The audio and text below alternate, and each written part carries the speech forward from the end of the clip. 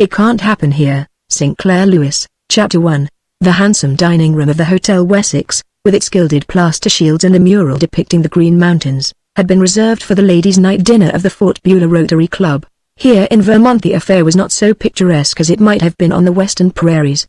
Oh, it had its points. There was a skit in which Medry Cole, grist mill and feed store, and Louis Rotenston, custom tailoring, pressing and cleaning, announced that they were those historic Vermonters, Brigham Young and Joseph Smith, and with their jokes about imaginary plural wives they got in ever so many funny digs at the ladies present. But the occasion was essentially serious. All of America was serious now, after the 7 years of depression since 1929.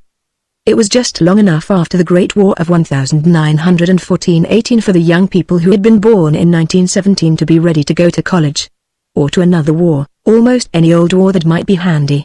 The features of this night among the Rotarians were nothing funny, at least not obviously funny, for they were the patriotic addresses of Brigadier General Herbert Y. Edgeways, USA Ret., who dealt angrily with the tropic peace through defense millions for arms but not 1 cent for tribute, and of Mrs. Adelaide Tarr-Gimage, who was no more renowned for her gallant anti-suffrage campaigning way back in 1919 than she was for having, during the Great War, kept the American soldiers entirely out of French cafes by the clever trick of sending them 10,000 sets of dominoes. Nor could any social-minded patriot sneeze at her recent somewhat unappreciated effort to maintain the purity of the American home by barring from the motion picture industry all persons, actors or directors or cameramen, who had a. ever been divorced, b. been born in any foreign country except Great Britain, since Mrs. Gimage thought very highly of Queen Mary, or c. declined to take an oath to revere the flag, the Constitution, the Bible, and all other peculiarly American institutions. The annual ladies' dinner was a most respectable gathering, the flower of Fort Beulah. Most of the ladies and more than half of the gentlemen wore evening clothes, and it was rumored that before the feast the inner circle had had cocktails, privily served in room 289 of the hotel. The tables, arranged on 3 sides of the hollow square, were bright with candles, cut glass dishes of candy and slightly tough almonds, figurines of Mickey Mouse, brass rotary wheels, and small silk American flags stuck in gilded hard-boiled eggs. On the wall was a banner lettered service before self, and the menu the celery, cream of tomato soup, broiled haddock, chicken croquettes, peas, and tutti frutti ice cream was up to the highest standards of the Hotel Wessex. They were all listening, agape. General Edgeways was completing his manly yet mystical rhapsody on nationalism. For these United States, alone among the great powers, have no desire for foreign conquest. Our highest ambition is to be done well let alone. Our only genuine relationship to Europe is in our arduous task of having to try and educate the crass and ignorant masses that Europe has wished on to us up to something like a semblance of American culture and good manners. But, as I explained to you, we must be prepared to defend our shores against all the alien gangs of international racketeers that call themselves governments, and that with such feverish envy are always eyeing our inexhaustible mines, our towering forests, our titanic and luxurious cities, our fair and far-flung fields. For the first time in all history, a great nation must go on arming itself more and more, not for conquest, not for jealousy, not for war, but for peace. Pray God it may never be necessary. But if foreign nations don't sharply heed our warning, there will, as when the proverbial dragon's teeth were sowed, spring up an armed and fearless warrior upon every square foot of these United States, so arduously cultivated and defended by our pioneer fathers, whose sword-girded images we must be. Or we shall perish. The applause was cyclonic. Professor Emil Staubmeier, the superintendent of schools, popped up to scream, 3 cheers for the general, hip, hip, hooray. All the audience made their faces to shine upon the general and Mr. Staubmeier, all save a couple of crank pacifist women, and one Doremus Jessup, editor of the Fort Beulah Daily Informer, locally considered a pretty smart fellow but kind of a cynic, who whispered to his friend the Reverend Mr. Falk, our pioneer fathers did rather of a skimpy job in arduously cultivating some of the square feet in Arizona. The culminating glory of the dinner was the address of Mrs. Adelaide Tarr-Gimage, known throughout the country as the Yankees girl, because during the Great War she had advocated calling our boys in the AEF the Yankees. She hadn't merely given them dominoes, indeed her first notion had been far more imaginative. She wanted to send to every soldier at the front a canary in a cage. Think what it would have meant to them in the way of companionship and inducing memories of home and mother. A dear little canary. And who knows, maybe you could train M to hunt cooties. Seething with the notion, she got herself clear into the office of the Quartermaster General, but that stuffy machine-minded official refused her, or, Really, refused the poor lads, so lonely there in the mud, muttering in a cowardly way some foolishness about lack of transport for canaries. It is said that her eyes flashed real fire, and that she faced the Jack in office like Joan of Arc with eyeglasses while she gave him a piece of her mind that he never forgot. In those good days women really had a chance. They were encouraged to send their menfolks, or anybody else's menfolks, off to war. Mrs. Gummidge addressed every soldier she met, and she saw to it that she met any of them who ventured within 2 blocks of her as my own dear boy. It is fabled that she thus saluted a colonel of Marines who had come up from the ranks and who answered, "We own dear boys are certainly getting a lot of mothers these days. Personally, I'd rather have a few more mistresses." And the fable continues that she did not stop her remarks on the occasion, except to cough, for 1 hour and 17 minutes, by the colonel's wristwatch, but her social services were not all confined to prehistoric eras. It was as recently as 1935 that she had taken up purifying the films, and before that she had first advocated and then fought prohibition. She had also, since the vote had been forced on her, been a Republican committee woman in 1932, and sent to President Hoover daily a lengthy telegram of advice, and, though herself unfortunately childless, she was esteemed as a lecturer and writer about child culture, and she was the author of a volume of nursery lyrics, including the immortal couplet, "All of the roundies are resting in rows, with roundies around their toes." But always, 1917 or 1936, she was a raging member of the Daughters of the American Revolution. The DAR reflected the cynic, Doremus Jessup, that evening, is a somewhat confusing organization, as confusing as Theosophy, Relativity, or the Hindu vanishing boy trick, all 3 of which it resembles. It is composed of females who spend 1/2 their waking hours boasting of being descended from the seditious American colonists of 1776, and the other and more ardent half in attacking all contemporaries who believe in precisely the principles for which those ancestors struggled. The DAR reflected Doremus has become as sacrosanct, as beyond criticism, as even the Catholic Church or the Salvation Army. And there is this to be said, it has provided hearty and innocent laughter for the judicious, since it has contrived to be just as ridiculous as the unhappily defunct Ku Klux Klan, without any need of wearing, like the KKK, high dunces caps and public nightshirts. So, whether Mrs. Adelaide Targ was called in to inspire military morale, or to persuade Lithuanian choral societies to begin their program with Columbia, the gem of the ocean, always she was a DAR, and you could tell it as you listened to her with the Fort Beulah Rotarians on this happy May evening. She was short, plump, and pert of nose. Her luxuriant grey hair, she was 60 now, just the age of the sarcastic editor, Doremus Jessup, could be seen below her youthful, floppy leghorn hat. She wore a silk print dress with an enormous string of crystal beads, and pinned above her ripe bosom was an orchid among lilies of the valley.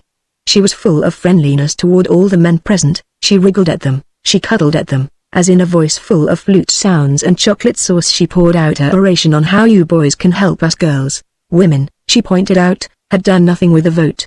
If the United States had only listened to her back in 1919 she could have saved them all this trouble. No. Certainly not. No votes. In fact, woman must resume her place in the home and, as that great author and scientist, Mr. Arthur Brisbane, has pointed out, what every woman ought to do is to have 6 children. At this second there was a shocking, an appalling interruption. One Lorinda Pike, widow of a notorious Unitarian preacher, was the manager of a country super boarding house that called itself the Beulah Valley Tavern. She was a deceptively Madonna-like, youngish woman, with calm eyes, smooth chestnut hair parted in the middle, and a soft voice often colored with laughter. But on a public platform her voice became brassy, her eyes filled with embarrassing fury. She was the village scold, the village crank. She was constantly poking into things that were none of her business, and at town meetings she criticized every substantial interest in the whole county, the electric company's rates, the salaries of the school teachers, the ministerial association's high-minded censorship of books for the public library. Now, at this moment when everything should have been all service and sunshine, Mrs. Lorinda Pike cracked the spell by jeering. 3 cheers for Brisbane. But what if a poor gal can't hook a man? Have her 6 kids out of wedlock, then the good old war horse, Gummidge, veteran of 100 campaigns against subversive Reds, trained to ridicule out of existence the cant of socialist hecklers and turn the laugh against them, swung into gallant action. My dear good woman, if a gal, as you call it, has any real charm and womanliness, she won't have to hook a man, she'll find them lined up 10 deep on her doorstep. Laughter and applause. The lady hoodlum had merely stirred Mrs. Gummidge into noble passion. She did not cuddle at them now. She tore into it. I tell you, my friends, the trouble with this whole country is that so many are selfish. Here's 120 million people, with 95% of them only thinking of self, instead of turning to and helping the responsible businessmen to bring back prosperity. All these corrupt and self-seeking labor unions. Money grubbers. Thinking only of how much wages they can extort out of their unfortunate employer, with all the responsibilities he has to bear. What this country needs is discipline. Peace is a great dream, but maybe sometimes it's only a pipe dream. I'm not so sure now this will shock you, but I want you to listen to one woman who will tell you the unadulterated hard truth instead of a lot of sentimental taffy, and I'm not sure but that we need to be in a real war again, in order to learn discipline. We don't want all this highbrow intellectuality, all this book learning. That's good enough in its way, but isn't it, after all, just a nice toy for grown-ups? No, what we all of us must have, if this great land is going to go on maintaining its high position among the Congress of Nations, is discipline, willpower, character. She turned prettily then toward General Edgeways and laughed. You've been telling us about how to secure peace, but come on, now, General, just among us Rotarians and Rotarians, fess up. With your great experience, don't you honest, cross your heart, think that perhaps just maybe when a country has gone money mad, like all our labor unions and workmen, with their propaganda to hoist income taxes, so that the thrifty and industrious have to pay for the shiftless ne'er-do-wells, then maybe, to save their lazy souls and get some iron into them, a war might be a good thing? Come on, now, tell your real middle name, Mong General. Dramatically she sat down, and the sound of clapping filled the room like a cloud of downy feathers. The crowd bellowed, come on, General. Stand up. And she's called your bluff. What you got? Or just a tolerant, attaboy, Jen. The General was short and globular, and his red face was smooth as a baby's bottom and adorned with white gold-framed spectacles. But he had the military snort and a virile chuckle. Well, sir. He guffawed, on his feet, shaking a chummy forefinger at Mrs. Kimmich. Since you folks are bound and determined to drag the secrets out of a poor soldier, I better confess that while I do abhor war, yet there are worse things. Ah, my friends, far worse. A state of so-called peace, in which labor organizations are riddled, as by plague germs, with insane notions out of anarchistic Red Russia. A state in which college professors, newspapermen, and notorious authors are secretly promulgating these same seditious attacks on the grand old Constitution. A state in which, as a result of being fed with these mental drugs, the people are flabby, cowardly, grasping, and lacking in the fierce pride of the warrior. No, such a state is far worse than war at its most monstrous. I guess maybe some of the things I said in my former speech were kind of a little bit obvious and what we used to call old hat when my brigade was quartered in England. About the United States only wanting peace, and freedom from all foreign entanglements. No. What I'd really like us to do would be to come out and tell the whole world, now you boys never mind about the moral side of this. We have power, and power is its own excuse. I don't altogether admire everything Germany and Italy have done, but you've got to hand it to them. They've been honest enough and realistic enough to say to the other nations, just tend to your own business, will you? We've got strength and will, and for whomever has those divine qualities it's not only a right, it's a duty, to use them. Nobody in God's world ever loved a weakling, including that weakling himself. And I've got good news for you. This gospel of clean and aggressive strength is spreading everywhere in this country among the finest type of youth. Why today, in 1936, there's less than 7% of collegiate institutions that do not have military training units under discipline as rigorous as the Nazis, and where once it was forced upon them by the authorities.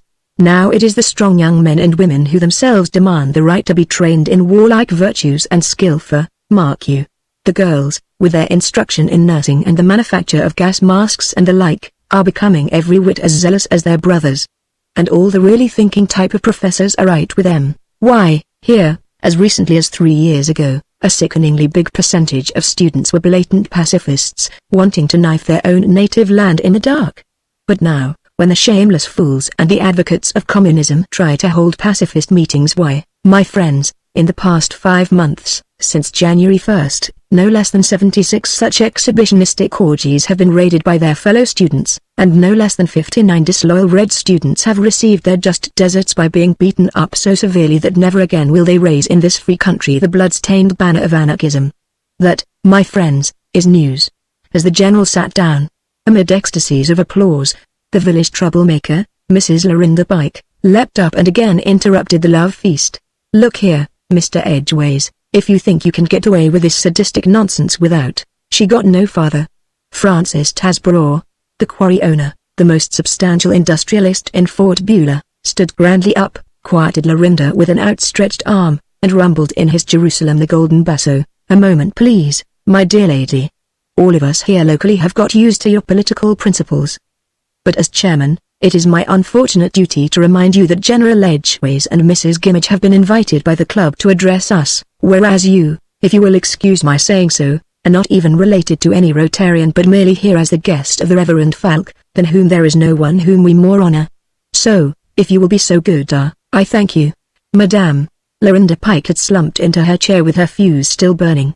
Mr. Francis Tasborough, it rhymed with low, did not slump. He sat like the Archbishop of Canterbury on the archiepiscopal throne, and Dorcas Jessup popped up to soothe them all, being an intimate of Lorinda, and having, since milkiest boyhood, chummed with and detested Francis Tasborough. This Dorcas Jessup, publisher of the Daily Informer, for all that he was a competent businessman and a writer of editorials not without wit and good New England earthiness, was yet considered the prime eccentric of Fort Beulah.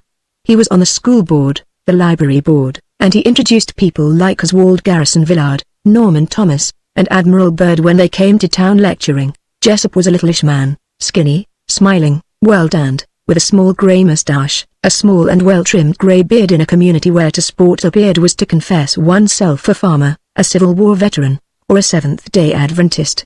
Dorcas's detractors said that he maintained the beard just to be highbrow and different, to try to appear artistic. Possibly they were right. Anyway, he skipped up now and murmured, "Well, all the birdies in their nest agree.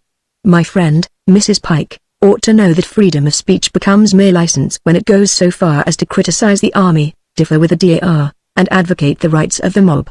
So, Lorinda, I think you ought to apologize to the general, to whom we should be grateful for explaining to us what the ruling classes of the country really want. Come on now, my friend, jump up and make your excuses." He was looking down on Lorinda with sternness, yet Medry Cole, president of Rotary, wondered if Dorcas wasn't kidding them. He had been known to. Yes, no, he must be wrong, for Mrs. Lorinda Pike was, without rising, caroling, "Oh yes. I do apologize, General.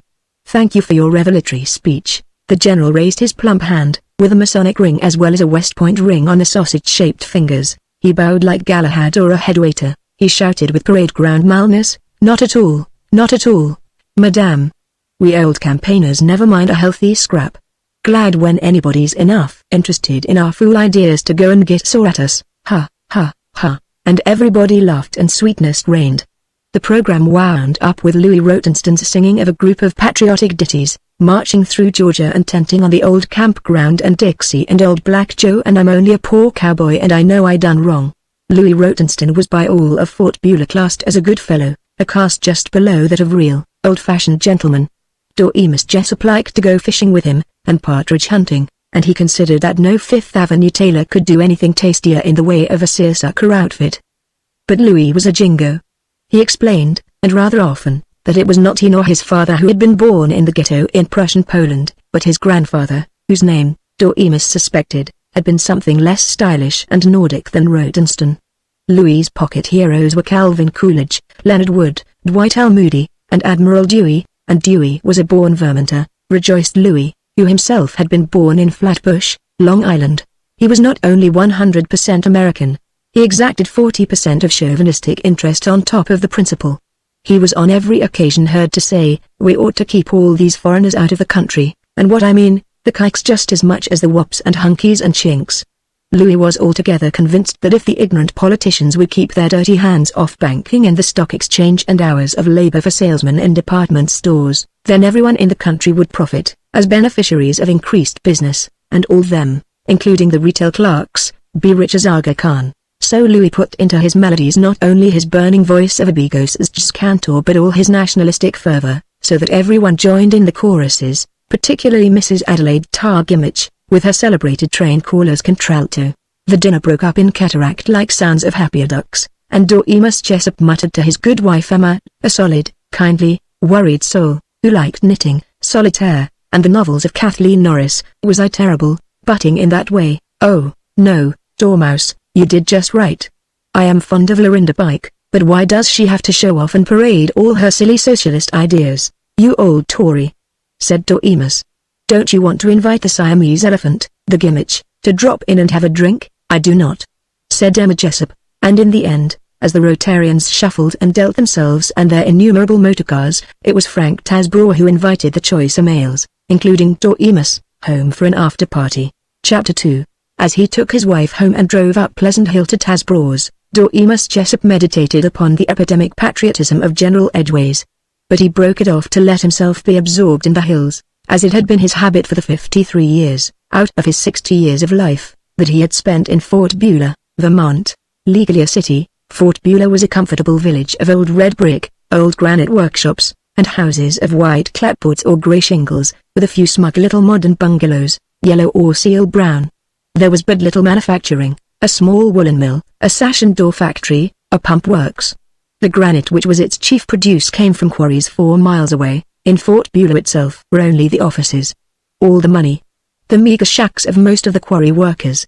It was a town of perhaps 10,000 souls, inhabiting about 20,000 bodies. The proportion of soul possession may be too high. There was but one, comparative, skyscraper in town, the 6-story Tasbraw building, with the offices of the Tasbraw and Scarlet Granite Quarries, the offices of Doremus's son-in-law, Fowler Greenhill, M.D., and his partner, old Dr. Olmsted, of Loyalmungo Kitterick, of Harry Kinderman, agent for maple syrup and dairying supplies, and of 30 or 40 other village samurai.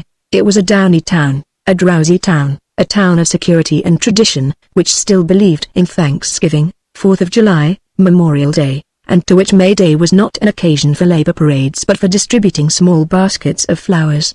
It was a May night late in May of 1936 with a 3/4 moon. Doremus's house was a mile from the business center of Fort Beulah, on Pleasant Hill, which was a spur thrust like a reaching hand out from the dark rearing mass of Mount Terror. Upland meadows, moon glistening, he could see, among the wildernesses of spruce and maple and poplar on the ridges far above him, and below, as his car climbed, was Ethan Creek flowing through the meadows. Deep woods rearing mountain bulwarks their air like spring water, serene clapboarded houses that remembered the War of 1812 and the boyhoods of those errant Vermonters, Stephen A. Douglas, the Little Giant, and Hiram Powers and Thaddeus Stevens and Brigham Young and President Chester Alan Arthur. No Powers and Arthur, they were weak sisters, pondered Doremus. But Douglas and Thad Stevens and Brigham, the old stallion, I wonder if we're breeding up any paladins like those stout, grouchy old devils ? If we're producing M anywhere in New England ? Anywhere in America ? Anywhere in the world? They had guts. Independence. Did what they wanted to and thought what they liked, and everybody could go to hell. The youngsters today, oh, the aviators have plenty of nerve. The physicists. These 25-year-old Ph.D.s that violate the inviolable atom, they're pioneers. But most of the wishy-washy young people today going 70 miles an hour but not going anywhere, not enough imagination to want to go anywhere. Getting their music by turning a dial. Getting their phrases from the comic strips instead of from Shakespeare and the Bible and Veblen and old Bill Sumner. Pap-fed flabs. Like this smug pup Malcolm Tasbraw, hanging around Sissy. Ah, wouldn't it be hell if that stuffed shirt, Edgeways, and that political Mae West, Gimmich, were right, and we need all these military monkey sheens and there may be a fool war, to conquer some sticky hot country we don't want on a bet, to put some starch and grit into these marionettes we call our children? Ah. But rats these hills. Castle walls. And this air. They can keep their Cotswolds and Hartz Mountains and Rockies. D. Jessup, topographical patriot. And I am a dormouse. Would you mind driving on the right-hand side of the road on curves, anyway? Said his wife peaceably. An upland hollow and mist beneath the moon, a veil of mist over apple blossoms and the heavy bloom of an ancient lilac bush beside the ruin of a farmhouse burned these 60 years and more. Mr. Francis Tasbraw was the president, general manager, and chief owner of the Tasbraw and Scarlet Granite Quarries, at West Beulah, 4 miles from the fort. He was rich, persuasive, and he had constant labor troubles. He lived in a new Georgian brick house on Pleasant Hill, a little beyond Doremus Jessup's, and in that house he maintained a private bar as luxurious as that of the motor company's advertising manager at Grosse Pointe. It was no more the traditional New England than was the Catholic part of Boston, and Frank himself boasted that, though his family had for 6 generations lived in New England, he was no tight Yankee but in his efficiency, his salesmanship, the complete Pan-American business executive, He was a tall man, Tasbrough, with a yellow moustache and a monotonously emphatic voice. He was 54, 6 years younger than Doremus Jessup, and when he had been 4, Doremus had protected him from the results of his singularly unpopular habit of hitting the other small boys over the head with things, all kinds of things, ticks and toy wagons and lunchboxes and dry cow flops. Assembled in his private barroom tonight, after the Rotarian dinner, were Frank himself, Doremus Jessup, Meadory Cole, the miller, Superintendent of Schools Emil Staubmeier, R.C. Crowley, Roscoe Conklin Crowley, the weightiest banker in Fort Buell, rather surprisingly, Tasbrough's pastor, the Episcopal minister, the Reverend Mr. Falk, his old hands as delicate as porcelain, his wilderness of hair silk soft and white, his unfleshly face betokening the good life. Mr. Falk came from a solid Knickerbocker family, and he had studied in Edinburgh and Oxford along with the General Theological Seminary of New York, and in all of the Beulah Valley there was, aside from Doremus, no one who more contentedly hid away in the shelter of the hills. The barroom had been professionally interior decorated by a young New York gentleman with the habit of standing with the back of his right hand against his hip. It had a stainless steel bar, framed illustrations from La Vie Parisienne, silvered metal tables, and chromium-plated aluminum chairs with scarlet leather cushions, all of them except Tasbrough, Meadory Cole, a social climber to whom the favors of Frank Tasbrough were as honey and fresh ripened figs, and Professor Emil Staubmeier were uncomfortable in this barrett cage elegance, but none of them, including Mr. Falk, seemed to dislike Frank's soda and excellent scotch or the sardine sandwiches, and I wonder if Thod Stevens would have liked this, either? Considered Doremus. He'd have snarled. Old cornered catamount. But probably not at the whiskey. Doremus, demanded Tasbrough, why don't you take it tumble to yourself? All these years you've had a lot of fun criticizing, always being against the government, kidding everybody, posing as such a liberal that you'll stand for all these subversive elements. Time for you to quit playing tag with crazy ideas and come in and join the family. These are serious times. Maybe 28 million on relief, and beginning to get ugly, thinking they've got a vested right now to be supported. And the Jew communists and Jew financiers plotting together to control the country. I can understand how, as a younger fellow, you could pump up a little sympathy for the unions and even for the Jews, though, as you know, I'll never get over being sore at you for taking the side of the strikers when those thugs were trying to ruin my whole business, burn down my polishing and cutting shops. Why, you were even friendly with that alien murderer Carl Pascal, who started the whole strike. Maybe I didn't enjoy firing him when it was all over, but anyway, these labor racketeers are getting together now, with communist leaders, and determined to run the country, to tell men like me how to run our business! And just like General Edgeways said, they'll refuse to serve their country if we should happen to get dragged into some war. Yes sir, a mighty serious hour, and it's time for you to cut the cackle and join the really responsible citizens, said Doremus. Yes, I agree, it's a serious time. With all the discontent there is in the country to wash him into office, Senator Winthrop has got an excellent chance to be elected president next November, and if he is, probably his gang of buzzards will get us into some war, just to grease their insane vanity and show the world that we're the huskiest nation going. And then I, the liberal, and you, the plutocrat, the bogus Tory, will be led out and shot at 3 a.m. Serious? Huh, rats. You're exaggerating, said R.C. Crowley. Doremus went on, if Bishop Prang, our Savonarola in a Cadillac 16, swings his radio audience and his League of Forgotten Men to Buzz Winthrop, Buzz will win. People will think they're electing him to create more economic security. Then what's the terror? God knows there's been enough indication that we can have tyranny in America. The fix of the southern sharecroppers, the working conditions of the miners and garment makers, and are keeping Mooney in prison so many years. But wait till Winthrop shows us how to say it with machine guns. Democracy here and in Britain and France, it hasn't been so universal a sniveling slavery as Nazism in Germany, such an imagination-hating, Pharisaic materialism as Russia, even if it has produced industrialists like you, Frank, and bankers like you, R.C., and given you altogether too much power and money. On the whole, with scandalous exceptions, democracy's given the ordinary worker more dignity than he ever had. That may be menaced now by Winthrop, all the Winthrops. All right. Maybe we'll have to fight paternal dictatorship with a little sound patricide, fight machine guns with machine guns. Wait till Buzz takes charge of us. A real fascist dictatorship, nonsense. Nonsense. Snorted Tasbrough. That couldn't happen here in America, not possibly. We're a country of freemen. The answer to that, suggested Doremus Jessup, if Mr. Falk will forgive me, is the hell it can't. Why, there's no country in the world that can get more hysterical yes, or more obsequious exclamation mark than America. Look how Huey Long became absolute monarch over Louisiana, and how the Right Honorable Mr. Senator Basilius Winthrop owns his state. Listen to Bishop Brang and Father Coughlin on the radio divine oracles, to millions. Remember how casually most Americans have accepted Tammany grafting and Chicago gangs and the crookedness of so many of President Harding's appointees? Could Hitler's bunch, or Winthrop's, be worse? Remember the Ku Klux Klan? Remember our war hysteria, when he called sauerkraut Liberty Cabbage and somebody actually proposed calling German measles Liberty Measles? And wartime censorship of honest papers? Bad as Russia. Remember our kissing the well, the feet of Billy Sunday, the $1 Million Evangelist, and of Amy McPherson, who swam from the Pacific Ocean clear into the Arizona desert and got away with it. Remember Valiva and Mother Eddie? Remember our Red Scares and our Catholic Scares, when all well-informed people knew that the OGPU were hiding out in Oskaloosa, and the Republicans campaigning against Al Smith told the Carolina Mountaineers that if Al won the Pope would illegitimize their children. Remember Tom Heflin and Tom Dixon?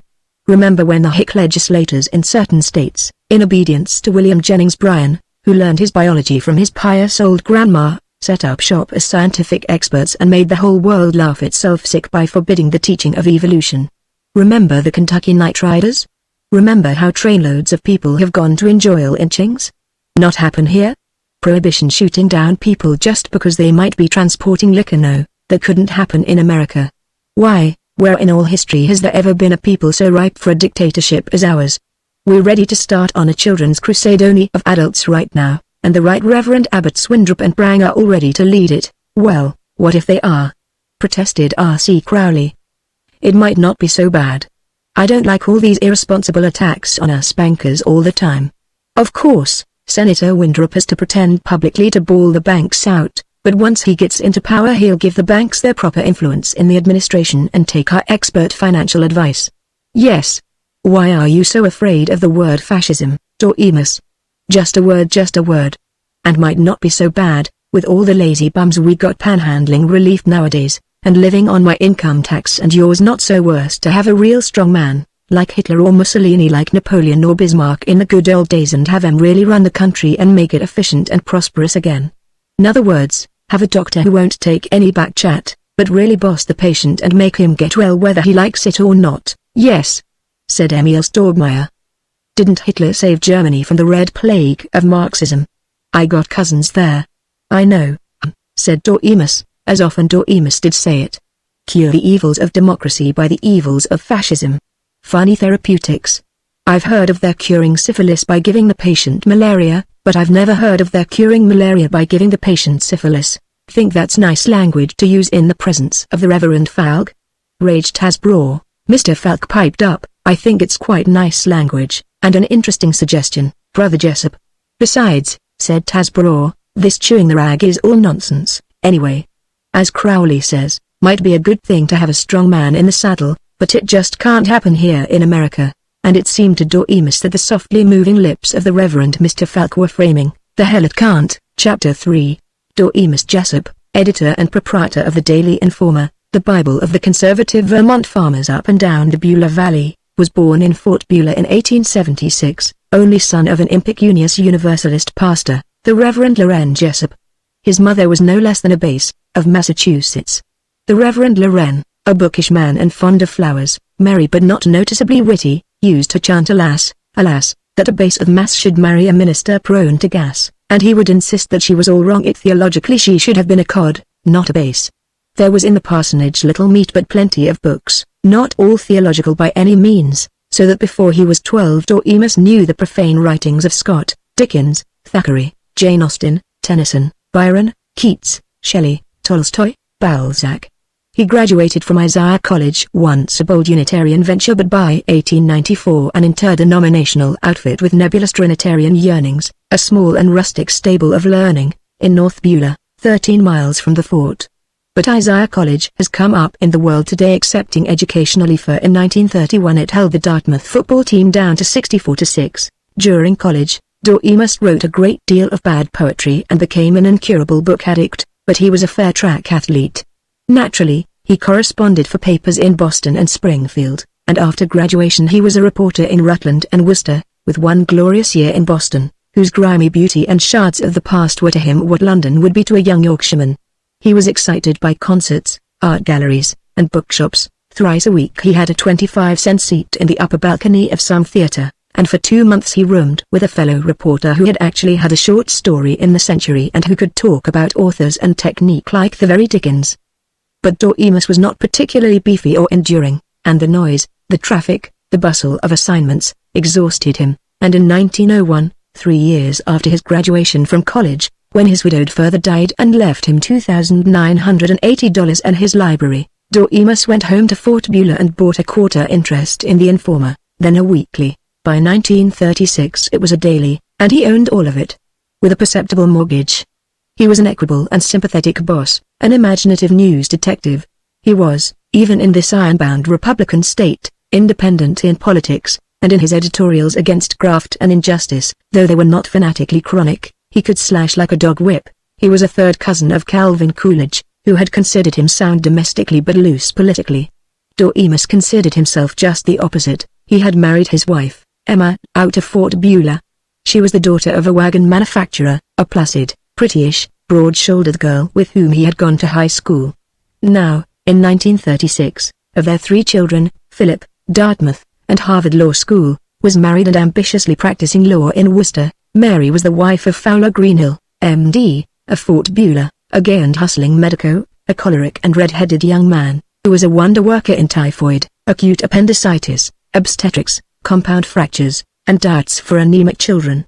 Fowler and Mary had one son, Doremus's only grandchild, the bonny David, who at 8 was a timid, inventive, affectionate child with such morning hound dog eyes and such red gold hair that his picture might well have been hung at a National Academy show or even been reproduced on the cover of a women's magazine with 2,500,000 circulation. The Green his neighbors inevitably said of the boy, "My, Davy's got such an imagination, hasn't he? I guess he'll be a writer, just like his grandpa." Third of Doremus's children was the gay, the pert, the dancing Cecilia, known as Sissy, aged 18, where her brother Philip was 32 and Mary, Mrs. Greenhill, turned 30.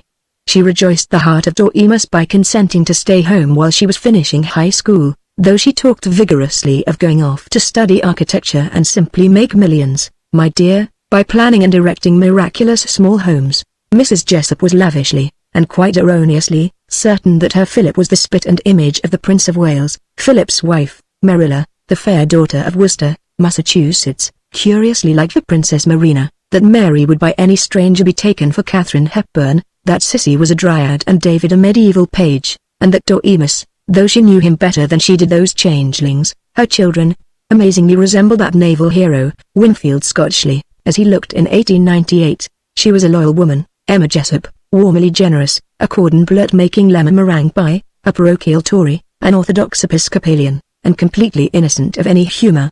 Doremus was perpetually tickled by her kind solemnity, and it was to be chalked down to him as a singular act of grace that he refrained from pretending that he had become a working communist and was thinking of leaving for Moscow immediately.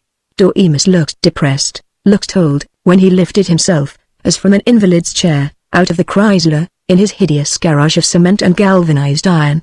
But it was a proud 2-car garage. Besides the 4-year-old Chrysler, they had a new Ford convertible coupe, which Doremus hoped to drive some day when Sissy wasn't using it. He cursed competently as, on the cement walk from the garage to the kitchen, he barked his shins on the lawnmower, left there by his hired man, one Oscar Lee Jew, known always as Shad, a large and red-faced, a sulky and surly Irish Canuck peasant. Shad always did things like leaving lawnmowers about to snap at the shins of decent people. He was entirely incompetent and vicious. He never edged up the flower beds. He kept his stinking old cap on his head when he brought in logs for the fireplace. He did not scythe the dandelions in the meadow till they had gone to seed. He delighted in failing to tell cook that the peas were now ripe, and he was given to shooting cats, stray dogs, chipmunks, and honey-voiced blackbirds. At least twice a day, Doremus resolved to fire him. But perhaps he was telling himself the truth when he insisted that it was amusing to try to civilize this prize bull. Doremus trotted into the kitchen, decided that he did not want some cold chicken and a glass of milk from the icebox, nor even a wedge of the celebrated coconut layer cake made by their cook general, Mrs. Candy, and mounted to his study, on the third, the attic floor. His house was an ample, white, clapboarded structure of the vintage of 1880. a square bulk with a mansard roof and, in front, a long porch with insignificant square white pillars. Doremus declared that the house was ugly, but ugly in a nice way. His study, up there, was his one perfect refuge from annoyances and bustle. It was the only room in the house that Mrs. Candy, quiet, grimly competent, thoroughly literate, once a Vermont country school teacher, was never allowed to clean. It was an endearing mess of novels, copies of the Congressional Record, of the New Yorker, Time, Nation, New Republic, New Masses, and Speculum, cloistral organ of the medieval society, treatises on taxation and the monetary systems, road maps, volumes on exploration in Abyssinia and the Antarctic, chewed stubs of pencils, a shaky portable typewriter, fishing tackle, rumpled carbon paper, 2 comfortable old leather chairs, a Windsor chair at his desk, the complete works of Thomas Jefferson, his chief hero, a microscope and a collection of Vermont butterflies, Indian arrowheads, exiguous volumes of Vermont village poetry printed in local newspaper offices, the Bible, the Quran, the Book of Mormon, Science and Health, selections from the Mahabharata, the poetry of Sandburg, Frost, Masters, Jeffers, Ogden Nash, Edgar Guest, Omar Khayyam, and Milton, a shotgun and a .22 repeating rifle, an Isaiah College banner, faded, the complete Oxford Dictionary, 5 fountain pens of which 2 would work, a vase from Crete dating from 327 B.C. Very ugly The World Almanac for year before last, with the cover suggesting that it had been chewed by a dog, odd pairs of horn-rimmed spectacles and of rimless eyeglasses, none of which now suited his eyes, a fine, reputedly Tudor oak cabinet from Devonshire, portraits of Ethan Allen and Thaddeus Stevens, rubber wading boots, senile red Morocco slippers, a poster issued by the Vermont Mercury at Woodstock, on September 2, 1840, announcing a glorious Whig victory. 24 boxes of safety matches one by one stolen from the kitchen, assorted yellow scratch pads, 7 books on Russia and Bolshevism, extraordinarily pro or extraordinarily con, a signed photograph of Theodore Roosevelt, 6 cigarette cartons, all half empty. According to the tradition of journalistic eccentrics, Doremus should have smoked a good old pipe, but he detested the slimy ooze of nicotine-soaked spittle, a rag carpet on the floor, a withered sprig of holly with a silver Christmas ribbon, a case of 7 unused genuine Sheffield razors, dictionaries in French, German, Italian and Spanish, the first of which languages he really could read, a canary in a Bavarian gilded wicker cage, a worn linen-bound copy of old Hearthside songs for home and picnic whose selections he was wont to croon, holding the book on his knee, and an old cast-iron Franklin stove. Everything, indeed, that was proper for a hermit and improper for impious domestic hands. Before switching on the light he squinted through a dormer window at the bulk of mountains cutting the welter of stars. In the center were the last lights of Fort Beulah, far below, and on the left, unseen, the soft meadows, the old farmhouses, the great dairy barns of the Ethan mowing. It was a kind country, cool and clear as a shaft of light, and, he meditated, he loved it more every quiet year of his freedom from city towers and city clamor. One of the few times when Mrs. Candy, their housekeeper, was permitted to enter his hermit's cell was to leave on the long table, his mail. He picked it up and started to read briskly, standing by the table. Time to go to bed. Too much chatter and belly aching, this evening. Good Lord. Past midnight, he sighed then, and sat in his Windsor chair, leaning his elbows on the table and studiously reading the first letter over again. It was from Victor Loveland, one of the younger, more international-minded teachers in Doremus's old school, Isaiah College. Dear Dr. Jessup. Dr. Jessup. Not me, lad. The only honorary degree I'll ever get'll be Master in Veterinary Surgery or Laureate in Embalming.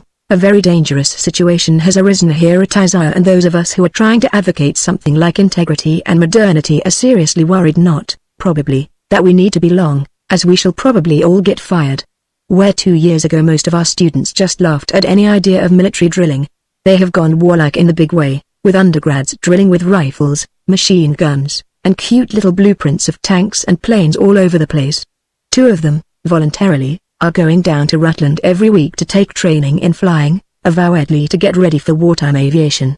When I cautiously ask them what the Dickens war they are preparing for, they just scratch and indicate they don't care much, so long as they can get a chance to show what virile proud gents they are. Well, we've got used to that.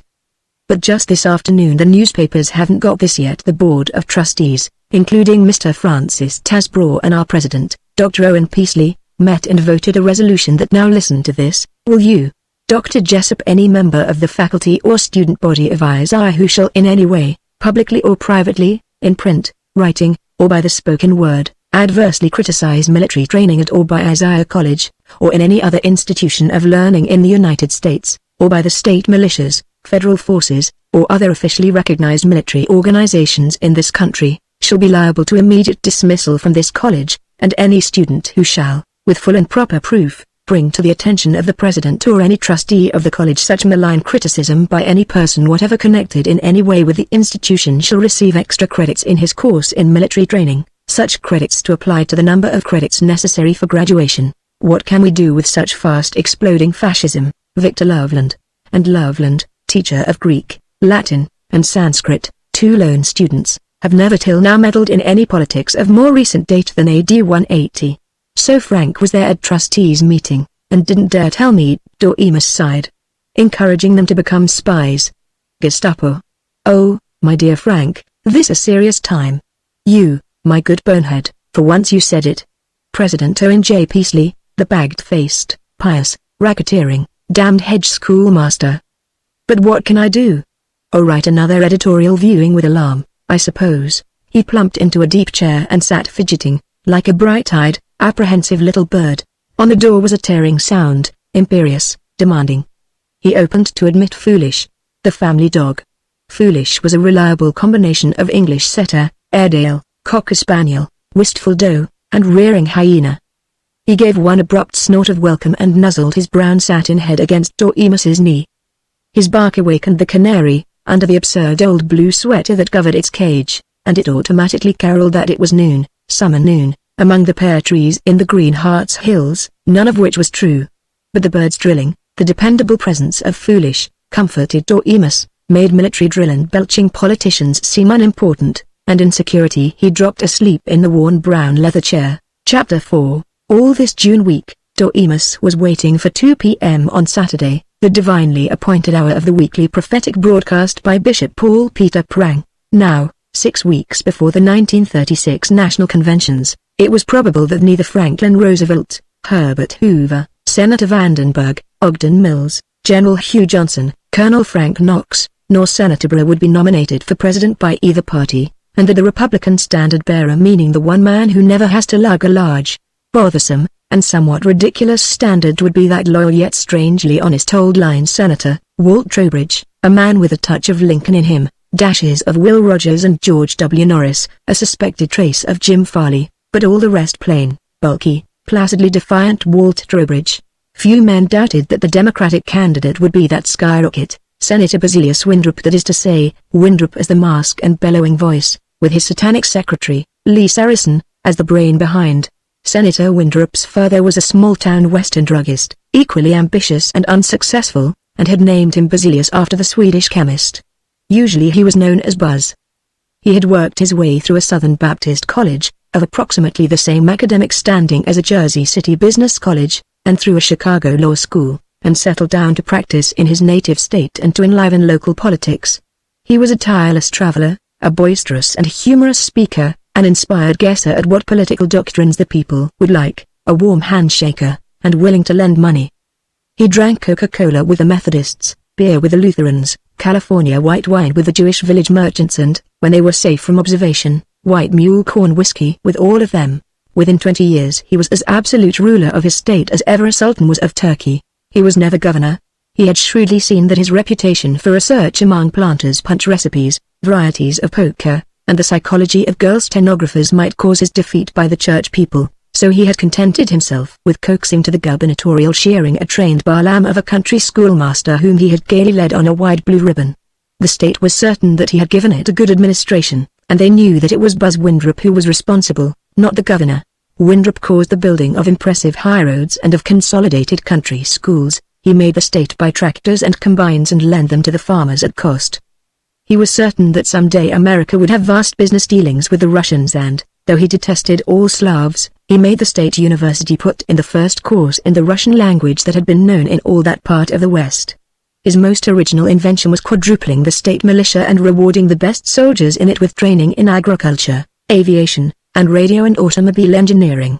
The militiamen considered him their general and their god, and when the state attorney general announced that he was going to have Winthrop indicted for having grafted $200,000 of tax money, The militia rose to buzz Winthrop's orders as though they were his private army and, occupying the legislative chambers and all the state offices, and covering the streets leading to the Capitol with machine guns, they herded Buzz's enemies out of town. He took the United States senatorship as though it were his manorial right, and for 6 years. His only rival as the most bouncing and feverish man in the Senate had been the late Huey Long of Louisiana. He preached the comforting gospel of so redistributing wealth that every person in the country would have several $1,000s a year. Monthly Buzz changed his prediction as to how many thousand, while all the rich men were nevertheless to be allowed enough to get along, on a maximum of $500,000 a year. So everybody was happy in the prospect of Winthrop's becoming president. The Reverend Dr. Egerton Schlemihl, Dean of St. Agnes Cathedral, San Antonio, Texas, stated, once in a sermon, once in the slightly variant mimeographed press handout on a sermon, and 7 times in interviews, that Buzz's coming into power would be like the heaven-blessed fall of revivifying rain upon a parched and thirsty land. Dr. Schlemihl did not say anything about what happened when the blessed rain came and kept falling steadily for 4 years. No one, even among the Washington correspondents, seemed to know precisely how much of a part in Senator Winthrop's career was taken by his secretary, Lee Saracen. When Winthrop had first seized power in his state, Saracen had been managing editor of the most widely circulated paper in all that part of the country. Saracen's genesis was and remained a mystery. It was said that he had been born in Georgia, in Minnesota, on the east side of New York, in Syria, that he was pure Yankee, Jewish, Charleston Huguenot. It was known that he had been a singularly reckless lieutenant of machine gunners as a youngster during the Great War, and that he had stayed over, ambling about Europe, for 3 or 4 years, that he had worked on the Paris edition of the New York Herald, nibbled at painting and at black magic in Florence and Munich, had a few sociological months at the London School of Economics, associated with decidedly curious people in arty Berlin night restaurants. Returned home, Saracen had become decidedly the hard-boiled reporter of the shirt-sleeve tradition, who asserted that he would rather be called a prostitute than anything so sissified as journalist. But it was suspected that nevertheless he still retained the ability to read. He had been variously a socialist and an anarchist. Even in 1936 there were rich people who asserted that Saracen was too radical, but actually he had lost his trust, if any, in the masses during the hoggish nationalism after the war, and he believed now only in resolute control by a small oligarchy. In this he was a Hitler, a Mussolini. Saracen was lanky and drooping, with thin flaxen hair, and thick lips in a bony face. His eyes were sparks at the bottoms of 2 dark wells. In his long hands there was bloodless strength. He used to surprise persons who were about to shake hands with him by suddenly bending their fingers back till they almost broke. Most people didn't much like it. As a newspaperman he was an expert of the highest grade. He could smell out a husband murder, the grafting of a politician, that is to say, of a politician belonging to a gang opposed by his paper, the torture of animals or children, and this last sort of story he liked to write himself, rather than hand it to a reporter, and when he did write it, you saw the mouldy cellar, heard the whip, felt the slimy blood. Compared with Lee Saracen as a newspaperman, little Doremus Jessup of Fort Beulah was like a village parson compared with a $20,000 minister of a 20-story New York institutional tabernacle with radio affiliations. Senator Winthrop had made Saracen, officially, his secretary, but he was known to be much more bodyguard, ghostwriter, press agent, economic advisor, and in Washington, Lee Saracen became the man most consulted and least liked by newspaper correspondents in the whole Senate office building. Winthrop was a young 48 in 1936, Saracen an aged and sagging-cheeked 41, though he probably based it on notes dictated by Winthrop himself. No fool in the matter of fictional imagination, Saracen had certainly done the actual writing of Winthrop's lone book, the Bible of his followers, part biography, part economic program, and part plain exhibitionistic boasting, called 0 Hour Over the Top. It was a salty book and contained more suggestions for remolding the world than the 3 volumes of Karl Marx and all the novels of H.G. Wells put together. Perhaps the most familiar, most quoted paragraph of 0 Hour, beloved by the provincial press because of its simple earthiness, as written by an initiate in Rosicrucian law, named Saracen, was, "When I was a little shaver back in the cornfields, we kids used to just wear one-strap suspenders on our pants, and we called them the galluses on our breeches, but they held them up and saved our modesty just as much as if we had put on a high-toned limey accent and talked about braces and trousers. That's how the whole world of what they call scientific economics is like. The Marxians think that by writing of galluses as braces, they've got something that knocks the stuffings out of the old-fashioned ideas of Washington and Jefferson and Alexander Hamilton.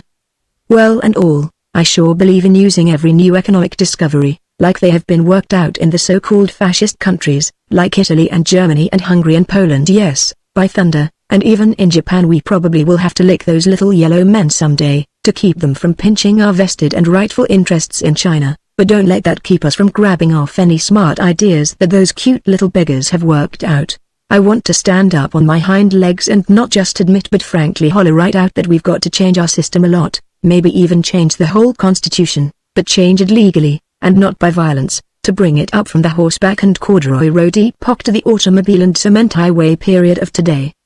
The executive has got to have a freer hand and be able to move quick in an emergency, and not be tied down by a lot of dumb shyster lawyer congressmen taking months to shoot off their mouths in debates.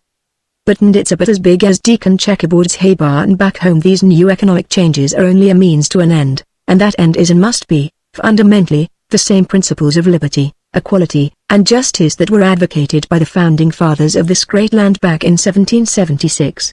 The most confusing thing about the whole campaign of 1936 was the relationship of the two leading parties. Old guard Republicans complained that their proud party was begging for office, hat in hand. Veteran Democrats that their traditional covered wagons were jammed with college professors, city slickers, and yachtsmen. The rival to Senator Winthrop in public reverence was a political titan who seemed to have no itch for office, the Reverend Paul Peter Prang, of Persepolis, Indiana, Bishop of the Methodist Episcopal Church, a man perhaps 10 years older than Winthrop. His weekly radio address, at 2 p.m. every Saturday, was to millions the very oracle of God. So supernatural was this voice from the air that for it men delayed their golf, and women even postponed their Saturday afternoon contract bridge. It was further Charles Coughlin, of Detroit, who had first thought out the device of freeing himself from any censorship of his political sermons on the Mount by buying his own time on the air, it being only in the 20th century that mankind has been able to buy time as it buys soap and gasoline. This invention was almost equal, in its effect on all American life and thought, to Henry Ford's early conception of selling cars cheap to millions of people, instead of selling a few as luxuries. But to the pioneer Father Coughlin, Bishop Paul Peter Prang was as the Ford V8 to the Model A. Prang was more sentimental than Coughlin. He shouted more, he agonized more, he reviled more enemies by name, and rather scandalously. He told more funny stories, and ever so many more tragic stories about the repentant deathbeds of bankers, atheists, and communists. His voice was more nasally native, and he was pure Middle West, with a New England Protestant Scotch-English ancestry, where Coughlin was always a little suspect. In the Sears Roebuck regions, as a Roman Catholic with an agreeable Irish accent, no man in history has ever had such an audience as Bishop Prang, nor so much apparent power. When he demanded that his auditors telegraph their congressmen to vote on a bill as he, Prang, ex cathedra and alone, without any college of cardinals, has been inspired to believe they ought to vote, then 50,000 people would telephone, or drive through back hill mud, to the nearest telegraph office and in his name give their commands to the government. Thus, by the magic of electricity, Prang made the position of any king in history look a little absurd and tinselled. To millions of League members he sent mimeographed letters with facsimile signature, and with the salutation so craftily typed in that they rejoiced in a personal greeting from the founder. Doremus Jessup, up in the provincial hills, could never quite figure out just what political gospel it was that Bishop Prang thundered from his Sinai, which, with its microphone and typed revelations timed to the split second, was so much more snappy and efficient than the original Sinai. In detail, he preached nationalization of the banks, mines, water power, and transportation, limitation of incomes, increased wages, strengthening of the labor unions, more fluid distribution of consumer goods. But everybody was nibbling at those noble doctrines now, from Virginia senators to Minnesota farmer labor rights, with no one being so credulous as to expect any of them to be carried out. There was a theory around some place that Prang was only the humble voice of his vast organization, the League of Forgotten Men. It was universally believed to have, though no firm of chartered accountants had yet examined its rolls, 27 million members, along with proper assortments of national officers and state officers, and town officers and hordes of committees with stately names like National Committee on the Compilation of Statistics on Unemployment and Normal Employability in the Soybean Industry. Hither and John, Bishop Prang, not as the still small voice of God but in lofty person, addressed audiences of 20,000 persons at a time, in the larger cities all over the country, speaking in huge halls meant for prize fighting, in cinema palaces, in armories, in baseball parks, in circus tents, while after the meetings his brisk assistants accepted membership applications and dues for the League of Forgotten Men. When his timid detractors hinted that this was all very romantic, very jolly and picturesque, but not particularly dignified, and Bishop Brang answered, "My master delighted to speak in whatever vulgar assembly would listen to him." No one dared answer him, "But you aren't your master not yet." With all the flourish of the League and its mass meetings, there had never been a pretense that any tenet of the League, any pressure on Congress and the President to pass any particular bill, originated with anybody save Brang himself, with no collaboration from the committees or officers of the League. All that the Brang who so often crooned about the humility and modesty of the Savior wanted was for 130 million people to obey him, their priest-king, implicitly in everything concerning their private morals, their public asseverations, how they might earn their livings, and what relationships they might have to other wage earners. And that, Doremus Jessup grumbled, relishing the shocked piety of his wife Emma, makes Brother Brang a worse tyrant than Caligula, a worse fascist than Napoleon. Mind you, I don't really believe all these rumors about Brang's grafting on membership dues and the sale of pamphlets and donations to pay for the radio. It's much worse than that. I'm afraid he's an honest fanatic. That's why he's such a real fascist menace. He's so confoundedly humanitarian, in fact so noble, that a majority of people are willing to let him boss everything, and with a country this size, that's quite a job, my beloved, even for a Methodist bishop who gets enough gifts so that he can actually buy time. All the while, Walt Trowbridge, possible Republican candidate for president, suffering from the deficiency of being honest and disinclined to promise that he could work miracles, was insisting that we live in the United States of America and not on a golden highway to utopia. There was nothing exhilarating in such realism, so all this rainy week in June, with the apple blossoms and the lilacs fading, Doremus Jessup was awaiting the next encyclical of Pope Paul Peter Brang. Chapter 5. I know the press only too well. Almost all editors hired away in spider dens, men without thought of family or public interest or the humble delights of jaunts out of doors, plotting how they can put over their lies, and advance their own positions and fill their greedy pocketbooks by calumniating statesmen who have given their all for the common good and who are vulnerable because they stand out in the fierce light that beats around the throne. 0 hour. Basilius Windrip. The June morning shone, the last petals of the wild cherry blossoms lay dew-covered on the grass. Robins were about their brisk business on the lawn. Doremus, by nature a late liar and pilferer of naps after he had been called at 8, was stirred to spring up and stretch his arms out fully 5 or 6 times in Swedish exercises, in front of his window, looking out across the Beulah River Valley to dark masses of pine on the mountain slopes 3 miles away. Doremus and Emma had had each their own bedroom. These 15 years, not altogether to her pleasure. He asserted that he couldn't share a bedroom with any person living, because he was a night mutterer, and liked to make a really good, up-erring, pillow-slapping job of turning over in bed without feeling that he was disturbing someone. It was Saturday, the day of the Brang revelation, but on this crystal morning, after days of rain, he did not think of Brang at all, but of the fact that Philip, his son, with wife, had popped up from Worcester for the weekend, and that the whole crew of them, along with Lorinda Pike and Buck Titus, were going to have a real, old-fashioned, family picnic. They had all demanded it, even the fashionable Sissy, a woman who, at 18, had much concern with tennis tees, golf, and mysterious, appallingly rapid motor trips with Malcolm Tasborough, just graduating from high school, or with the Episcopal parson's grandson, Julian Falk, freshman in Amherst. Doremus had scolded that he couldn't go to any blame picnic. It was his job, as editor, to stay home and listen to Bishop Brang's broadcast at 2, but they had laughed at him and rumpled his hair and miscalled him until he had promised. They didn't know it, but he had slyly borrowed a portable radio from his friend, the local R.C. priest, Father Stephen Perefikes, and he was going to hear Brang whether or number. He was glad they were going to have Lorinda Pike. He was fond of that sardonic saint, and Buck Titus, who was perhaps his closest intimate, James Buck Titus, who was 50 but looked 38, straight, broad-shouldered, slim-waisted, long-moustached, swarthy. Buck was the Daniel Boone type of old American, or, perhaps, an Indian fighting cavalry captain, out of Charles King. He had graduated from Williams, with 10 weeks in England and 10 years in Montana, divided between cattle raising, prospecting, and a horse breeding ranch. His father, a richish railroad contractor, had left him the great farm near West Beulah, and Buck had come back home to grow apples, to breed Morgan stallions, and to read Voltaire, Anatole France, Nietzsche, and Dostoevsky. He served in the war, as a private, detested his officers, refused a commission, and liked the Germans at Cologne. He was a useful polo player, but regarded riding to the hounds as childish. In politics, He did not so much yearn over the wrongs of labor as feel scornful of the tight-fisted exploiters who'd end in office and stinking factory. He was as near to the English country squire as one may find in America.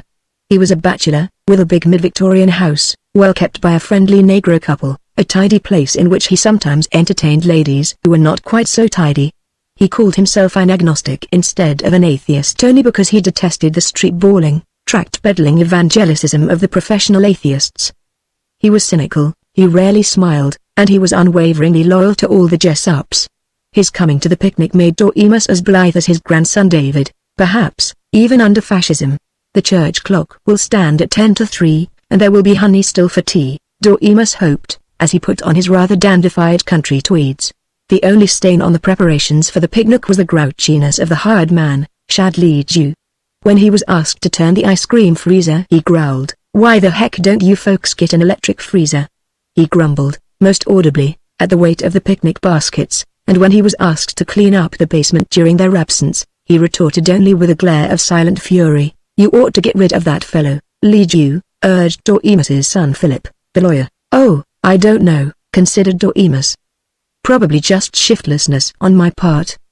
But I tell myself I'm doing a social experiment trying to train him to be as gracious as the average Neanderthal man. Or perhaps I'm scared of him. He's the kind of vindictive peasant that sets fire to barns. Did you know that he actually reads, Phil?" "No, yep. Mostly movie magazines, with necked ladies and Wild Western stories, but he also reads the papers. Told me he greatly admired Buzz Windrip, says Windrip will certainly be president, and then everybody, by which, I'm afraid, Shad means only himself, will have 5,000 a year. Buzz certainly has a bunch of philanthropists for followers. Now listen, Dad. You don't understand Senator Windrip. Oh, he's something of a demagogue. He shoots off his mouth a lot about how he'll jack up the income tax and grab the banks, but he won't. That's just molasses for the cockroaches. What he will do, and maybe only he can do it, is to protect us from the murdering, thieving, lying Bolsheviks that would. Why, they'd like to stick all of us that are going on this picnic, all the decent clean people that are accustomed to privacy, into hall bedrooms, and make us cook our cabbage soup on a primus stuck on a bed. Yes, or maybe liquidate us entirely.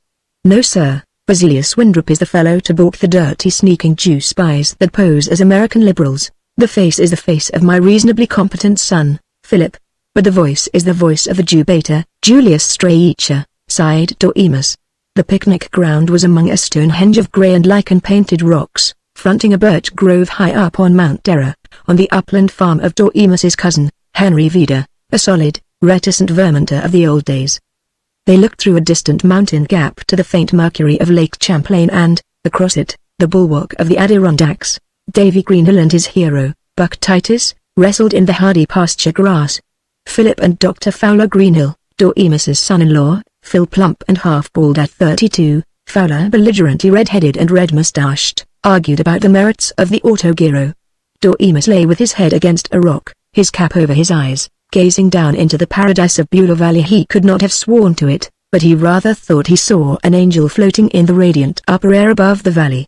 The women, Emma and Mary Greenhill, Sissy and Philip's wife and Lorinda Pike, were setting out the picnic lunch: a pot of beans with crisp salt pork, fried chicken, potatoes warmed over with croutons, tea biscuits, crab apple jelly, salad, raisin pie on a red and white tablecloth spread on a flat rock.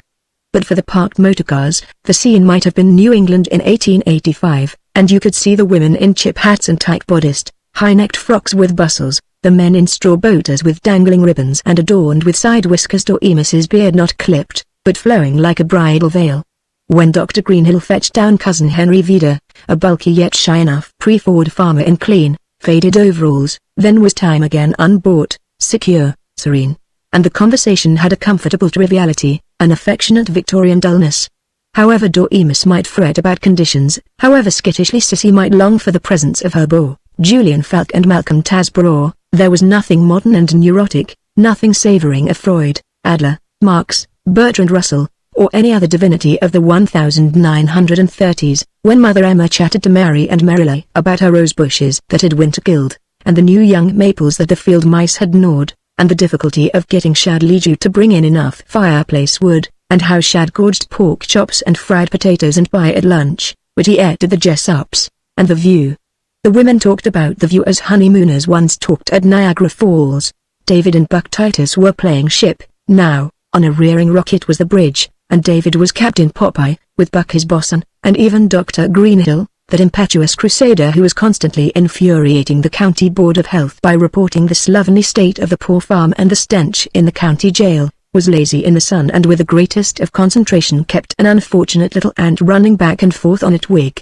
His wife Mary the golfer, the runner-up in state tennis tournaments, the giver of smart but not too bibulous cocktail parties at the country club, the wearer of smart brown tweeds with a green scarf seemed to have dropped gracefully back into the domesticity of her mother, and to consider as a very weighty thing a recipe for celery and roquefort sandwiches on toasted soda crackers. She was the Hansel Jessup girl again, back in the White House with the mansard roof, and Foolish, lying on his back with his forepaws idiotically flopping, was the most pastorally old-fashioned of them all. The only serious flare of conversation was when Buck Titus snarled to Dormus, "Certainly a lot of messiahs potting at you from the bushes these days, Buzz Windrop and Bishop Brang and Father Coughlin and Dr. Townsend, though he seems to have gone back to Nazareth, and Upton Sinclair and Reverend Frank Butchman and Bernard McFadden and William Randolph Hearst and Governor Talmadge and Floyd Olson, and say, I swear the best messiah in the whole show is this darky, Father Divine. He doesn't just promise he's going to feed the underprivileged 10 years from now, he hands out the fried drumsticks and gizzard right along with the salvation. How about him for president?" Out of nowhere appeared Julian Falk. This young man, freshman in Amherst the past year, grandson of the Episcopal rector and living with the old man because his parents were dead, was in the eyes of Dormus the most nearly tolerable of Sissy's suitors.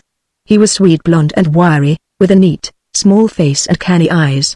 He called Dormus sir, and he had, unlike most of the radio and motor hypnotized 18-year-olds in the fort, read a book, and voluntarily read Thomas Wolfe and William Rollins, John Strachey and Stuart Chase and Ortega.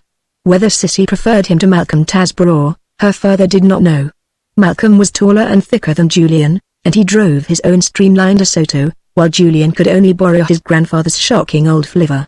Sissy and Julian bickered amiably about Alice Aylett's skill in backgammon, and Foolish scratched himself in the sun. But Dormus was not being pastoral. He was being anxious and scientific. While the others jeered, "When does Dad take his audition? And what's he learning to be, a crooner or a hockey announcer?" Dormus was adjusting the doubtful portable radio. Once he thought he was going to be with them in the home sweet home atmosphere, for he tuned in on a program of old songs, and all them, including Cousin Henry Vida, who had a hidden passion for fiddlers and barn dances and parlor organs, hummed gaily the Troubadour and Maid of Athens and Darling Nellie Gray. But when the announcer informed them that these ditties were being sponsored by Toily Oily, the Natural Home Cathartic, and that they were being rendered by a sextet of young males horribly called the Smoothies, Dormus abruptly shut them off. "Why, what's the matter, Dad?" cried Sissy. "Smoothies? God! This country deserves what it's going to get," snapped Dormus. "Maybe we need a Buzz Windrip." The moment, then it should have been announced by cathedral chimes of the weekly address of Bishop Paul Peter Prang, coming from an airless closet, smelling of sacerdotal woolen union suits, in Persepolis, Indiana. It leapt to the farthest stars. It circled the world at 186,000 miles a second, a million miles, while you stopped to scratch.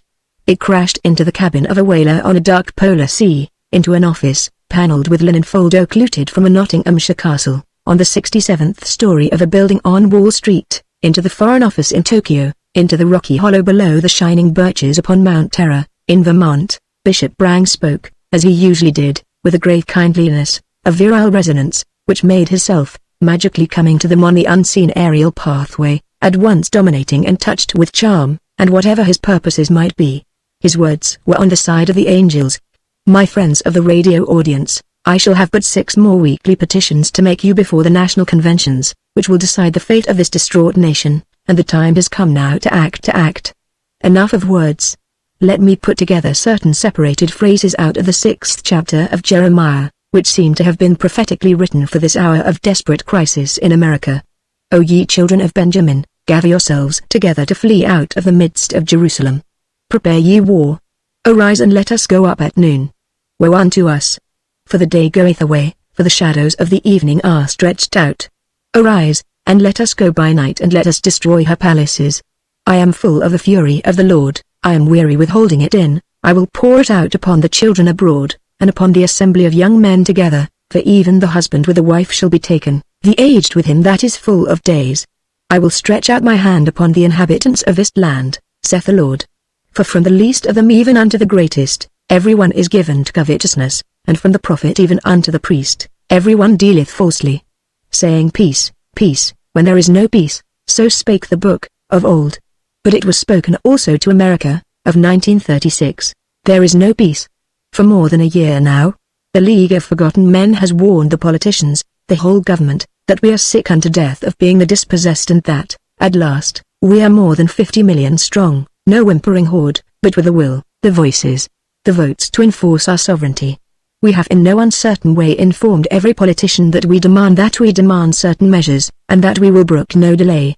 Again and again we have demanded that both the control of credit and the power to issue money be unqualifiedly taken away from the private banks, that the soldiers not only receive the bonus they with their blood and anguish so richly earned in 17 and 18, but that the amount agreed upon be now doubled, that all swollen incomes be severely limited and inheritances cut to such small sums as may support the heirs only in youth and in old age, that labor and farmers' unions be not merely recognized as instruments for joint bargaining but be made, like the syndicates in Italy, official parts of the government, representing the toilers, and that international Jewish finance and, equally, international Jewish communism and anarchism and atheism be, with all the stern solemnity and rigid inflexibility this great nation can show, barred from all activity.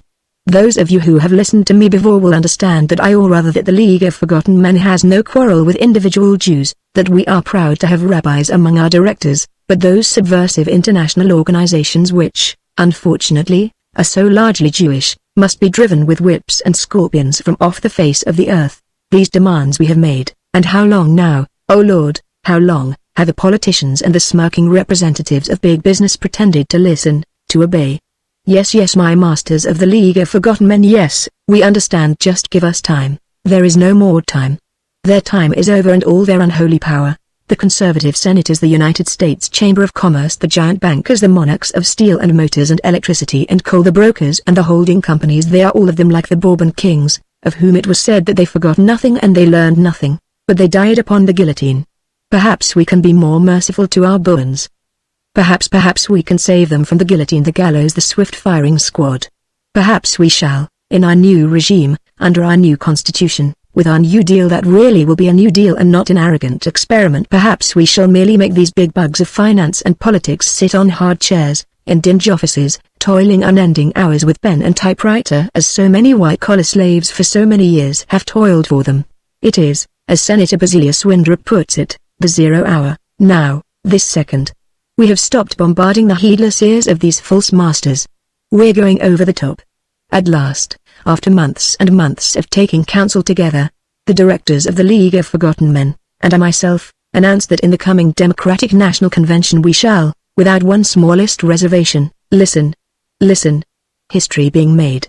Doremus cried at his heedless family. Use the tremendous strength of the millions of League members to secure Democratic presidential nomination for Senator Basilius Windrop, which means, flatly, that he will be elected and that we of the League shall elect him as President of these United States. His program and that of the League do not in all details agree. But he has implicitly pledged himself to take our advice, and, at least until election, we shall back him, absolutely, with our money, with our loyalty, with our votes, with our prayers. And may the Lord guide him and us across the desert of iniquitous politics and swinishly grasping finance into the golden glory of the promised land. God bless you, Mrs. Jessup said cheerily. Why, Dormouse, that bishop isn't a fascist at all, he's a regular red radical. But does this announcement of his mean anything, really? Oh, well, Doremus reflected, he had lived with Emma for 34 years, and not oftener than once or twice a year had he wanted to murder her. Blandly he said, why, nothing much except that in a couple of years now, on the ground of protecting us, the Buzz Windrop dictatorship will be regimenting everything, from where we may pray to what detective stories we may read. Sure he will. Sometimes I'm tempted to turn communist. Funny me with my fat-headed old Hudson River Valley Dutch ancestors. Marveled Julian Falk, fine idea. Out of the frying pan of Windrop and Hitler into the fire of the New York Daily Worker and Stalin and automatics. And the 5-year plan, I suppose they tell me that it's been decided by the commissar that each of my mares is to bear 6 colts a year now. Snorted Buck Titus, while Dr. Fowler Greenhill jeered. Or, shoot, Dad and you too, Julian, you young paranoia monomaniacs. Dictatorship? Better come into the office and let me examine your heads. Why, America's the only free nation on earth. Besides, country's too big for a revolution. No, no. Couldn't happen here. Chapter 6. I'd rather follow a wild-eyed anarchist like M. Goldman, if they'd bring more Johnny Cake and pins and spuds into the humble cabin of the common man, than a 24-carat, college graduate, ex-cabinet member statesman that was just interested in our turning out more limousines. Call me a socialist or any blame thing you want to, as long as you grab hold of the other end of the cross-cut saw with me and help slash the big logs of poverty and intolerance to pieces. 0 hour. Basilius Windrip, his family, at least his wife and the cook, Mrs. Candy, and Sissy and Mary, Mrs. Fowler Greenhill, believed that Dormus was a fickle health, that any cold would surely turn into pneumonia, that he must wear his rubbers, and eat his porridge, and smoke fewer cigarettes, and never overdo. He raged at them. He knew that though he did get staggeringly tired after a crisis in the office, a night's sleep made him a little dynamo again, and he could turn out copy faster than his spryest young reporter. He concealed his dissipations from them like any small boy from his elders, lied unscrupulously about how many cigarettes he smoked, kept concealed a flask of bourbon from which he regularly had one nip, only one, before he padded to bed, and when he had promised to go to sleep early, he turned off his light till he was sure that Emma was slumbering, then turned it on and happily read till 2, curled under the well-loved hand-woven blankets from a loom up on Mount Terror, his legs twitching like a dreaming setter's. What time the chief inspector of the CID, alone and unarmed, walked into the counterfeiter's hideout. And once a month or so he sneaked down to the kitchen at 3 in the morning and made himself coffee and washed up everything so that Emma and Mrs. Candy would never know. He thought they never knew. These small deceptions gave him the ripest satisfaction in a life otherwise devoted to public service, to trying to make Shadley Jew edge up the flower beds, to feverishly writing editorials that would excite 3% of his readers from breakfast time till noon and by 6 p.m. be eternally forgotten. Sometimes when Emma came to loaf beside him in bed on a Sunday morning and put her comfortable arm about his thin shoulder blades, she was sick with the realization that he was growing older and more frail. His shoulders, she thought, were pathetic as those of an anemic baby. That sadness of hers Dormus never guessed. Even just before the paper went to press, even when Shadley Jew took off 2 hours and charged an item of $2 to have the lawnmower sharpened, instead of filing it himself, even when Sissy and her gang played the piano downstairs till 2 on nights when he did not want to lie awake, Dormus was never irritable except, usually, between a rising and the first life-saving cup of coffee. The wise Emma was happy when he was snappish before breakfast. It meant that he was energetic and popping with satisfactory ideas. After Bishop Brang had presented the crown to Senator Windrip, as the summer hobbled nervously toward the national political conventions, Emma was disturbed. For Dormus was silent before breakfast, and he had rheumy eyes, as though he was worried, as though he had slept badly. Never was he cranky. She missed hearing him croaking, "Isn't that confounded idiot, Mrs. Candy, ever going to bring in the coffee? I suppose she's sitting there reading her testament. And will you be so kind as to tell me, my good woman, why Sissy never gets up for breakfast, even after the rare nights when she goes to bed at 1 a.m. and will you look out at that walk, covered with dead blossoms? That swine Shad hasn't swept it for a week. I swear, I am going to fire him, and right away, this morning." Emma would have been happy to hear these familiar animal sounds, and to cluck in answer, "Oh, why, that's terrible. I'll go tell Mrs. Candy to hustle in the coffee right away," but he sat unspeaking, pale, opening his Daily Informer as though he were afraid to see what news had come in since he had left the office at 10, when Dormus, back in the 1920s, had advocated the recognition of Russia. Fort Bueller had fretted that he was turning out and out communist. He, who understood himself abnormally well, knew that far from being a left-wing radical, he was at most a mild, rather indolent and somewhat sentimental liberal, who disliked pomposity, the heavy humor of public men, and the itch for notoriety which made popular preachers and eloquent educators and amateur play producers and rich lady reformers and rich lady sportswomen and almost every brand of rich lady come preeningly into scene newspaper editors, with photographs under their arms, and on their faces the simper of fake humility. But for all cruelty and intolerance, and for the contempt of the fortunate for the unfortunate, he had not mere dislike but testy hatred. He had alarmed all his fellow editors in northern New England by asserting the innocence of Tom Mooney, questioning the guilt of Sicko and Vanzetti, condemning our intrusion in Haiti and Nicaragua, advocating an increased income tax, writing, in the 1932 campaign, a friendly account of the socialist candidate, Norman Thomas, and afterwards, To tell the truth, voting for Franklin Roosevelt, and stirring up a little local and ineffective hell regarding the serfdom of the Southern sharecroppers and the California fruit pickers. He even suggested editorially that when Russia had her factories and railroads and giant farms really going, say, in 1945, she might conceivably be the pleasantest country in the world for their mythical, average man. When he wrote that editorial, after a lunch at which he had been irritated by the smug croaking of Frank Tasbro and R.C. Crowley, he really did get into trouble. He got named Bolshevik, and in 2 days his paper lost 150 out of its 5,000 circulation, yet he was as little of a Bolshevik as Herbert Hoover. He was, and he knew it, a small-town bourgeois intellectual. Russia forbade everything that made his toil worth enduring: privacy, the right to think and to criticize as he freakishly pleased, to have his mind policed by peasants in uniform rather than that he would live in an Alaska cabin, with bins and 100 books and a new pair of pants every 3 years. Once, on a motor trip with Emma, he stopped in at a summer camp of communists. Most of them were city college Jews or neat Bronx dentists, spectacled, and smooth-shaven except for foppish small moustaches. They were hot to welcome these New England peasants and to explain the Marxian gospel, on which, however, they furiously differed. Over macaroni and cheese in an unpainted dining shack, they longed for the black bread of Moscow. Later, Doremus chuckled to find how much they resembled the YMCA campers 20 miles down the highway, equally puritanical, hortatory, and futile, and equally given to silly games with rubber balls. Once only had he been dangerously active. He had supported the strike for union recognition against the quarry company of Francis Tasbro. Men whom Doremus had known for years, solid sits like superintendent of schools Emil Storbmeyer, and Charlie Betts of the furniture store, had muttered about riding him out of town on a rail. Tasbro reviled him even now, 8 years later. After all this, the strike had been lost, and the strike leader, an avowed communist named Karl Pascal, had gone to prison for inciting to violence. When Pascal, best of mechanics, came out, he went to work in a littered little Fort Beulah garage owned by a friendly, loquacious, belligerent Polish socialist named John Polyakop. All day long Pascal and Polyakop yelpingly raided each other's trenches in the battle between social democracy and communism, and Doremus often dropped in to stir them up. That was hard for Tasbro, Storbmeyer, banker Crowley, and lawyer Kit Eric to bear. If Doremus had not come from 3 generations of debt-paying Vermonters, he would by now have been a penniless wandering printer, and possibly less detached about the sorrows of the dispossessed. The conservative Emma complained, "How you can tease people this way, pretending you really like greasy mechanics like this Pascal, and I suspect you even have a sneaking fondness for Chadley Jew, when you could just associate with decent, prosperous people like Frank. It's beyond me. What they must think of you, sometimes. They don't understand that you're really not a socialist one bit, but really a nice, kind-hearted, responsible man. Oh, I ought to smack you, Dormouse." Not that he liked being called Dormouse.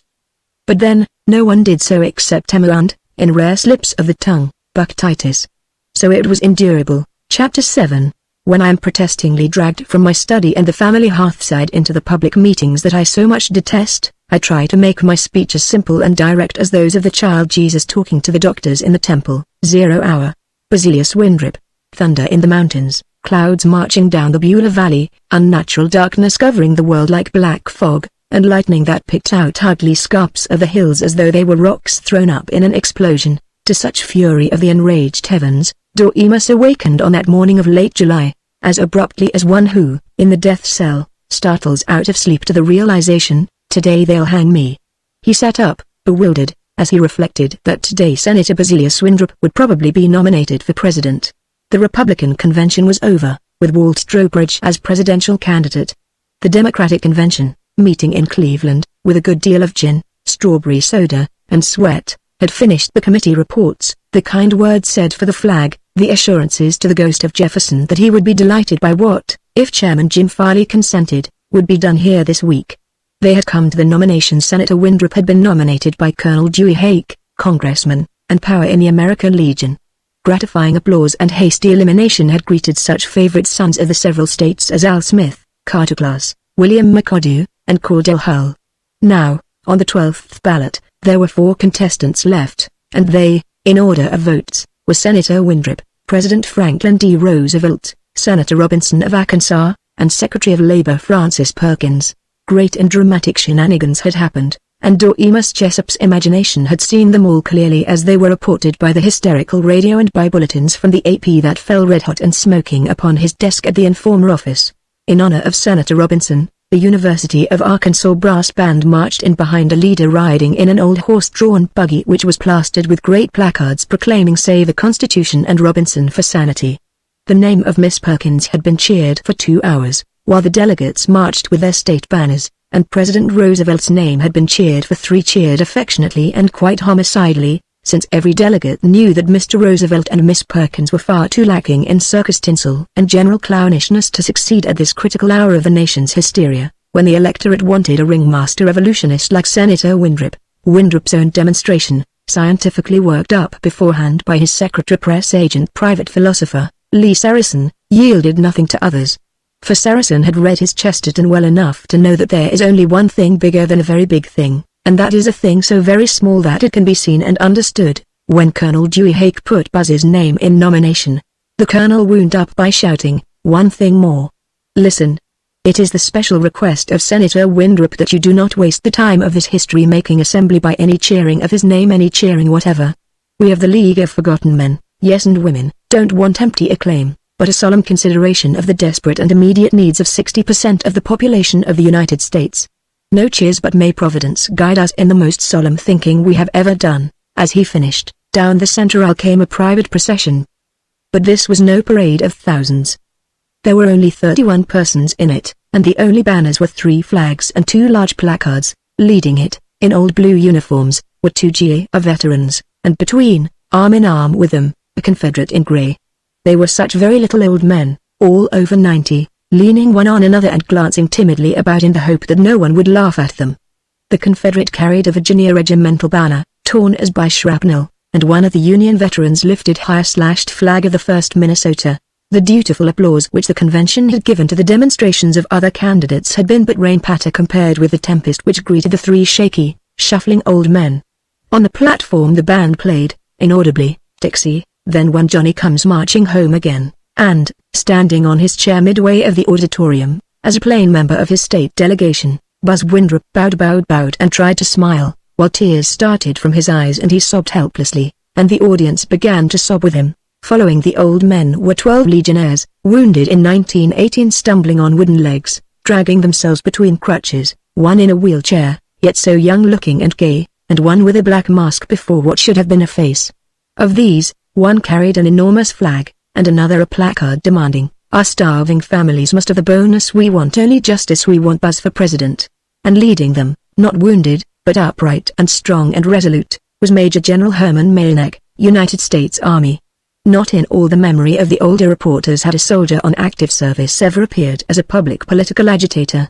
The press whispered one to another, "The general get canned, unless Buzz is elected, then he'd probably be made Duke of Hoboken." Following the soldiers were 10 men and women, their toes through their shoes, and wearing rags that were the more pitiful because they had been washed and rewashed till they had lost all color.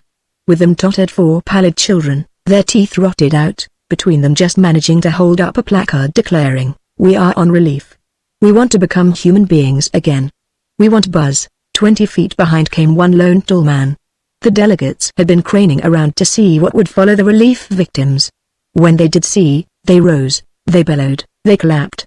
For the lone man, few of the crowd had seen him in the flesh, all of them had seen him 100 times in press pictures, photographed among litters of books in his study, photographed in conference with President Roosevelt and Secretary X, photographed shaking hands with Senator Winthrop, photographed before a microphone, his shrieking mouth a dark open trap and his lean right arm thrown up in hysterical emphasis. All of them had heard his voice on the radio till they knew it as they knew the voices of their own brothers. All of them recognized, coming through the wide main entrance, at the end of the Winthrop parade, the apostle of the forgotten men, Bishop Paul Peter Prang. Then the convention cheered Buzz Winthrop for 4 unbroken hours. In the detailed descriptions of the convention which the news bureaus sent following the feverish first bulletins, one energetic Birmingham reporter pretty well proved that the Southern battle flag carried by the Confederate veteran had been lent by the museum in Richmond, and the Northern flag by a distinguished meatpacker of Chicago who was the grandson of a Civil War general. Lee Saracen never told anyone save Buzz Winthrop that both flags had been manufactured on Hester Street, New York, in 1929, for the patriotic drama, Morgan's Riding, and that both came from a theatrical warehouse. Before the cheering, As the Winthrop parade neared the platform, they were greeted by Mrs. Adelaide Tarr-Gimmich, the celebrated author, lecturer, and composer, who suddenly conjured onto the platform as if whisked out of the air, sang to the tune of Yankee Doodle words which she herself had written. Basilius Winthrop went to Washington, riding on a hobby, to throw big business out, by gosh, and be the people's lobby, chorus. Buzz and keep it up. Our cares and needs he's toting. You are a most ungrateful pup. Unless for Buzz you're voting. The League of the Forgotten Men don't like to be forgotten. They went to Washington and then they sang, There's Something Rotten. That joyous battle song was sung on the radio by 19 different prima donnas before midnight, by some 16 million less vocal Americans within 48 hours, and by at least 90 million friends and scoffers in the struggle that was to come. All through the campaign, Buzz Winthrop was able to get lots of jolly humor out of puns on going to Washington, and to Washington Wall Trowbridge, he jeered. Wasn't going to either of them, yet Lee Saracen knew that in addition to this comic masterpiece, the cause of Winthrop required an anthem more elevated in thought and spirit, befitting the seriousness of crusading Americans.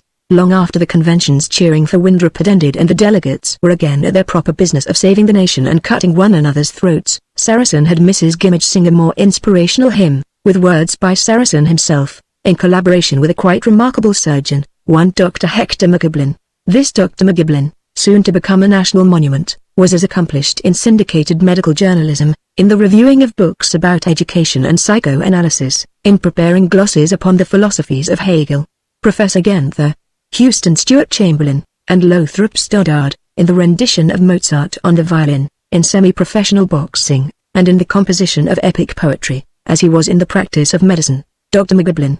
What a man! The Saracen McGiblin Ode, entitled Bring Out the Old-Time Musket, became to Buzz Winthrop's band of liberators what Giovanza was to the Italians, the Horst Wessel song to the Nazis, the International to all Marxians. Along with the convention, the radio millions heard Mrs. Adelaide Tarr-Gimmich's contralto, rich as beat, chanting, Bring out the old-time musket, dear Lord, we have sinned, we have slumbered, and our flag lies stained in the dust. And the souls of the past are calling, calling. Arise from your sloth, you must, lead us, O soul of Lincoln. Inspire us, spirit of Lee, to rule all the world for righteousness, to fight for the right, to all with our might. As we did in '63, chorus. See, youth with desire hot glowing. See, maiden, with fearless eye, leading our ranks, thunder the tanks. Aeroplanes cloud the sky, bring out the old-time musket. Rouse up the old-time fire. See, all the world is crumbling. Dreadful and dark and dire, America. Rise and conquer, the world to our heart's desire. Great showmanship. P.T.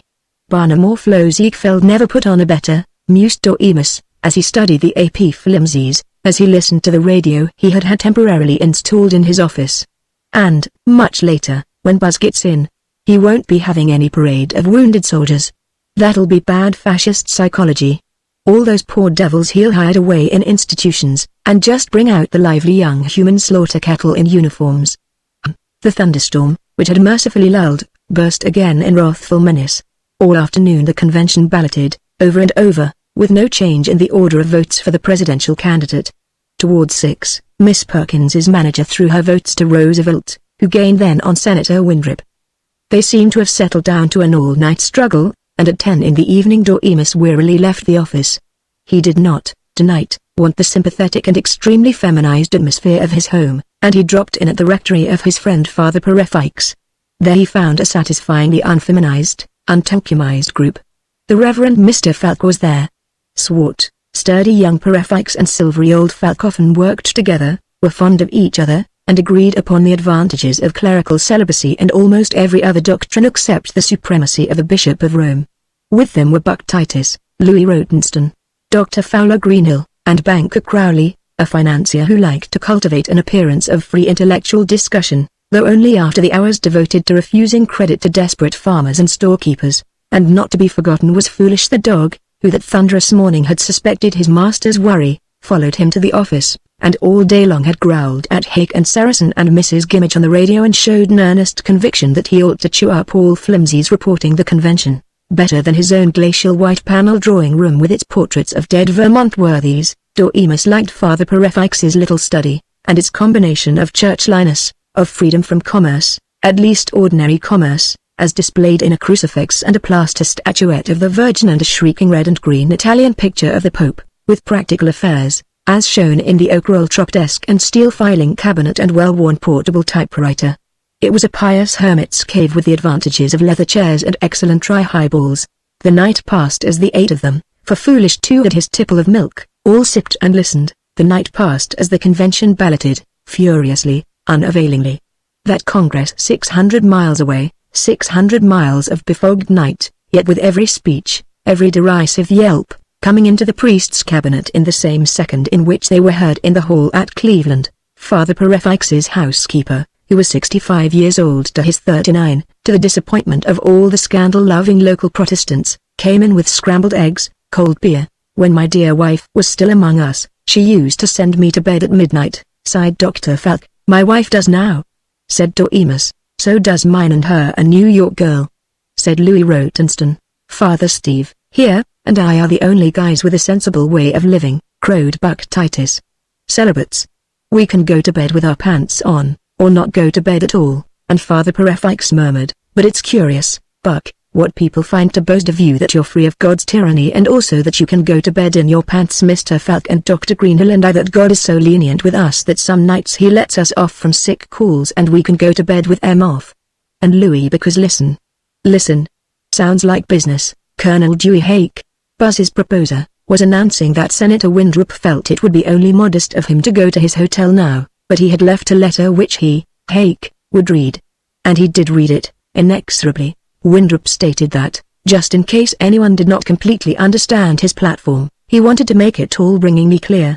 Summarized, the letter explained that he was all against the banks but all for the bankers except the Jewish bankers, who were to be driven out of finance entirely, that he had thoroughly tested, but unspecified, plans to make all wages very high and the prices of everything produced by these same highly paid workers very low, that he was 100% for labor, but 100% against all strikes, and that he was in favor of the United States so arming itself, so preparing to produce its own coffee, sugar, perfumes, tweeds, and nickel instead of importing them, that it could defy the world. And maybe, if that world was so impertinent as to defy America in turn, Buzz hinted, he might have to take it over and run it properly.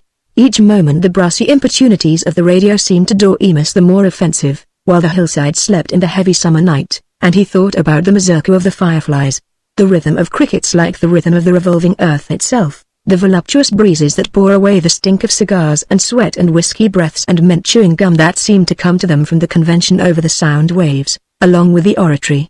It was after dawn, and Father Perefikes, unclerically stripped to shirt sleeves and slippers, had just brought them in a grateful tray of onion soup, with a gob of Hamburg steak for Foolish, when the opposition to Buzz collapsed and hastily, on the next ballot, Senator Basilius Winthrop was nominated as Democratic candidate for President of the United States. Doremus, Buck Titus, Perefikes, and Falk were for a time too gloomy for speech, so possibly was the dog Foolish, as well, for at the turning off of the radio he tail-thumped in only the most tentative way. R.C. Crowley gloated, well, all my life I voted Republican, but here's a man that well, I'm going to vote for Winthrop. Father Perefikes said tartly, and I've voted Democratic ever since I came from Canada and got naturalized. But this time I'm going to vote Republican. What about you fellows? Rotenston was silent. He did not like Winthrop's reference to Jews. The ones he knew best, no. They were Americans. Lincoln was his tribal god too. He vowed, me? I'll vote for Walt Trowbridge, of course, growled Buck. So will I, said Doremus. No. I won't either. Trowbridge won't have a chance. I think I'll indulge in the luxury of being independent, for once, and vote Prohibition or the Battle Creek bran and spinach ticket, or anything that makes some sense. It was after 7 that morning when Doremus came home, and, remarkably enough, Chadley Jew, who was supposed to go to work at 7, was at work at 7. Normally he never left his bachelor shack in Lower Town till 10 to 8, but this morning he was on the job, chopping kindling. Oh yes, reflected Doremus, that probably explained it. Kindling chopping, if practiced early enough, would wake up everyone in the house. Shad was tall and hulking, his shirt was sweat-stained, and as usual he needed a shave. Foolish growled at him. Doremus suspected that at some time he had been kicking Foolish. He wanted an honor Shad for the sweaty shirt, the honest toil, and all the rugged virtues, but even as a liberal American humanitarian, Doremus found it hard always to keep up the Longfellow's village blacksmith Mark's attitude consistently and not sometimes backslide into a belief that there must be some crooks and swine among the toilers as, notoriously, there were so shockingly many among persons with more than $3,500 a year. Well, been sitting up listening to the radio, purred Doremus. Did you know the Democrats have nominated Senator Windrip? That so? Shad growled. Yes. Just now. How you planning to vote? Well now, I'll tell you, Mr. Jessup. Shad struck an attitude, leaning on his axe. Sometimes he could be quite pleasant and condescending, even to this little man who was so ignorant about coon hunting and the games of craps and poker. I'm going to vote for Buzz Windrip. He's going to fix it so everybody will get $4,000, immediate, and I'm going to start a chicken farm. I can make a bunch of money out of chickens. I'll show some of these guys that think they're so rich, but, Shad, you didn't have so much luck with chickens when you tried to raise them in the shed back there. I'm afraid you sort of let their water freeze up on em in winter, and they all died, you remember. Oh, them? So what? Heck. There was too few of em. I'm not going to waste my time fooling with just a couple dozen chickens. When I get 5,000-6,000 of em to make it worth my while, then I'll show you. You bet. And, most patronizingly, Buzz Windrip is okay. I'm glad he has your imprimatur, huh? Said Shad, and scowled. But as Doremus plodded up on the back porch he heard from Shad a faint derisive, "Okay, Chief, Chapter 8. I don't pretend to be a very educated man, except maybe educated in the heart, and in being able to feel for the sorrows and fear of every ornery fellow human being. Still and all, I've read the Bible through, from kiver to kiver, like my wife's folks say down in Arkansas, some 11 times. I've read all the law books they've printed, and as to contemporaries, I don't guess I've missed much of all the grand literature produced by Bruce Barton, Edgar Guest, Arthur Brisbane, Elizabeth Dilling, Walter Pitkin, and William Dudley Pelley. This last gentleman I honor not only for his rattling good yarns, and his serious work in investigating life beyond the grave and absolutely proving that only a blind fool could fail to believe in personal immortality, but, finally, for his public-spirited and self-sacrificing work in founding the Silvershirts. These true knights, even if they did not attain quite all the success they deserved, were one of our most noble and Galahad-like attempts to combat the sneaking, snaky, sinister, surreptitious, seditious plots of the Red Radicals and other sour brands of Bolsheviks that incessantly threaten the American standards of liberty, high wages, and universal security. These fellows have messages, and we haven't got time for anything in literature except a straight, hard-hitting, heart-throbbing message. 0 Hour. Basilius Windrip. During the very first week of his campaign, Senator Windrip clarified his philosophy by issuing his distinguished proclamation, the 15 Points of Victory for the Forgotten Men. The 15 planks, in his own words, or maybe in Lee Sarracene's words, or Dewey Hake's words, were these. 1. All finance in the country, including banking, insurance, stocks and bonds and mortgages, shall be under the absolute control of a federal central bank, owned by the government and conducted by a board appointed by the President, which board shall, without need of recourse to Congress for legislative authorization, be empowered to make all regulations governing finance. Thereafter, as soon as may be practicable, this said board shall consider the nationalization and government ownership, for the profit of the whole people, of all mines, oil fields, water power, public utilities, transportation, and communication. 2. The President shall appoint a commission, equally divided between manual workers, employers, and representatives of the public, to determine which labor unions are qualified to represent the workers, and report to the executive, for legal action, all pretended labor organizations, whether company unions, or ed unions, controlled by communists and the so-called Third International. The duly recognized unions shall be constituted bureaus of the government, with power of decision in all labor disputes. Later, the same investigation and official recognition shall be extended to farm organizations. In this elevation of the position of the worker, it shall be emphasized that the League of Forgotten Men is the chief bulwark against the menace of destructive and un-American radicalism. 3. In contradistinction to the doctrines of Red Radicals, with their felonious expropriation of the arduously acquired possessions which ensure to aged persons their security, this league and party will guarantee private initiative and the right to private property for all time. 4. Believing that only under God Almighty, to whom we render all homage, do we Americans hold our vast power, we shall guarantee to all persons absolute freedom of religious worship, provided, however, that no atheist, agnostic, believer in black magic, nor any Jew who shall refuse to swear allegiance to the New Testament, nor any person of any faith who refuses to take the pledge to the flag, shall be permitted to hold any public office or to practice as a teacher, professor, lawyer, judge, or as a physician, except in the category of obstetrics. 5. Annual net income per person shall be limited to $500,000. No accumulated fortune may at any one time exceed $3 million per person. No one person shall, during his entire lifetime, be permitted to retain an inheritance or various inheritances in total exceeding $2 million.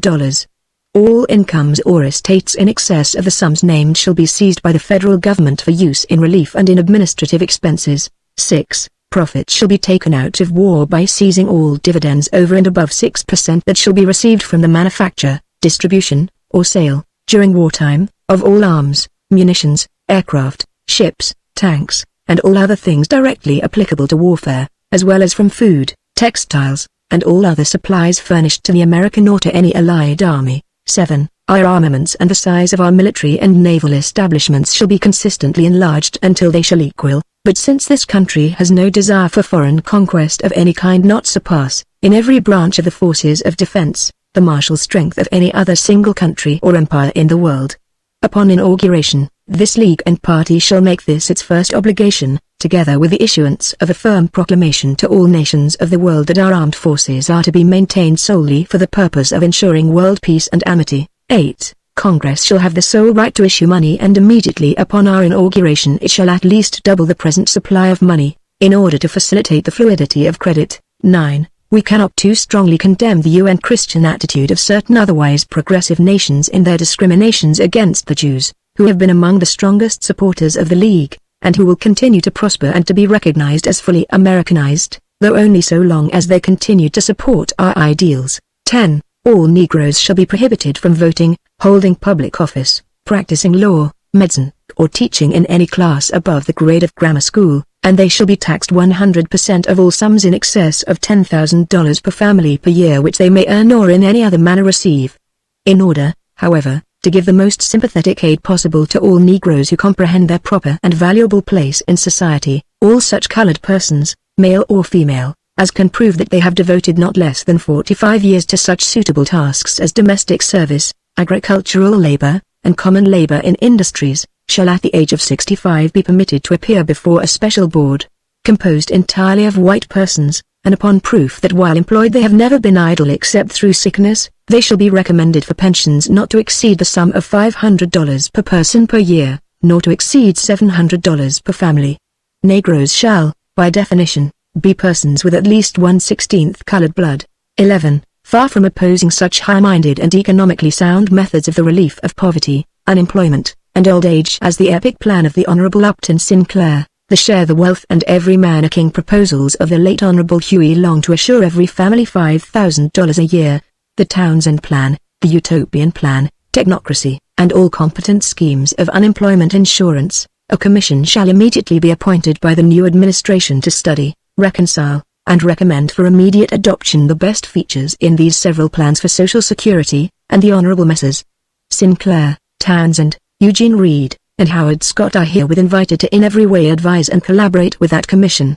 12. All women now employed shall, as rapidly as possible, except in such peculiarly feminine spheres of activity as nursing and beauty parlors, be assisted to return to their incomparably sacred duties as homemakers and as mothers of strong, honorable future citizens of the Commonwealth. 13. Any person advocating communism, socialism, or anarchism, advocating refusal to enlist in case of war, or advocating alliance with Russia in any war whatsoever, shall be subject to trial for high treason, with a minimum penalty of 20 years at hard labor in prison, and a maximum of death on the gallows, or other form of execution which the judges may find convenient. 14.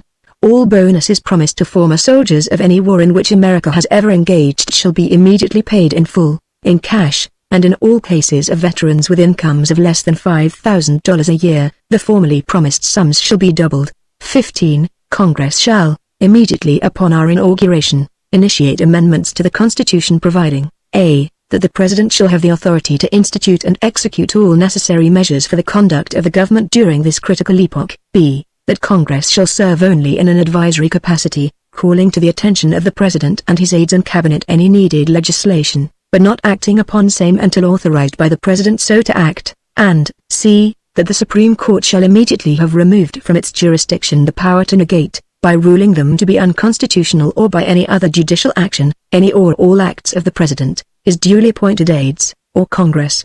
Addendum, it shall be strictly understood that, as the League of Forgotten Men and the Democratic Party, as now constituted, have no purpose nor desire to carry out any measure that shall not unqualifiedly meet with the desire of the majority of voters in these United States, the League and Party regard none of the above 15 points as obligatory and unmodifiable except number 15, and upon the others they will act or refrain from acting in accordance with the general desire of the public, who shall under the new regime be again granted an individual freedom of which they have been deprived by the harsh and restrictive economic measures of former administrations, both Republican and Democratic.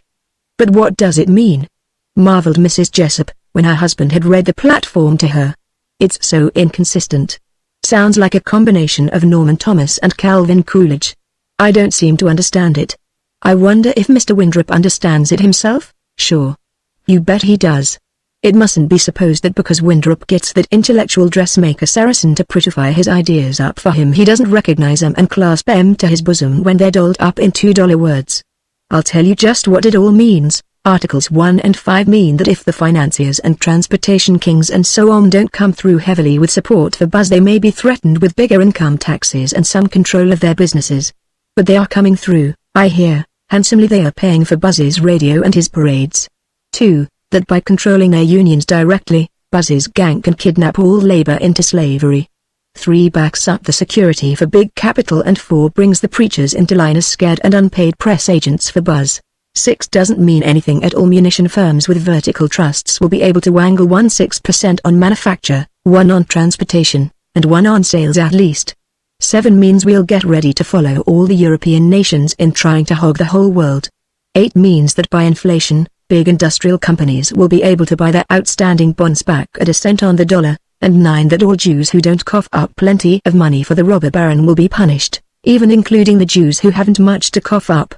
10. That all well-paying jobs and businesses held by Negroes will be grabbed by the poor white trash among Buzz's worshippers and that instead of being denounced they'll be universally praised as patriotic protectors of racial purity. 11. That Buzz'll be able to pass the buck for not creating any real relief for poverty. 12. That women will later lose the vote and the right to higher education and be foxed out of all decent jobs and urged to rear soldiers to be killed in foreign wars. 13. That anybody who opposes Buzz in any way at all can be called a communist and scrad for it. Why, under this clause, Hoover and Al Smith and Ogden Mills yes, and you and me will all be communists. 14. That Buzz thinks enough of the support of the veterans vote to be willing to pay high for it in other people's money. And 15. Well, that's the one lone clause that really does mean something, and it means that Winthrop and Lee Saracen and Bishop Brang and I guess maybe this Colonel Dewey Hake and this Dr. Hector McGoblin this doctor that helps write the high-minded hymns for Buzz they've realized that this country has gone so flabby that any gang daring enough and unscrupulous enough, and smart enough not to seem illegal, can grab hold of the entire government and have all the power and applause and salutes, all the money and palaces and willing women they want. They're only a handful, but just think how small Lenin's gang was at first, and Mussolini's, and Hitler's, and Kemal Pasha's, and Napoleon's. You'll see all the liberal preachers and modernist educators and discontented newspapermen and farm agitators maybe they'll worry at first, but they'll get caught up in the web of propaganda, like we all were in the Great War, and they'll all be convinced that, even if our Buzzy maybe has got a few faults, he's on the side of the plain people, and against all the tight-old political machines, and they'll rouse the country for him as the great liberator, and meanwhile big business will just wink and sit tight, and then, by God, this crook I don't know whether he's more of a crook or an hysterical religious fanatic along with Saracen and Hake and Brang and McGoblin these 5 men will be able to set up a regime that'll remind you of Henry Morgan the pirate capturing a merchant ship. But will Americans stand for it long? Whimpered Emma. Oh, no, not people like us the descendants of the pioneers, dunno. I'm going to try help see that they don't. Of course you understand that you and I and Sissy and Fowler and Mary will probably be shot if I do try to do anything. I sound brave enough now, but probably I'll be scared to death when I hear Buzz's private troops go marching by. Oh, you will be careful, won't you? Begged Emma. Oh. Before I forget it. How many times must I tell you, Dormouse, not to give foolish chicken bones they'll stick in his poor throat and choke him to death. And you just never remember to take the keys out of the car when you put it in the garage at night. I'm perfectly sure Shad leads you or somebody will steal one of these nights. Father Stephen Perefikes, when he read the 15 points, was considerably angrier than Doremus. He snorted, "What? Negroes, Jews, women, they all banned and they leave us Catholics out, this time? Hitler didn't neglect us. He's persecuted us. Must be that Charlie Coughlin. He's made us too respectable." Sissy, who was eager to go to a school of architecture and become a creator of new styles in houses of glass and steel. Lorinda Pike, who had plans for a Carlsbad Vichy Saratoga in Vermont. Mrs. Candy, who aspired to a home bakery of her own when she should be too old for domestic labor. They were all of them angrier than either Doremus or Father Perefikes. Sissy sounded not like a flirtatious girl but like a battling woman as she snarled, "So the League of Forgotten Men is going to make us a League of Forgotten Women. Send us back to washing diapers and leaching out ashes for soap. Let us read Louisa May Alcott and Barn except on the Sabbath, of course. Let us sleep in humble gratitude with men, Sissy," wailed her mother. "Like Shad leads you. Well, Dad, you can sit right down and write busy Basilius for me that I'm going to England on the next boat." Mrs. Candy stopped drying the water glasses, with the soft dish towels which she scrupulously washed out daily, long enough to croak, "What nasty men. I do hope they get shot soon," which for Mrs. Candy was a startlingly long and humanitarian statement. Yes. Nasty enough. But what I've got to keep remembering is that Winthrop is only the lightest cork on the whirlpool. He didn't plot all this thing. With all the justified discontent there is against the smart politicians and the plush horses of plutocracy, oh, if it hadn't been one Winthrop, it had been another. We had it coming, we respectables. But that isn't going to make us like it, thought Doremus. Chapter 9. Those who have never been on the inside in the councils of state can never realize that with really high-class statesmen, their chief quality is not political canniness, but a big, rich, overflowing love for all sorts and conditions of people and for the whole land. That love and that patriotism have been my sole guiding principles in politics. My one ambition is to get all Americans to realize that they are, and must continue to be, the greatest race on the face of this old earth, and second, to realize that whatever apparent differences there may be among us, in wealth, knowledge, skill, ancestry or strength, though, of course, all this does not apply to people who are racially different from us. We are all brothers, bound together in the great and wonderful bond of national unity, for which we should all be very glad. And I think we ought to for this be willing to sacrifice any individual gains at all. 0 hour. Basilius Winthrop. Basilius Winthrop, of whom in late summer and early autumn of 1936 there were so many published photographs showing him popping into cars and out of aeroplanes, dedicating bridges, eating corn pone and side meat with Southerners and clam chowder and bran with Northerners, addressing the American Legion, the Liberty League, the YMHA, the Young People's Socialist League, the Elks, the Bartenders and Waiters Union, the Anti-Saloon League, the Society for the Propagation of the Gospel in Afghanistan, showing him kissing lady centenarians and shaking hands with ladies called Madam, but never the opposite, showing him in Savile Row riding clothes on Long Island and in overalls and a khaki shirt in the Ozarks. This Buzz Winthrop was almost a dwarf, yet with an enormous head, a bloodhound head, of huge ears, pendulous cheeks, mournful eyes. He had a luminous, ungrudging smile which, declared the Washington correspondents, he turned on and off deliberately, like an electric light, but which could make his ugliness more attractive than the simpers of any pretty man. His hair was so coarse and black and straight, and worn so long in the back, that it hinted of Indian blood. In the Senate he preferred clothes that suggested the competent insurance salesman, but when farmer constituents were in Washington he appeared in an historic 10-gallon hat with a mussy grey cutaway which somehow you erroneously remembered as a black Prince Albert. In that costume, he looked like a sawed-off museum model of a medicine show doctor. And indeed it was rumored that during one law school vacation Buzz Winthrop had played the banjo and done card tricks and handed down medicine bottles and managed the shell game for no less scientific an expedition than old Dr. Illigish's traveling laboratory, which specialized in the Choctaw cancer cure, the Chinook consumption soother, and the Oriental remedy for piles and rheumatism prepared from a world-old secret formula by the gypsy princess, Queen Peshawara. The company, ardently assisted by Buzz, killed off quite a number of persons who, but for their confidence in Dr. Illigish's bottles of water, coloring matter, tobacco juice, and raw corn whiskey, might have gone early enough to doctors. But since then, Winthrop had redeemed himself, no doubt, by ascending from the vulgar fraud of selling bogus medicine, standing in front of a megaphone, to the dignity of selling bogus economics, standing on an indoor platform under mercury vapor lights in front of a microphone. He was in stature but a small man, yet remember that so were Napoleon, Lord Beaverbrook, Stephen A. Douglas, Frederick the Great, and the Dr. Goebbels, who is privily known throughout Germany as Wotan's Mickey Mouse.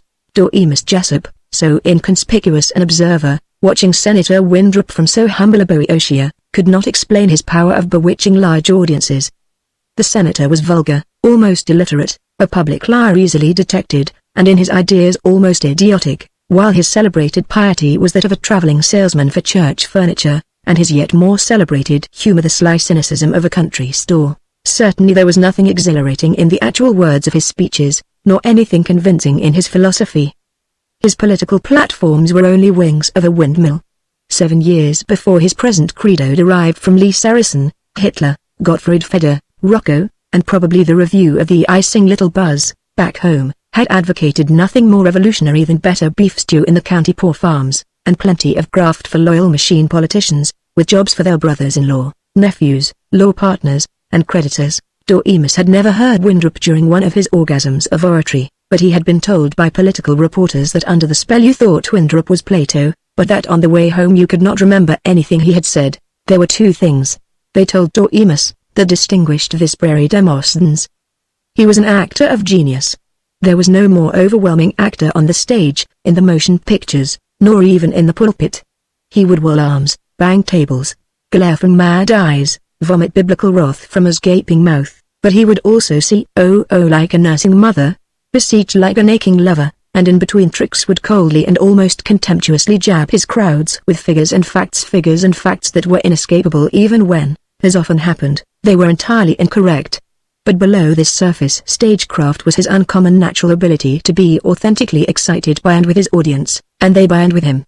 He could dramatize his assertion that he was neither a Nazi nor a fascist but a Democrat, a homespun Jeffersonian, Lincolnian, Clevelandian, Wilsonian Democrat, and, sans scenery and costume, make you see him veritably defending the capital against barbarian hordes, the while he innocently presented as his own warm-hearted democratic inventions every anti-libertarian, anti-Semitic madness of Europe. Aside from his dramatic glory, Buzz Winthrop was a professional common man. Oh, he was common enough.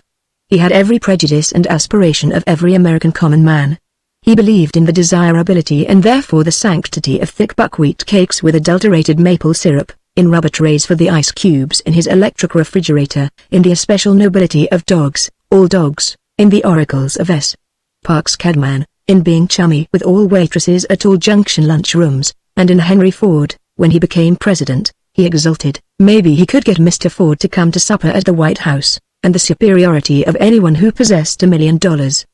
He regarded spats, walking sticks, caviar, titles, tea drinking, poetry not daily syndicated in newspapers, and all foreigners, possibly excepting the British, as degenerate, but he was the common man 20 times magnified by his oratory, so that while the other commoners could understand his every purpose, which was exactly the same as their own, they saw him towering among them, and they raised hands to him in worship. In the greatest of all Native American arts, next to the talkies, and those spirituals in which Negroes express their desire to go to heaven, to St. Louis, or almost any place distant from the romantic old plantations, namely, in the art of publicity, Lee Saracen was in no way inferior even to such acknowledged masters as Edward Bernays, the late Theodore Roosevelt, Jack Dempsey, and Upton Sinclair. Saracen had, as it was scientifically called, been building up Senator Winthrop for 7 years before his nomination as president. Where other senators were encouraged by their secretaries and wives, no potential dictator ought ever to have a visible wife, and none ever has had, except Napoleon. To expand from village backslapping to noble, rotund, Ciceronian gestures, Saracen had encouraged Winthrop to keep up in the great world all the clownishness which, along with considerable legal shrewdness and the endurance to make 10 speeches a day, had endeared him to his simple-hearted constituents in his native state. Winthrop danced a hornpipe before an alarmed academic audience when he got his first honorary degree. He kissed Miss Flandre at the South Dakota Beauty Contest. He entertained the Senate, or at least the Senate galleries, with detailed accounts of how to catch catfish from the bait digging to the ultimate effects of the jug of corn whiskey. He challenged the venerable Chief Justice of the Supreme Court to a duel with slingshots. Though she was not visible, Winthrop did have a wife. Saracen had none, nor was likely to, and Walt Trowbridge was a widower. Buzz's ladies stayed back home, raising spinach and chickens and telling the neighbors that she expected to go to Washington next year, the while Winthrop was informing the press that his Frau was so edifyingly devoted to their 2 small children and to Bible study that she simply could not be coaxed to come east. But when it came to assembling a political machine, Winthrop had no need of counsel from Lee Saracen. Where Buzz was, there were the vultures also. His hotel suite, in the capital city of his home state, in Washington, in New York, or in Kansas City, was like Frank Sullivan once suggested that it resembled the office of a tabloid newspaper upon the impossible occasion of Bishop Cannon setting fire to St. Patrick's Cathedral, kidnapping the Dion quintuplets, and eloping with Greta Garbo in a stolen tank. In the parlor of any of these suites, Buzz Winthrop sat in the middle of the room, a telephone on the floor beside him, and for hours he shrieked at the instrument, "Hello, you speaking?" or at the door, come in, and sit down and take a load off your feet." All day, all night till dawn, he would be bellowing, "Tell him he can take his bill and go climb a tree," or "Why certainly, old man tickled to death to support it. Utility corporations certainly been getting a raw deal, and you tell the governor I want Kippy elected sheriff and I want the indictment against him quashed and I want it damn quick." Usually, squatted the cross-legged, he would be wearing a smart-belted camel's hair coat with an atrocious checked cap. In a fury, as he was at least every quarter hour, he would leap up, peel off the overcoat, showing either a white boiled shirt and clerical black bow, or a canary yellow silk shirt with a scarlet tie, fling it on the floor, and put it on again with slow dignity, while he bellowed his anger like Jeremiah cursing Jerusalem, or like a sick cow mourning its kidnapped young. There came to him stockbrokers, labor leaders, distillers, anti-vivisectionists, vegetarians, disbarred shyster lawyers, missionaries to China, lobbyists for oil and electricity, advocates of war and of war against war. Gore. "Every guy in the country with a bad case of the Gims comes to see me," he growled to Saracen. He promised to further their causes, to get an appointment to West Point for the nephew who had just lost his job in the creamery. He promised fellow politicians to support their bills if they would support his. He gave interviews upon subsistence farming, backless bathing suits, and the secret strategy of the Ethiopian army. He grinned and knee-patted and back-slapped, and few of his visitors, once they had talked with him, failed to look upon him as their little father and to support him forever. The few who did fail, most of them newspapermen, disliked the smell of him more than before they had met him. Even they, by the unusual spiritedness and color of their attacks upon him, kept his name alive in every column. By the time he had been a senator for 1 year, his machine was as complete and smooth-running and as hidden away from ordinary passengers as the engines of a liner. On the beds in any of his suites there would, at the same time, repose 3 top hats, 2 clerical hats, a green object with a feather, a brown derby, a taxi driver's cap, and 9 ordinary, Christian brown felts. Once, within 27 minutes, he talked on the telephone from Chicago to Palo Alto, Washington, Buenos Aires, Wilmette, and Oklahoma City. Once, in half a day, he received 16 calls from clergymen asking him to condemn the dirty burlesque show, and 7 from theatrical promoters and real estate owners asking him to praise it. He called the clergyman doctor or brother or both. He called the promoters buddy and pal. He gave equally ringing promises to both, and for both he loyally did nothing whatever. Normally, he would not have thought of cultivating foreign alliances, though he never doubted that someday, as president, he would be leader of the world orchestra.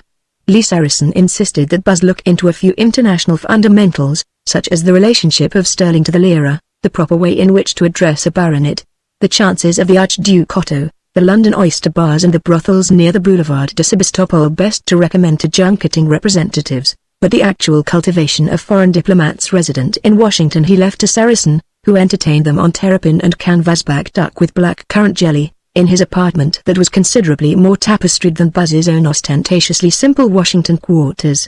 However, in Saracen's place, a room with a large silk-hung Empire double bed was reserved for Buzz. It was Saracen who had persuaded Winthrop to let him write 0 Hour, based on Winthrop's own dictated notes, and who had beguiled millions into reading and even thousands into buying that Bible of economic justice. Saracen who had perceived there was now such a spate of private political weeklies and monthlies that it was a distinction not to publish one. Saracen who had the inspiration for Buzz's emergency radio address at 3 a.m. upon the occasion of the Supreme Court's throttling the NRA, in May, 1935. Though not many adherents, including Buzz himself, were quite certain as to whether he was pleased or disappointed, though not many actually heard the broadcast itself, Everyone in the country except sheep herders and Professor Albert Einstein heard about it and was impressed. Yet it was Buzz who all by himself thought of first offending the Duke of York by refusing to appear at the embassy dinner for him in December 1935, thus gaining, in all farm kitchens and parsonages and barrooms, a splendid reputation for homespun democracy, and of late mollifying His Highness by calling on him with a touching little home bouquet of geraniums from the hothouse of the Japanese ambassador, which endeared him, if not necessarily to royalty yet certainly to the DAR, the English-speaking Union, and all motherly hearts who thought the pudgy little bunch of geraniums too sweet for anything. By the newspapermen Buzz was credited with having insisted on the nomination of Pearlie Beecroft for vice president at the Democratic Convention, after Dorothy Jessup had frenetically ceased listening. Beecroft was a Southern tobacco planter and storekeeper, an ex-governor of his state, married to an ex-school teacher from Maine who was sufficiently scented with salt spray and potato blossoms to win any Yankee. But it was not his geographical superiority which made Mr. Beecroft the perfect running mate for Buzz Windrop, but that he was malaria-yellowed and laxly moustached, where Buzz's horsey face was ruddy and smooth, while Beecroft's oratory had a vacuity, a profundity of slowly enunciated nonsense, which beguiled such solemn deacons as were irritated by Buzz's cataract of slang. Nor could Saracen ever have convinced the wealthy that the more Buzz denounced them and promised to distribute their millions to the poor, the more they could trust his common sense and finance his campaign. But with a hint, a grin, a wink, a handshake, Buzz could convince them, and their contributions came in by the 100,000, often disguised as assessments on imaginary business partnerships. It had been the peculiar genius of Basilius Windrop not to wait until he should be nominated for this office or that to begin shanghaiing his band of buccaneers. He had been coaxing in supporters ever since the day when, at the age of 4, he had captivated a neighborhood comrade by giving him an ammonia pistol which later he thriftily stole back from the comrade's pocket. Buzz might not have learned, perhaps could not have learned, much from sociologists Charles Beard and John Dewey, but they could have learned a great deal from Buzz.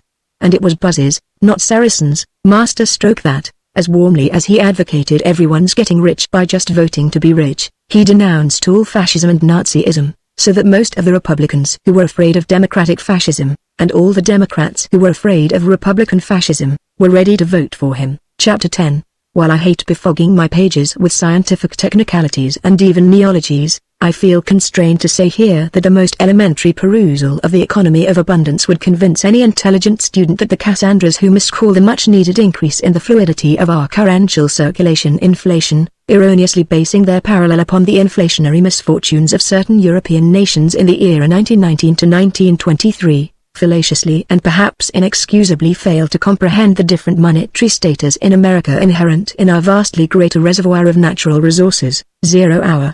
Basilius Windrop, most of the mortgaged farmers, most of the white-collar workers who had been unemployed these 3 years in 4 and 5, most of the people on relief rolls who wanted more relief, most of the suburbanites who could not meet the installment payments on the electric washing machine, such large sections of the American Legion as believed that only Senator Windrop would secure for them, and perhaps increase, the bonus, such popular Myrtle Boulevard or Elm Avenue preachers as, spurred by the examples of Bishop Brang and Father Coughlin, believed they could get useful publicity out of supporting a slightly queer program that promised prosperity without anyone's having to work for it.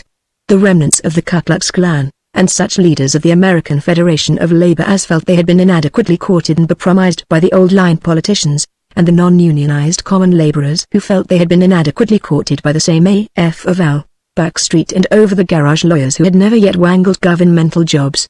The lost legion of the Anti-Saloon League, since it was known that, though he drank a lot, Senator Windrop also praised teetotalism a lot, while his rival, Walt Trowbridge, though he drank but little, said nothing at all in support of the messiahs of prohibition. These messiahs had not found professional morality profitable of late, with the Rockefellers and Wanamakers no longer praying with them nor paying. Besides these necessitous petitioners, a goodish number of burghers who, while they were millionaires, yet maintained that their prosperity had been sorely checked by the fiendishness of the bankers in limiting their credit. These were the supporters who looked to Basilius Windrop to play the divine raven and feed them handsomely when he should become president, and from such came most of the fervid elocutionists who campaigned for him through September and October. Pushing in among this mob of camp followers who identified political virtue with money for their rent came a flying squad who suffered not from hunger but from congested idealism, intellectuals and reformers and even rugged individualists, who saw in Windrop, for all his clownish swindlerism, a free vigor which promised a rejuvenation of the crippled and senile capitalistic system. Upton Sinclair wrote about Buzz and spoke for him just as in 1917, unyielding pacifist though he was, Mr. Sinclair had advocated America's wholehearted prosecution of the Great War, foreseeing that it would unquestionably exterminate German militarism and thus forever end all wars. Most of the Morgan partners, though they may have shuddered a little at association with Upton Sinclair, saw that, however much income they themselves might have to sacrifice, only Winthrop could start the business recovery, while Bishop Manning of New York City pointed out that Winthrop always spoke reverently of the church and its shepherds, whereas Walt Trowbridge went horseback riding every Sabbath morning and had never been known to telegraph any female relative on Mother's Day. On the other hand, the Saturday Evening Post enraged the small shopkeepers by calling Winthrop a demagogue, and the New York Times, once independent Democrat, was anti-Winthrop. But most of the religious periodicals announced that with a saint like Bishop Prang for backer, Winthrop must have been called of God. Even Europe joined in, with the most modest friendliness, explaining that they wished not to intrude on American domestic politics but only to express personal admiration for the great Western advocate of peace and prosperity, Basilius Winthrop. There came representatives of certain foreign powers, lecturing throughout the land. General Balbo, so popular here because of his leadership of the flight from Italy to Chicago in 1933, a scholar who, though he now lived in Germany and was an inspiration to all patriotic leaders of German recovery, yet had graduated from Harvard University and had been the most popular piano player in his class, namely, Dr. Ernst Putzi, Hanfstaengl, and Great Britain's Lion of Diplomacy, the Gladstone of the 1930s, the handsome and gracious Lord Lossiemouth who, as Prime Minister, had been known as the Right Honourable Ramsay MacDonald, P.C. All three of them were expensively entertained by the wives of manufacturers, and they persuaded many millionaires who, in the refinement of wealth, had considered Buzz vulgar, that actually he was the world's one hope of efficient international commerce. Father Coughlin took one look at all the candidates and indignantly retired to his cell. Mrs. Adelaide Targimich, who would surely have written to the friends she had made at the Rotary Club dinner in Fort Beulah if she could only have remembered the name of the town, was a considerable figure in the campaign. She explained to women voters how kind it was of Senator Winthrop to let them go on voting, so far, and she sang Basilius Winthrop's Gone to Washington an average of 11 times a day. Buzz himself, Bishop Prang, Senator Porkwood, the fearless liberal and friend of Labour and the farmers, and Colonel Osceola Luthorn, the editor, though their prime task was reaching millions by radio, also, in a 40-day tram trip, travelled over 27,000 miles, through every state in the Union, on the scarlet and silver, ebony-panelled, silk-upholstered, streamlined, diesel-engined, rubber-padded, air-conditioned, aluminum-forgotten meant special. It had a private bar that was forgotten by none save the bishop. The train fares were the generous gift of the combined railways. Over 600 speeches were discharged, ranging from 8-minute hellos delivered to the crowds gathered at stations, to 2-hour fulminations in auditoriums and fairgrounds. Buzz was present at every speech, usually starring, but sometimes so hoarse that he could only wave his hand and croak, "Howdy, folks." While he was spelled by Prang, Porkwood, Colonel Luthorn, or such volunteers from his regiment of secretaries, doctoral consulting specialists in history and economics, cooks, bartenders, and barbers, as could be lured away from playing craps with the accompanying reporters, photographers, sound recorders, and broadcasters. Taifa of the United Press has estimated that Buzz thus appeared personally before more than 2 million persons. Meanwhile, almost daily hurtling by aeroplane between Washington and Buzz's home, Lee Saracen supervised dozens of telephone girls and scores of girl stenographers, who answered thousands of daily telephone calls and letters and telegrams and cables and boxes containing poisoned candy. Buzz himself has made the rule that all these girls must be pretty, reasonable, thoroughly skilled, and related to people with political influence. For Saracen it must be said that in this bedlam of public relations he never once used contact as a transitive verb. The Honorable Pearlie Beecroft, vice presidential candidate, specialized on the conventions of fraternal orders, religious denominations, insurance agents, and traveling men. Colonel Dewey Hake, who had nominated Buzz at Cleveland, had an assignment unique in campaigning, one of Saracen's slickest inventions. Hake spoke for Winthrop not in the most frequented, most obvious places, but at places so unusual that his appearance there made news, and Saracen and Hake saw to it that there were nimble chroniclers present to get that news. Flying in his own plane, covering 1,000 miles a day, he spoke to 9 astonished miners whom he caught in a copper mine a mile below the surface while 39 photographers snapped the 9. He spoke from a motorboat to a stilled fishing fleet during a fog in Gloucester Harbour. He spoke from the steps of the Sub-Treasury at noon on Wall Street. He spoke to the aviators and ground crew at Shushan Airport, New Orleans, and even the flyers were ribald only for the first 5 minutes, till he had described Buzz Windrop's gallant but ludicrous efforts to learn to fly. He spoke to state policemen, to stamp collectors, players of chess in secret clubs, and steeplejacks at work.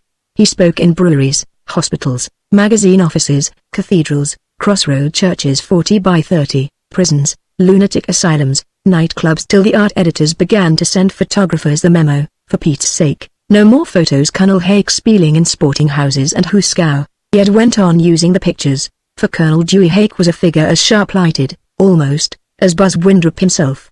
Son of a decayed Tennessee family, with one Confederate general grandfather and one a Dewey of Vermont. He had picked cotton, become a youthful telegraph operator, worked his way through the University of Arkansas and the University of Missouri Law School, settled as a lawyer in a Wyoming village and then in Oregon, and during the war, he was in 1936 but 44 years old, served in France as captain of infantry, with credit. Returned to America. He had been elected to Congress, and become a colonel in the militia. He studied military history. He learned to fly, to box, to fence. He was a ramrod-like figure yet had a fairly amiable smile. He was liked equally by disciplinary army officers of high rank, and by such roughnecks as Mr. Shadley Dew, the Caliban of Dormus Jessup. Hake brought to Buzz's fold the very picaroons who had most snickered at Bishop Brang's solemnity. All this while, Hector McGoblin, the cultured doctor and burly boxing fan, co-author with Saracen of the campaign anthem, Bring Out the Old-Time Musket, was specializing in the inspiration of college professors, associations of high school teachers, professional baseball teams, training camps of pugilists, medical meetings, summer schools in which well-known authors taught the art of writing to earnest aspirants who could never learn to write, golf tournaments, and all such cultural congresses. But the pugilistic Dr. McGoblin came nearer to danger than any other campaigner. During a meeting in Alabama, where he had satisfactorily proved that no Negro with less than 25% white blood could never rise to the cultural level of a patent medicine salesman, the meeting was raided. The costly residence section of the whites was raided, by a band of colored people headed by a Negro who had been a corporal on the Western Front in 1918. McGoblin and the town were saved by the eloquence of a colored clergyman. Truly, as Bishop Brang said, the apostles of Senator Windrop were now preaching his message unto all manner of men, even unto the heathen. But what Dormus Jessup said, to Buck Titus and Father Perephikes, was, "This is revolution in terms of rotary." Chapter 11. When I was a kid, one time I had an old maid teacher that used to tell me, "Buzz, you're the thickest-headed dunce in school." But I noticed that she told me this a whole lot oftener than she used to tell the other kids how smart they were, and I came to be the most talked-about scholar in the whole township. The United States Senate isn't so different, and I want to thank a lot of stuffed shirts for their remarks about yours truly, 0 Hour, Basilius Windrop.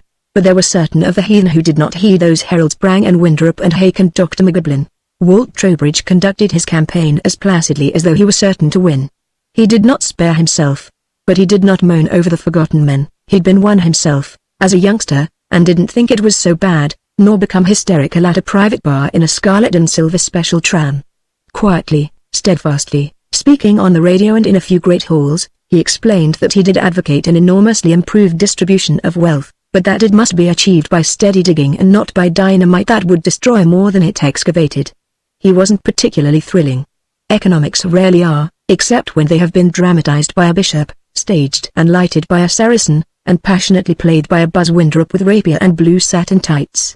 For the campaign the communists had brightly brought out their sacrificial candidates. In fact, all 7 of the current communist parties had.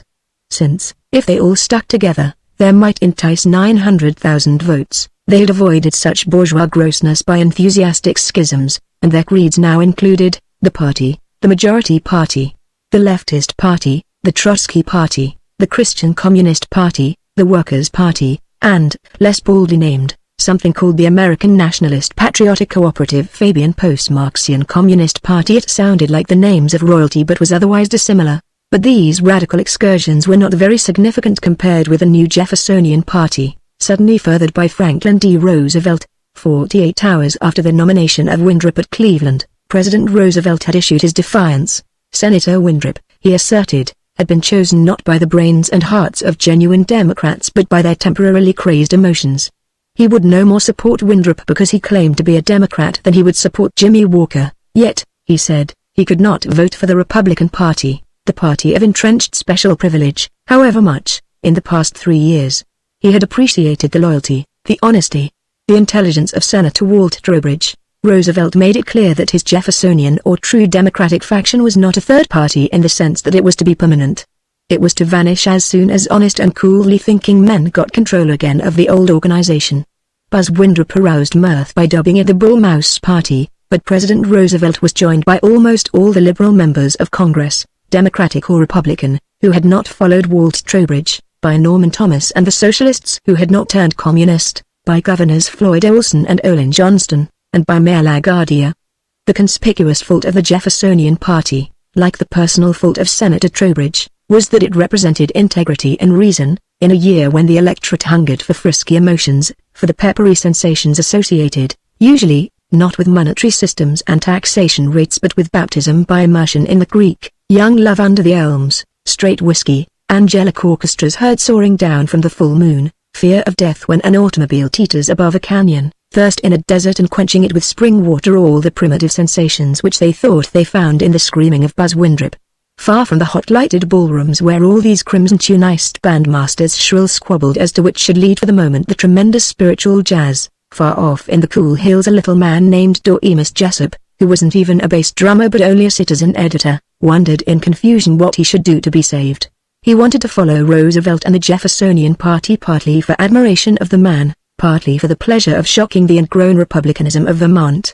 But he could not believe that the Jeffersonians would have a chance. He did believe that, for all the mothball odor of many of his associates, Walt Trowbridge was a valiant and competent man, and night and day Doremus bounced up and down Beulah Valley campaigning for Trowbridge. Out of his very confusion there came into his writing a desperate sureness which surprised accustomed readers of the Informer.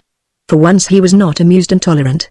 Though he never said anything worse of the Jeffersonian Party than that it was ahead of its times, in both editorials and news stories he went after Buzz Winthrop and his gang with whips, turpentine, and scandal. In person, he was into and out of shops and houses all morning long, arguing with voters, getting miniature interviews.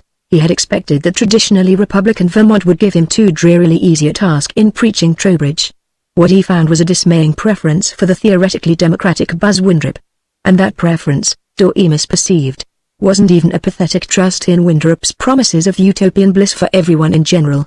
It was a trust in increased cash for the voter himself, and for his family, very much in particular. Most of them had, among all the factors in the campaign, noticed only what they regarded as Winthrop's humor, and 3 planks in his platform, 5, which promised to increase taxes on the rich, 10, which condemned the Negroes since nothing so elevates a dispossessed farmer or a factory worker on relief as to have some race, any race, on which he can look down, and, especially, 11, which announced, or seemed to announce, that the average toiler would immediately receive $5,000 a year. And ever so many railway station debaters explained that it would really be $10,000. Why, they were going to have every cent offered by Dr. Townsend, plus everything planned by the late Huey Long, Upton Sinclair, and the Utopians, all put together. So beatifically did hundreds of old people in Beulah Valley believe this that they smilingly trotted into Raymond Pridewell's hardware store, to order new kitchen stoves and aluminum saucepans and complete bathroom furnishings, to be paid for on the day after inauguration. Mr. Pridewell, a cobwebbed old Henry Cabot Lodge Republican, lost half his trade by chasing out these happy heirs to fabulous estates, but they went on dreaming, and Doremus, nagging at them, discovered that mere figures are defenseless against a dream. Even a dream of new Plymouths and unlimited cans of sausages and the motion picture cameras and the prospect of never having to arise till 7:30 a.m., thus answered Alfred Disra, Snake Disra, friend to Doremus's handyman, Shadley Jew. Snake was a steel tough truck driver and taxi owner who had served sentences for assault and for transporting bootleg liquor. He had once made a living catching rattlesnakes and copperheads in southern New England. Under President Winthrop, Snake jeeringly assured Doremus, he would have enough money to start a chain of roadhouses in all the dry communities in Vermont. Ed Howland, one of the lesser Fort Beulah grocers, and Charlie Betts, furniture and undertaking, while they were dead against anyone getting groceries, furniture, or even undertaking on Winthrop credit, were all for the population's having credit on other wares. Arisdale, a squatter dairy farmer living with a toothless wife and 7 slattern children in a tilted and unscrubbed cabin way up on Mount Dara, snarled at Dorcas, who had often taken food baskets and boxes of shotgun shells and masses of cigarettes to our as well. Want to tell you, when Mr. Winthrop gets in, we farmers are going to fix our own prices on our crops, and not you smart city fellows. Dorcas could not blame him. While Buck Titus, at 50, looked 30-odd, Aras, at 34, looked 50. Lorinda Pike's singularly unpleasant partner in the Beulah Valley Tavern, one Mr. Nipper, whom she hoped soon to lose, combined boasting how rich he was with gloating how much more he was going to get under Winthrop. Professor Staubmeyer quoted nice things Winthrop had said about higher pay for teachers. Louis Rotenston, to prove that his heart, at least, was not Jewish, became more lyric than any of them. And even Frank Tasbrough of the Quarries, made a recall of the grist mill and real estate holdings. R.C. Crowley of the bank, who presumably were not tickled by projects of higher income taxes, smiled pussycattishly and hinted that Winthrop was a lot sounder fellow than people knew. But no one in Fort Beulah was a more active crusader for Buzz Winthrop than Shad Leedew. Dorcas had known that Shad possessed talent for argument and for display, that he had once persuaded old Mr. Pridewell to trust him for a .22 rifle, value $23, that, removed from the sphere of coal bins and grass-stained overalls, he had once sung Rollicky Bill the Sailor at a smoker of the Ancient and Independent Order of Rams, and that he had enough memory to be able to quote, as his own profound opinions, the editorials in the Hearst newspapers. Yet even knowing all this equipment for a political career, an equipment not much short of Buzz Winthrop's, Dorcas was surprised to find Shad soapboxing for Winthrop among the quarry workers, then actually as chairman of a rally in Oddfellows Hall. Shad spoke little, but with brutal taunting of the believers in Trowbridge and Roosevelt. At meetings where he did not speak, Shad was an incomparable bouncer, and in that valued capacity he was summoned to Winthrop rallies as far away as Burlington. It was he who, in a militia uniform, handsomely riding a large white plough horse, led the final Winthrop parade in Rutland. And substantial men of affairs, even dry goods jobbers, fondly called him Shad. Dorcas was amazed, felt a little apologetic over his failure to have appreciated this newfound paragon, as he sat in American Legion Hall and heard Shad bellowing, "I don't pretend to be anything but a plain working stiff. But there's 40 million workers like me, and we know that Senator Winthrop is the first statesman in years that thinks of what guys like us need before he thinks one doggone thing about politics. Come on, you bozos. The swell folks tell you to not be selfish. Walt Trowbridge tells you to not be selfish. Well, be selfish, and vote for the one man that's willing to give you something exclamation mark, and not just grab off every cent and every hour of work that he can get." Dorcas groaned inwardly, "Oh, my Shad. And you're doing most of this on my time." Sissy Jessup sat on the running board of her coupe, hers by squatter's right, with Julian Falk, up from Amherst for the weekend, and Malcolm Tasbrough wedged in on either side of her. "Oh nuts, let's quit talking politics. Winthrop's going to be elected, so why waste time yodeling when we could drive down to the river and have a swim?" complained Malcolm. "He's not going to win without our putting up a tough scrap against him. I'm going to talk to the high school alumni this evening about how they got to tell their parents to vote for either Trowbridge or Roosevelt," snapped Julian Falk. "Ha, ha, ha. And of course the parents will be tickled to death to do whatever you tell them, Julian. You college men certainly are the goods. Besides, want to be serious about this fool business?" Malcolm had the insolent self-assurance of beef, slick black hair, and a large car of his own. He was the perfect leader of blackshirts, and he looked contemptuously on Julian, who, though a year older, was pale and thinnish. "Matter of fact, it'll be a good thing to have Buzz. He'll put a damn quick stop to all this radicalism, all this free speech and libel of our most fundamental institutions." Boston American, last Tuesday, page 8, murmured Sissy. "And no wonder you're scared of him, Julian. He sure will drag some of your favorite Amherst anarchist profs off to the Hoosagao, and maybe you too, comrade." The two young men looked at each other with slow fury. Sissy quieted them by raging, "For heaven's sake, will you two heels quit scrapping? Oh, my dears, this beastly election. Beastly. Seems as if it's breaking up every town, every home. My poor dad. Dorcas is just about all in." Chapter 12. "I shall not be content till this country can produce every single thing we need, even coffee, cocoa, and rubber, and so keep all our dollars at home.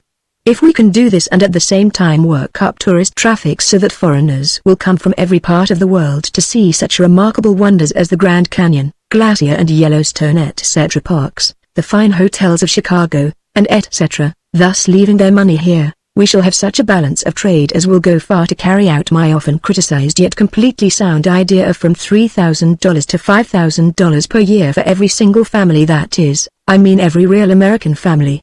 Such an aspiring vision is what we want, and not all this nonsense of wasting our time at Geneva and talk at Lugano, wherever that is. 0 hour. Basilius Windrip. Election day would fall on Tuesday, November 3rd, and on Sunday evening of the 1st, Senator Windrip played the finale of his campaign at a mass meeting in Madison Square Garden, in New York. The garden would hold, with seats and standing room, about 19,000, and a week before the meeting every ticket had been sold at from 50 cents to $5, and then by speculators resold and resold, at from $1 to 20. Doremus had been able to get one single ticket from an acquaintance on one of the Hearst dailies which, alone among the New York papers, was supporting Windrip, and on the afternoon of November 1st he traveled the 300 miles to New York for his first visit in 3 years. It had been cold in Vermont, with early snow, but the white drift slate to the earth so quietly, in unstained air, that the world seemed a silver-painted carnival, left to silence. Even on a moonless night, a pale radiance came from the snow, from the earth itself, and the stars were drops of quicksilver. But, following the Redcap carrying his shabby Gladstone bag, Doremus came out of the Grand Central, at 6 o'clock, into a great trickle of cold dish water from Heaven's kitchen sink. The renowned towers which he expected to see on 42nd Street were dead in their mummy cloths of ragged fog.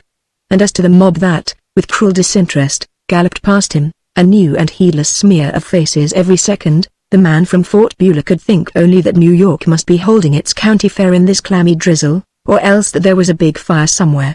He had sensibly planned to save money by using the subway. The substantial village burger is so poor in the city of the Babylonian Gardens! And he even remembered that there was still to be found in Manhattan 5-cent trolley cars, in which a rustic might divert himself by looking at sailors and poets and shawled women from the steppes of Kazakhstan.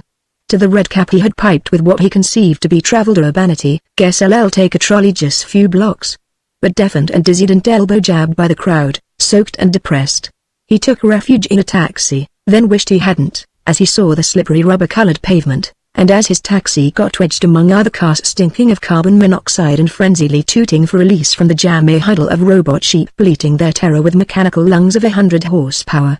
He painfully hesitated before going out again from his small hotel in the West 40s, and when he did, when he mudily crept among the shrill shopgirls, the weary chorus girls, the hard cigar-clamping gamblers, and the pretty younger men on Broadway, he felt himself, with the rubbers and umbrella which Emma had forced upon him, a very Caspar milquetoast. He most noticed a number of stray imitation soldiers, without sidearms or rifles, but in a uniform like that of an American cavalryman in 1870, slant-topped blue forage caps, dark blue tunics, light blue trousers, with yellow stripes at the seam, tucked into leggings of black rubberoid for what appeared to be the privates, and boots of sleek black leather for officers.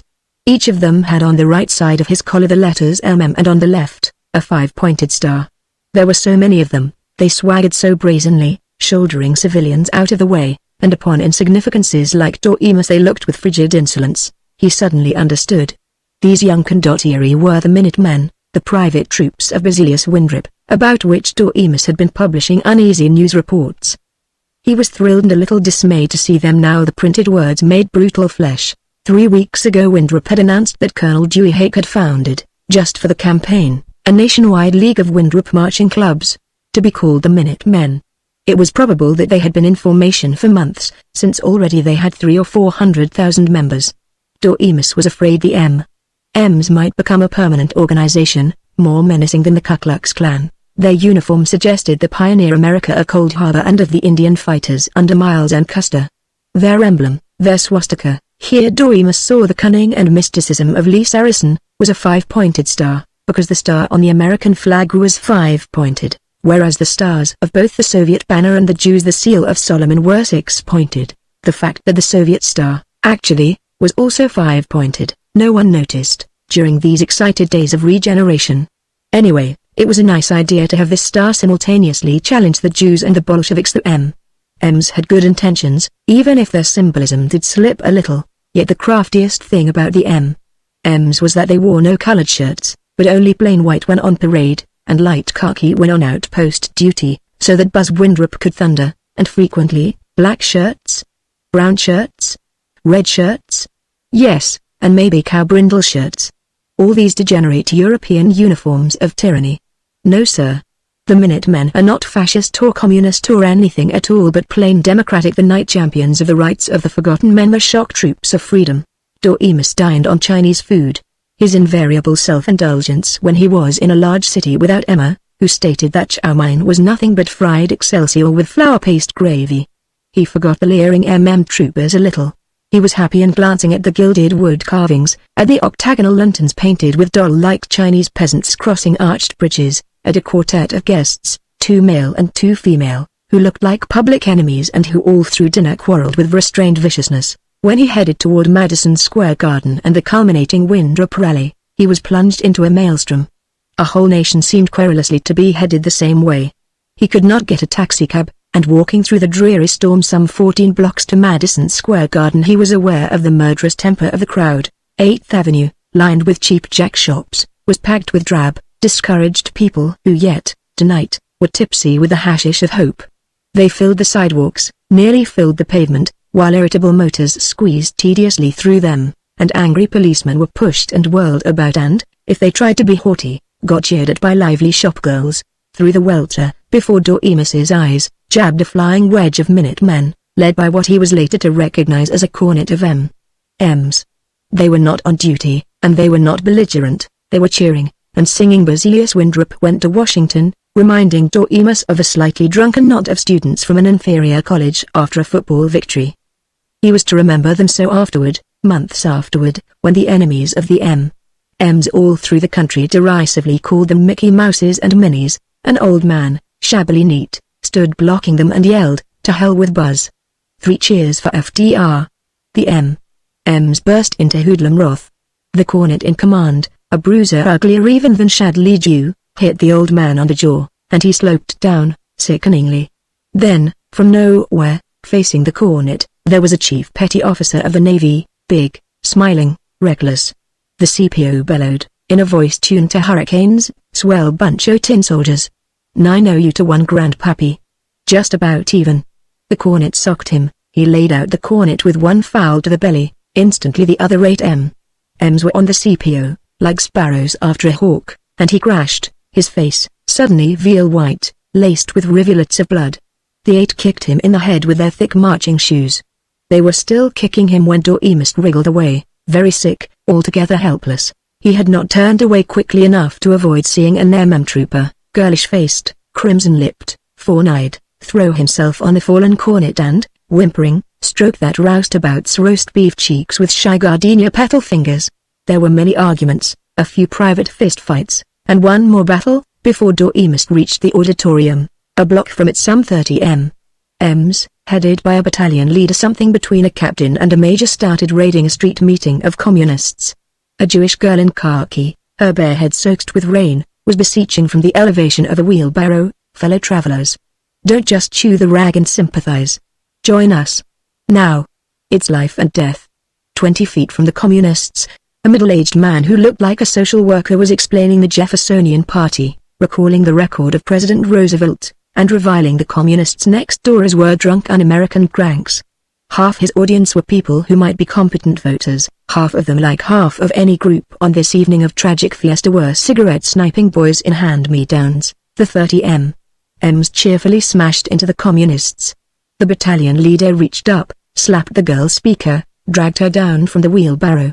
His followers casually waded in with fists and blackjacks.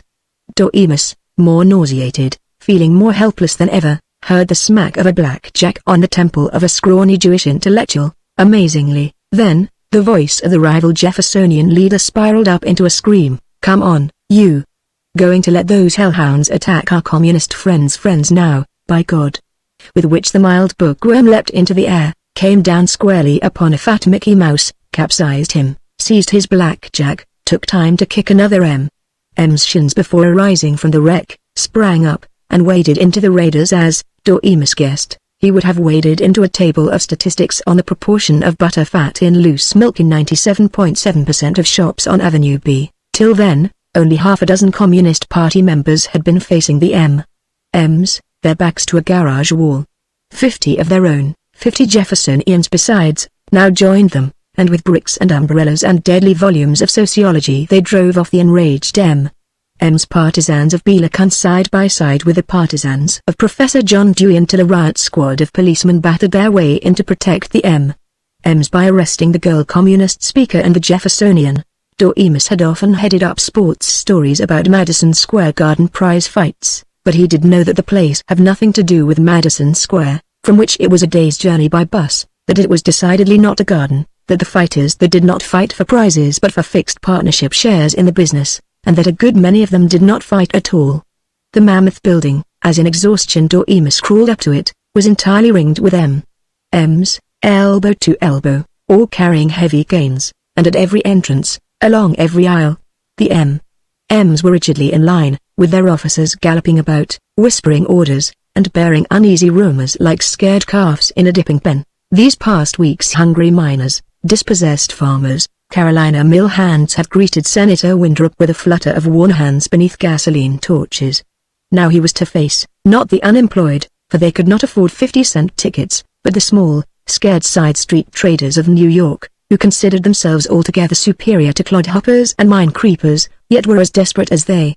The swelling mass that Doremus saw, proud in seats or standing chin to nape in the aisles, in a reek of dampened clothes, was not romantic. They were people concerned with the tailor's goose, the tray of potato salad, the card of hooks and eyes, the leech-like mortgage on the owner-driven taxi, with, at home, the baby's diapers, the dull safety razor blade, the awful rise in the cost of rump steak and kosher chicken. And a few, and very proud, civil service clerks and letter carriers and superintendents of small apartment houses, curiously fashionable in $17 ready-made suits and feebly stitched foulard ties, who boasted, "I don't know why all these bums go on relief. I may not be such a whiz, but let me tell you, even since 1929, I've never made less than $2,000 a year." Manhattan peasants. Kind people, industrious people, generous to their aged, eager to find any desperate cure for the sickness of worry over losing the job, most facile material for any rabble-rouser. The historic rally opened with extreme dullness. A regimental band played the tales from Hoffman Barcarolle with no apparent significance and not much more liveliness. The Reverend Dr. Hendrik van Lollop of St. Apollo's Lutheran Church offered prayer, but one felt that probably it had not been accepted. Senator Porkwood provided a dissertation on Senator Winthrop which was composed in equal parts of apostolic adoration of Buzz and of the ahs with which Honorable Porkwood always interspersed his words, and Winthrop wasn't yet even in sight. Colonel Dewey Hake, nominator of Buzz at the Cleveland Convention, was considerably better. He told 3 jokes, and an anecdote about a faithful carrier pigeon in a Great War which had seemed to understand, really better than many of the human soldiers, just why it was that the Americans were over there fighting for France against Germany. The connection of this ornithological hero with the virtues of Senator Winthrop did not seem evident, but, after having sat under Senator Porkwood, the audience enjoyed the note of military gallantry. Doremus felt that Colonel Hake was not merely rambling but pounding on towards something definite. His voice became more insistent. He began to talk about Winthrop, my friend, the one man who dares beard the monetary lion, the man who in his great and simple heart cherishes the woe of every common man as once did the brooding tenderness of Abraham Lincoln. Then, wildly waving toward a side entrance, he shrieked, "And here he comes. My friends, Buzz Winthrop." The band hammered out "The Campbells Are Coming." A squadron of Minutemen, smart as horse guards, carrying long lances with starred pennants, clicked into the gigantic bowl of the auditorium, and after them, shabby in an old blue serge suit, nervously twisting a sweat-stained slouch hat, stooped and tired, limp Basilius Winthrop. The audience leapt up, thrusting one another aside to have a look at the deliverer, cheering like artillery at dawn. Winthrop started prosaically enough. You felt rather sorry for him, so awkwardly did he lumber up the steps to the platform, across to the center of the stage. He stopped, stared owlishly. Then he quacked monotonously. "The first time I ever came to New York I was a greenpaw. No, don't laugh, maybe I still am. But I had already been elected a United States Senator, and back home, the way they'd serenaded me, I thought I was Sam Pumpkins. I thought my name was just about as familiar to everybody as Al Capone's or Camel cigarettes or Castoria babies cry for it. But I come to New York on my way to Washington, and say, I sat in my hotel lobby here for 3 days, and the only fellow ever spoke to me was the hotel detective. And when he did come up and address me, I was tickled to death. I thought he was going to tell me the whole burg was pleased by my condescending to visit M. But all he wanted to know was, Was I a guest of the hotel, and did I have any right to be holding down a lobby chair permanently that way? And tonight, friends, I'm pretty near as scared of old Gotham as I was then. The laughter, the hand-clapping, were fair enough, but the proud electors were disappointed by his drawl, his weary humility. Doremus quivered hopefully. Maybe he isn't going to get elected. Winthrop outlined his too familiar platform. Doremus was interested only in observing that Winthrop misquoted his own figures regarding the limitation of fortunes, in point 5.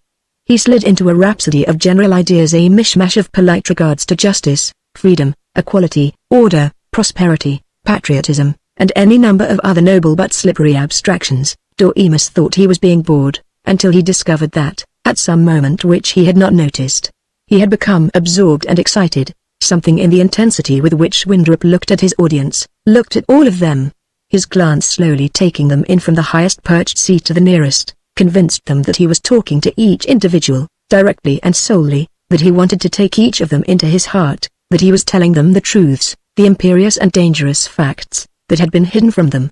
They say I want money power.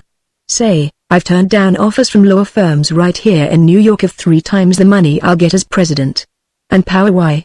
The president is the servant of every citizen in the country, and not just of the considerate folks, but also of every crank that comes pestering him by telegram and phone and letter. And yet, it's true, it's absolutely true, I do want power, great, big, imperial power, but not for myself, no, for you! The power of your permission to smash the Jew financiers who've enslaved you, who are working you to death to pay the interest on their bonds, the grasping bankers, and not all of them Jews by a darn sight! The crooked labor leaders just as much as the crooked bosses, and, most of all, the sneaking spies of Moscow that want you to lick the boots of their self-appointed tyrants that rule not by love and loyalty, like I want to, but by the horrible power of the whip, the dark cell, the automatic pistol. He pictured, then, a paradise of democracy in which, with the old political machines destroyed, every humblest worker would be king and ruler, dominating representatives elected from among his own kind of people, and these representatives not growing indifferent, as hitherto they had done, once they were far off in Washington, but kept alert to the public interest by the supervision of a strengthened executive. It sounded almost reasonable, for a while. The supreme actor, Buzz Winthrop, was passionate yet never grotesquely wild. He did not gesture too extravagantly, only, like Gene Debs of old, he reached out a bony forefinger which seemed to jab into each of them and hook out each heart. It was his mad eyes, big staring tragic eyes, that startled them, and his voice, now thundering, now humbly pleading, that soothed them. He was so obviously an honest and merciful leader, a man of sorrows and acquaint with woe. Doremus marveled. I'll be hanged. Why, he's a darn good sort when you come to meet him. And warm-hearted. He makes me feel as if I'd been having a good evening with Buck and Steve Perefikes. What if Buzz is right? What if in spite of all the demagogic pap that, I suppose, he has got to feed out to the boobs, he's right in claiming that it's only he, and not Trowbridge or Roosevelt, that can break the hold of the absentee owners. And these Minutemen, his followers, oh, they were pretty nasty, what I saw out on the street, but still, most of them are mighty nice, clean-cut young fellows. Seeing Buzz and then listening to what he actually says does kind of surprise you, kind of make you think. But what Mr. Winthrop actually had said, Doremus could not remember an hour later, when he had come out of the trance. He was so convinced then that Winthrop would win that, on Tuesday evening, he did not remain at the informer office until the returns were all in. But if he did not stay for the evidences of the election, they came to him, past his house, after midnight, through muddy snow, tramped a triumphant and reasonably drunken parade, carrying torches and bellowing to the air of Yankee Doodle. New words revealed just that week by Mrs. Adelaide Targimich. The snake's disloyal to our Buzz, we're riding on a rail. They'll wish to God they never was. When we get them in jail, chorus. Buzz and keep it up, to victory he's floated, you were a most ungrateful pup. Unless for Buzz you voted, every gets a whip, to use upon some traitor. And every anti-Buzz we ship today, will tend to later.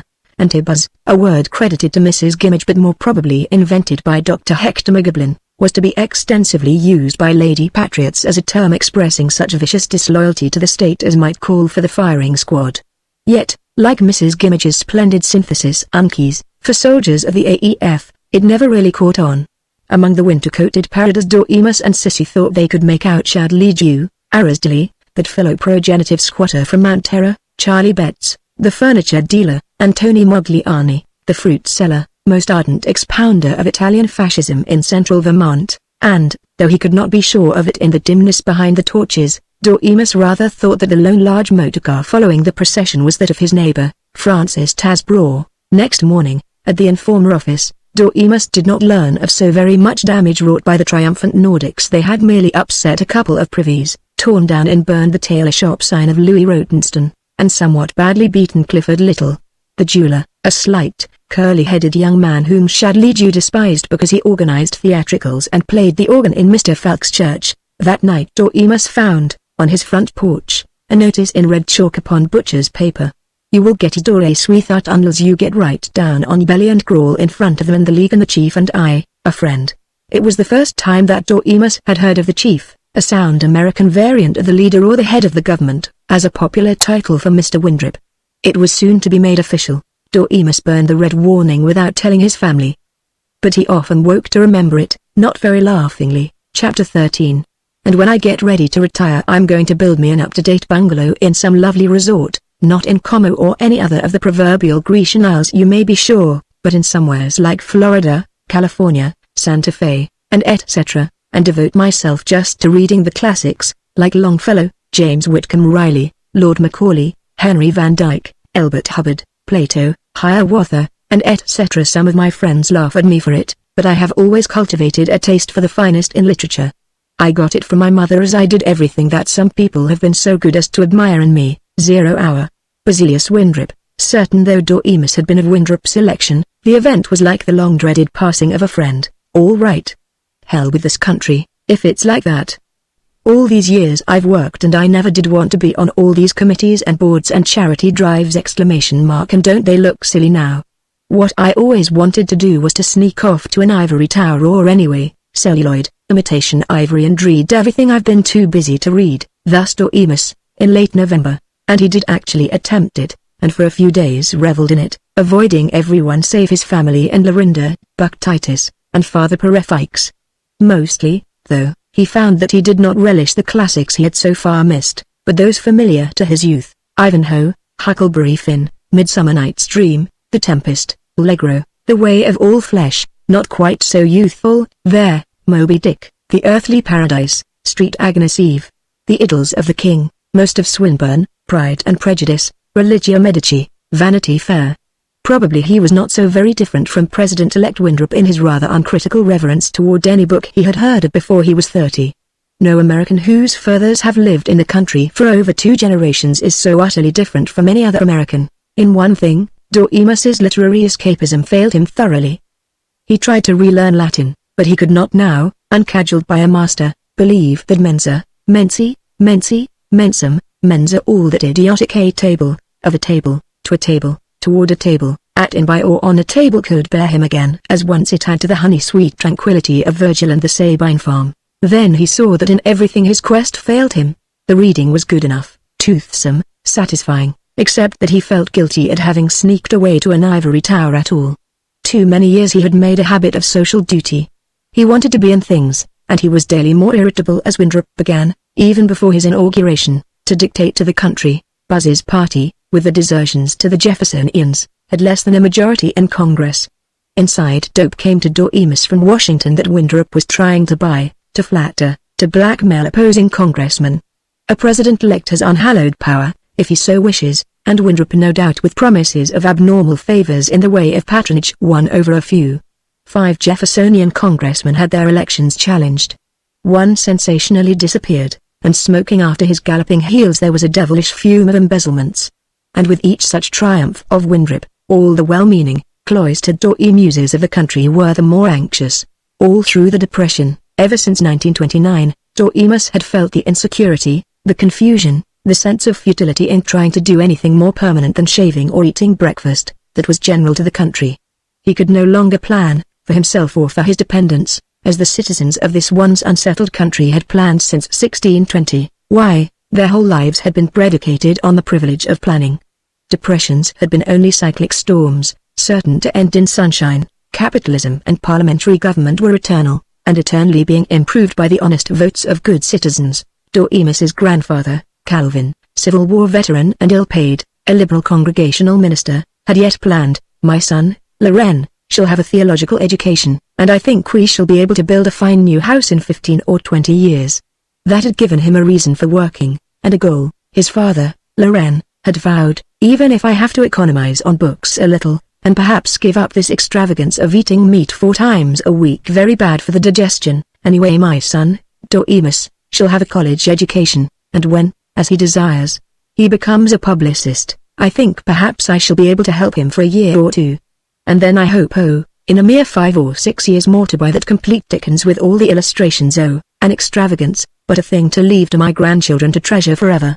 But Doremus Jessup could not plan. I'll have Sissy go to Smith before she studies architecture, or if Julian Falk and Sissy get married and stay here in the fort, I'll give 'em the southwest lot, and someday, maybe 15 years from now, the whole place will be filled with nice kids again.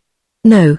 15 years from now, he sighed, Sissy might be hustling hash for the sort of workers who called the waiters art hustling hash, and Julian might be in a concentration camp, fascist or communist. The Horatio Alger tradition, from rags to Rockefellers, was clean gone out of the America it had dominated. It seemed faintly silly to hope, to try to prophesy, to give up sleep on a good mattress for toil on a typewriter, and as for saving money, idiotic. And for a newspaper editor, for one who must know, at least as well as the encyclopedia, everything about local and foreign history, geography, economics, politics, literature, and methods of playing football. It was maddening that it seemed impossible now to know anything. Surely, he don't know what it's all about had in a year or 2 changed from a colloquial sneer to a sound general statement regarding almost any economist. Once, modestly enough, Doremus had assumed that he had a decent knowledge of finance, taxation, the gold standard, agricultural exports, and he had smilingly pontificated everywhere that liberal capitalism would pastorally lead into state socialism, with governmental ownership of mines and railroads and water power so settling all inequalities of income that every lion of a structural steel worker would be willing to lie down with any lamb of a contractor, and all the jails and tuberculosis sanatoria would be clean empty. Now he knew that he knew nothing fundamental, and, like a lone monk stricken with a conviction of sin, he mourned, if I only knew more. Yes, and if I could only remember statistics. The coming and the going of the NRA, the FERA, the PWA, and all the rest, had convinced Doremus that there were 4 sets of people who did not clearly understand anything whatever about how the government must be conducted, all the authorities in Washington, all of the citizenry who talked or wrote profusely about politics, the bewildered untouchables who said nothing, and Doremus Jessup. But, said he, now, after Buzz's inauguration, everything is going to be completely simple and comprehensible again. The country is going to be run as his private domain. Julian Falk, now sophomore in Amherst, had come home for Christmas vacation, and he dropped in at the informer office to beg from Doremus a ride home before dinner. He called Doremus sir and did not seem to think he was a comic fossil. Doremus liked it.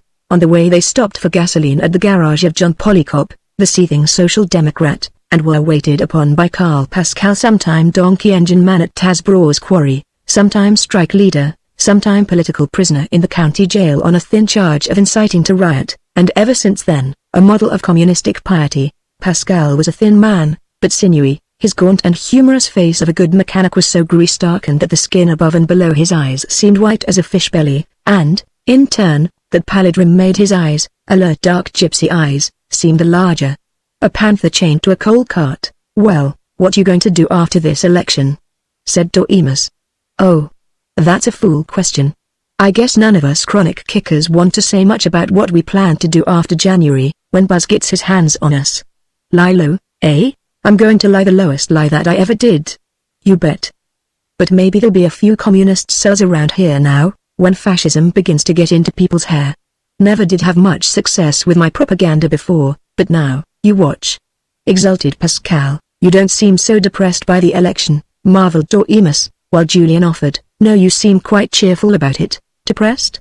Why, good Lord, Mr. Jessup, I thought you knew your revolutionary tactics better than that, where you supported us in the quarry strike even if you are the perfect type of small capitalist bourgeois. Depressed?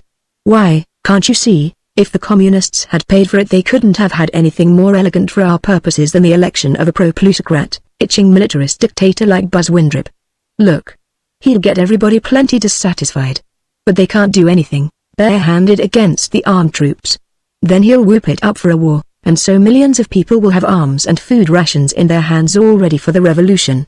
Hooray for Buzz and John Prang the Baptist. Cal, It's funny about you. I honestly believe you believe in communism," marveled young Julian. "Don't you? Why don't you go and ask your friend Father Perefikes if he believes in the Virgin? But you seem to like America, and you don't seem so fanatical, Carl.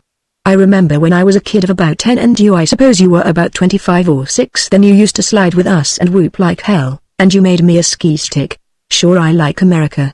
Came here when I was 2 years old. I was born in Germany. My folks weren't Heinees, though my dad was French and my mother a hunky from Serbia. Guess that makes me 100% American. All right, I think we've got the old country beat, lots of ways. Why, say, Julian, over there I'd have to call you Mynheer or Your Excellency, or some fool thing, and you'd call me, I say, Pascal. And Mr. Jessup here, my lord, he'd be commendator or Herr Doctor. No, I like it here. There's symptoms of possible future democracy. But what burns me up, it isn't that old soapboxer's chestnut about how 0.1% of the population at the top have an aggregate income equal to 42% at the bottom. Figures like that are too astronomical. Don't mean a thing in the world to a fellow with his eyes and nose down in a transmission box, fellow that doesn't see the stars except after 9 p.m. on odd Wednesdays. But what burns me up is the fact that even before this depression, in what you folks called prosperous times, 7% of all the families in the country earned $500 a year or less. Remember, those weren't the unemployed, on relief, those were the guys that had the honor of still doing honest labor. $500 a year is $10 a week, and that means one dirty little room for a family of 4 people. It means $5 a week for all their food, 18 cents per day per person for food! And even the lousiest prisons allow more than that. And the magnificent remainder of $2.50 a week, that means 9 cents per day per person for clothes, insurance, car fares, doctor's bills, dentist's bills, and for God's sake, amusements! And all the rest of the 9 cents a day they can fritter away on their Fords and autogyros and, when they feel fagged, skipping across the pond on a Normandy. 7% of all the fortunate American families where the old man has got a job. Julian was silent, then whispered, "You know, fellow gets discussing economics in college theoretically sympathetic, but to see your own kids living on 18 cents a day for grub, I guess that would make a man pretty extremist." Doremus fretted. "But what percentage of forced labor in your Russian lumber camps and Siberian prison mines are getting more than that? That's all baloney. That's the old standard comeback at every communist, just like once, 20 years ago, the muttonheads used to think they'd crushed any socialist when they snickered if all the money was divided up. Inside 5 years the hustlers would have all of it again. Probably there's some standard coup de grace like that in Russia, to crush anybody that defends America. Besides," Karl Pascal glowed with nationalistic fervor, "we Americans aren't like those dumb Rusky peasants. We'll do a whole lot better when we get communism." And on that, his employer, the expansive John Polycop, a woolly Scotch terrier of a man, returned to the garage. John was an excellent friend of Doremus, had, indeed, been his bootlegger all through Prohibition, personally running in his whiskey from Canada. He had been known, even in that singularly scrupulous profession, as one of its most trustworthy practitioners. Now he flowered into mid-European dialectics. "Evening, Miss Jessup, evening, Julian. Carl fill up white tank for you? You want tea? Watch that guy, he's likely to hold out a gallon on you. He's one of these crazy dogs of communists, they all believe in violence instead of evolution and legality. And why say, if they hadn't been so crooked, if they joined me and Norman Thomas and the other intelligent socialists in a united front with Roosevelt and the Jeffersonians, why say, we'd have licked the pants off Buzzard Windrip. Windrip and his plans, Buzzard Windrip. That was good, Doremus reflected. He'd be able to use it in the Informer, Pascal protested, not that Buzzard's personal plans and ambitions have got much to do with it. Altogether too easy to explain everything just blaming it on Windrip. Why don't you read your Marx, John, instead of always gassing about him? Why, Windrip's just something nasty that's been vomited up. Plenty others still left fermenting in the stomach, quack economists with every sort of economic ptomaine. No, Buzz isn't important, it's the sickness that made us throw him up that we've got to attend to, the sickness of more than 30% permanently unemployed, and growing larger. Got to cure it. Can you crazy tovarishes cure it? Snapped Polycop. And, do you think communism will cure it? Skeptically wondered Doremus, and, more politely, do you really think Karl Marx had the dope? Worried Julian, all three at once. You bet your life we can, said Pascal vaingloriously, as Doremus, driving away, looked back at them. Pascal and Polycarp were removing a flat tire together and quarreling bitterly, quite happily. Doremus's attic study had been to him a refuge from the tender solicitudes of Emma and Mrs. Candy and his daughters, and all the impulsive handshaking strangers who wanted the local editor to start off their campaigns for the sale of life insurance or gas-saving carburetors, for the Salvation Army or the Red Cross or the Orphans' Home or the Anti-Cancer Crusade, or the assorted magazines which would enable to go through college young men who at all costs should be kept out of college. It was a refuge now from the considerably less tender solicitudes of supporters of the president-elect. On the pretense of work, Doremus took to sneaking up there in mid-evening, and he sat not in an easy chair but stiffly, at his desk, making crosses and five-pointed stars and six-pointed stars and fancy delete signs on sheets of yellow copy paper, while he sorely meditated. Thus, this evening, after the demands of Karl Pascal and John Polycarp, the revolt against civilization. But there's the worst trouble of this whole cursed business of analysis. When I get to defending democracy against communism and fascism and whatnot, I sound just like the Lothrop Stoddards way. I sound almost like a Hearst editorial on how some college has got to kick out a dangerous red instructor in order to preserve our democracy for the ideals of Jefferson and Washington. Yet somehow, singing the same words, I have a notion my tune is entirely different from Hearst's. I don't think we've done very well with all the plowland and forest and minerals and husky human stock we've had. What makes me sick about Hearst and the DAR is that if they are against communism, I have to be for it, and I don't want to be.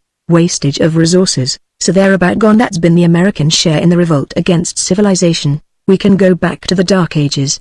The crust of learning and good manners and tolerance is so thin. It would just take a few thousand big shells and gas bombs to wipe out all the eager young men, and all the libraries and historical archives and patent offices, all the laboratories and art galleries, all the castles and Berkeley temples and Gothic cathedrals, all the cooperative stores and motor factories, every storehouse of learning. No inherent reason why Sissy's grandchildren, if anybody's grandchildren will survive at all, shouldn't be living in caves and heaving rocks at catamounts. And what's the solution of preventing this debacle?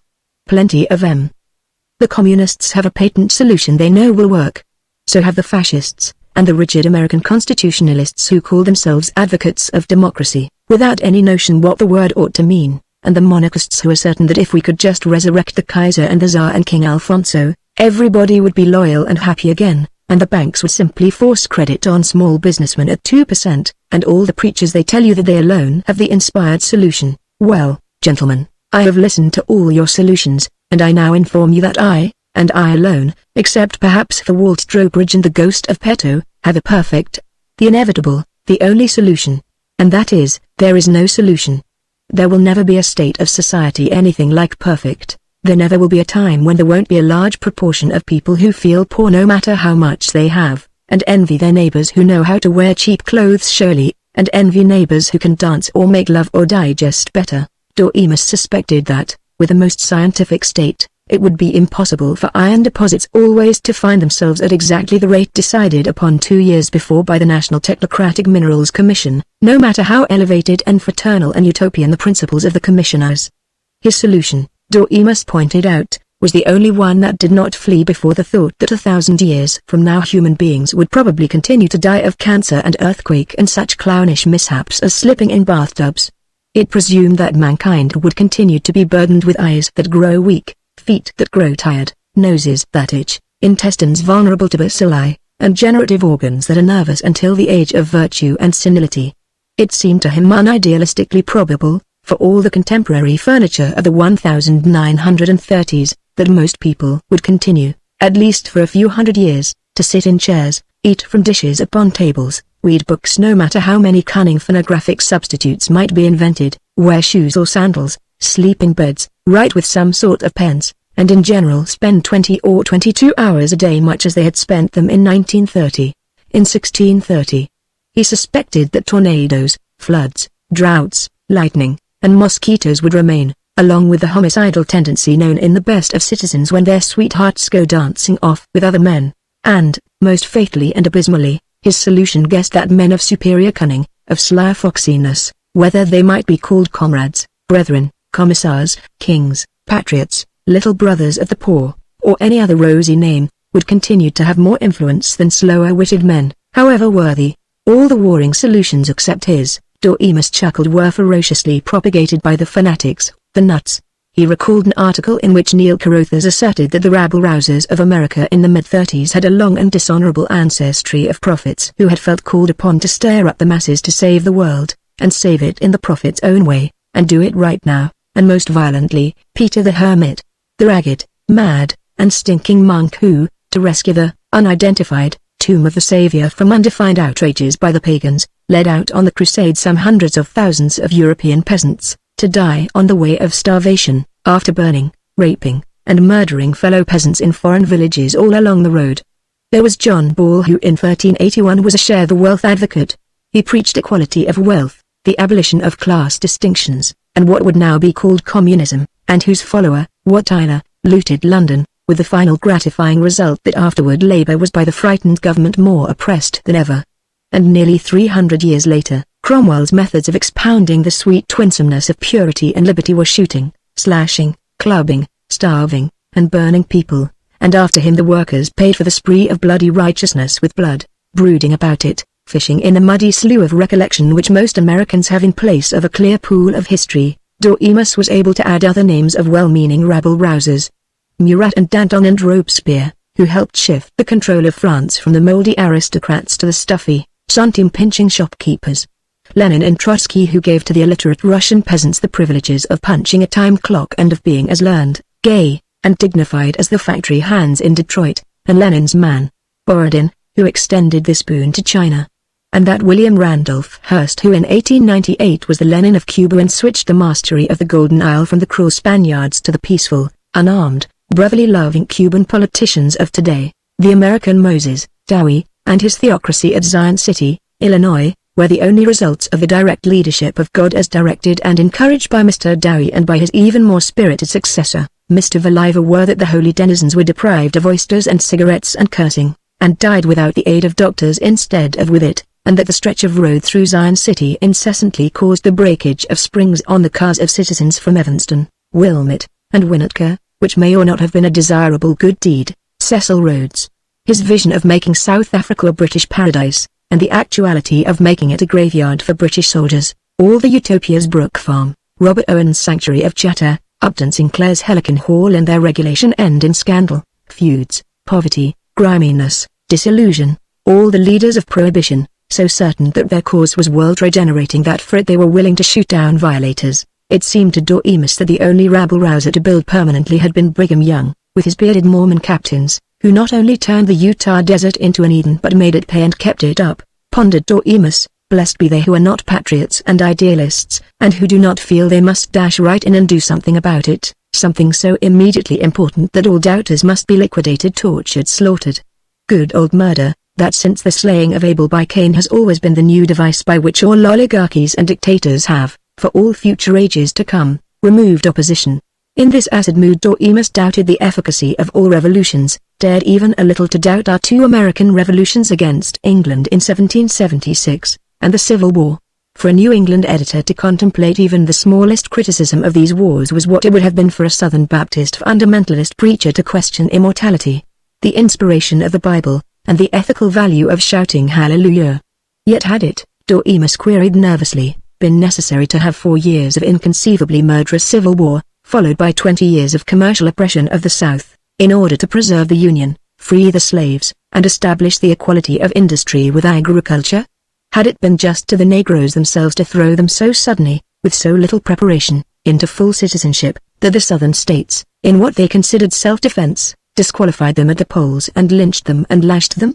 Could they not, as Lincoln at first desired and planned, have been freed without the vote, then gradually and competently educated, under federal guardianship, so that by 1890 they might, without too much enmity, have been able to enter fully into all the activities of the land? A generation and a half, Doremus meditated, of the sturdiest and the most gallant killed or crippled in the Civil War, or, perhaps worst of all, becoming garrulous professional heroes and satellites of the politicians who in return for their solid vote made all lazy jobs safe for the GR the most valorous. It was they who suffered the most, for while the John D. Rockefellers, the J.P. Morgans, the Vanderbilts, Astors, Goulds, and all their nimble financial comrades of the South, did not enlist, but stayed in the warm, dry counting house, drawing the fortune of the country into their webs, it was Jeb Stuart, Stonewall Jackson, Nathaniel Lyon, Pat Claiborne, and the knightly James B.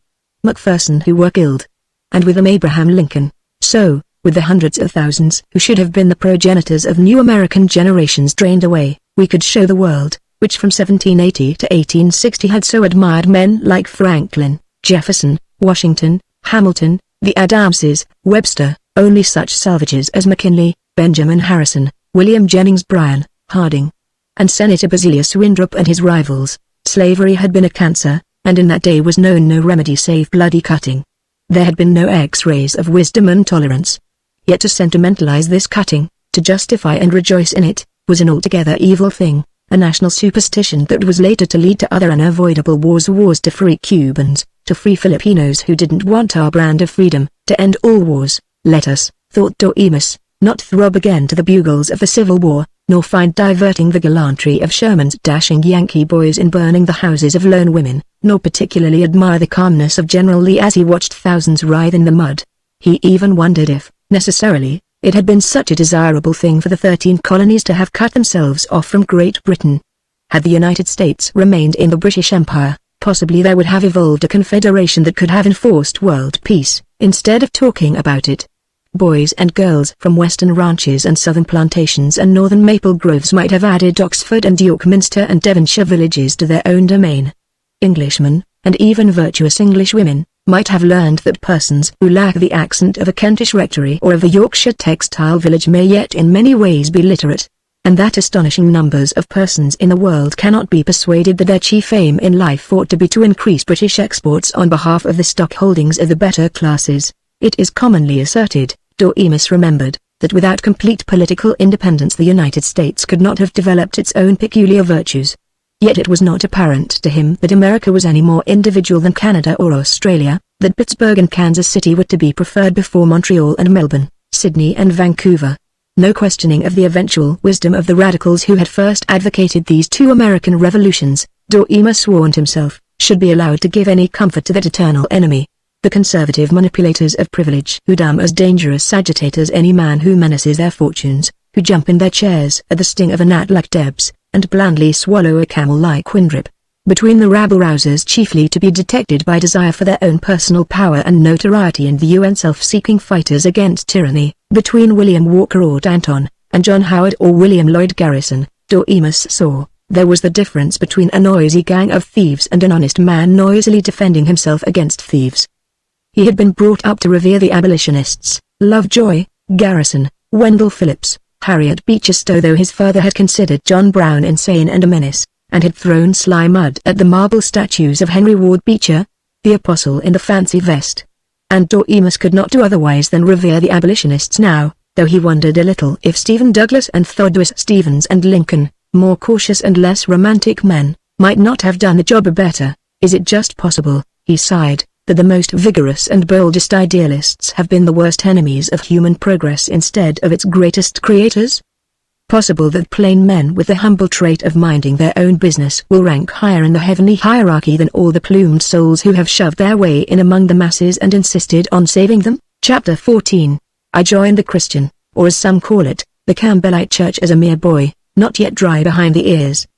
But I wished then and I wish now that it were possible for me to belong to the whole glorious brotherhood, to be one in communion at the same time with the brave Presbyterians that fight the pusillanimous, mendacious, destructive, tomfool higher critics, so-called, and with the Methodists who so strongly oppose war yet in wartime can always be counted upon for patriotism to the limit, and with the splendidly tolerant Baptists, the earnest Seventh-day Adventists, and I guess I could even say a kind word for the Unitarians, as that great executive William Howard Taft belonged to them, also his wife, 0 Hour, Basilius Winthrop, officially. Doremus belonged to the Universalist Church, his wife and children to the Episcopal Natural American Transition.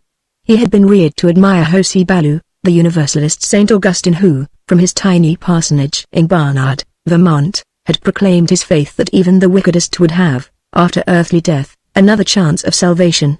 But now, Doremus could scarce enter the Fort Beulah Universalist Church. It had too many memories of his father, the pastor, and it was depressing to see how the old-time congregations, in which 200 thick beards would wag in the grained pine benches every Sunday morning, and their women folks and children line up beside the patriarchs, had dwindled to aged widows and farmers and a few school teachers. But in this time of seeking, Dorcas did venture there. The church was a squat and gloomy building of granite, not particularly enlivened by the arches of colored slate above the windows, yet as a boy Dorcas had thought it and its sawed-off tower the superior of Chartres. He had loved it as in Isaiah College he had loved the library which, for all its appearance of being a crouching red-brick toad, had meant to him freedom for spiritual discovery. Still cavern of a reading room where for hours one could forget the world and never be nagged away to supper. He found, on his one attendance at the Universalist Church, a scattering of 30 disciples, being addressed by a supply, a theological student from Boston, monotonously shouting his well-meant, frightened, and slightly plagiaristic eloquence in regard to the sickness of Abijah, the son of Jeroboam.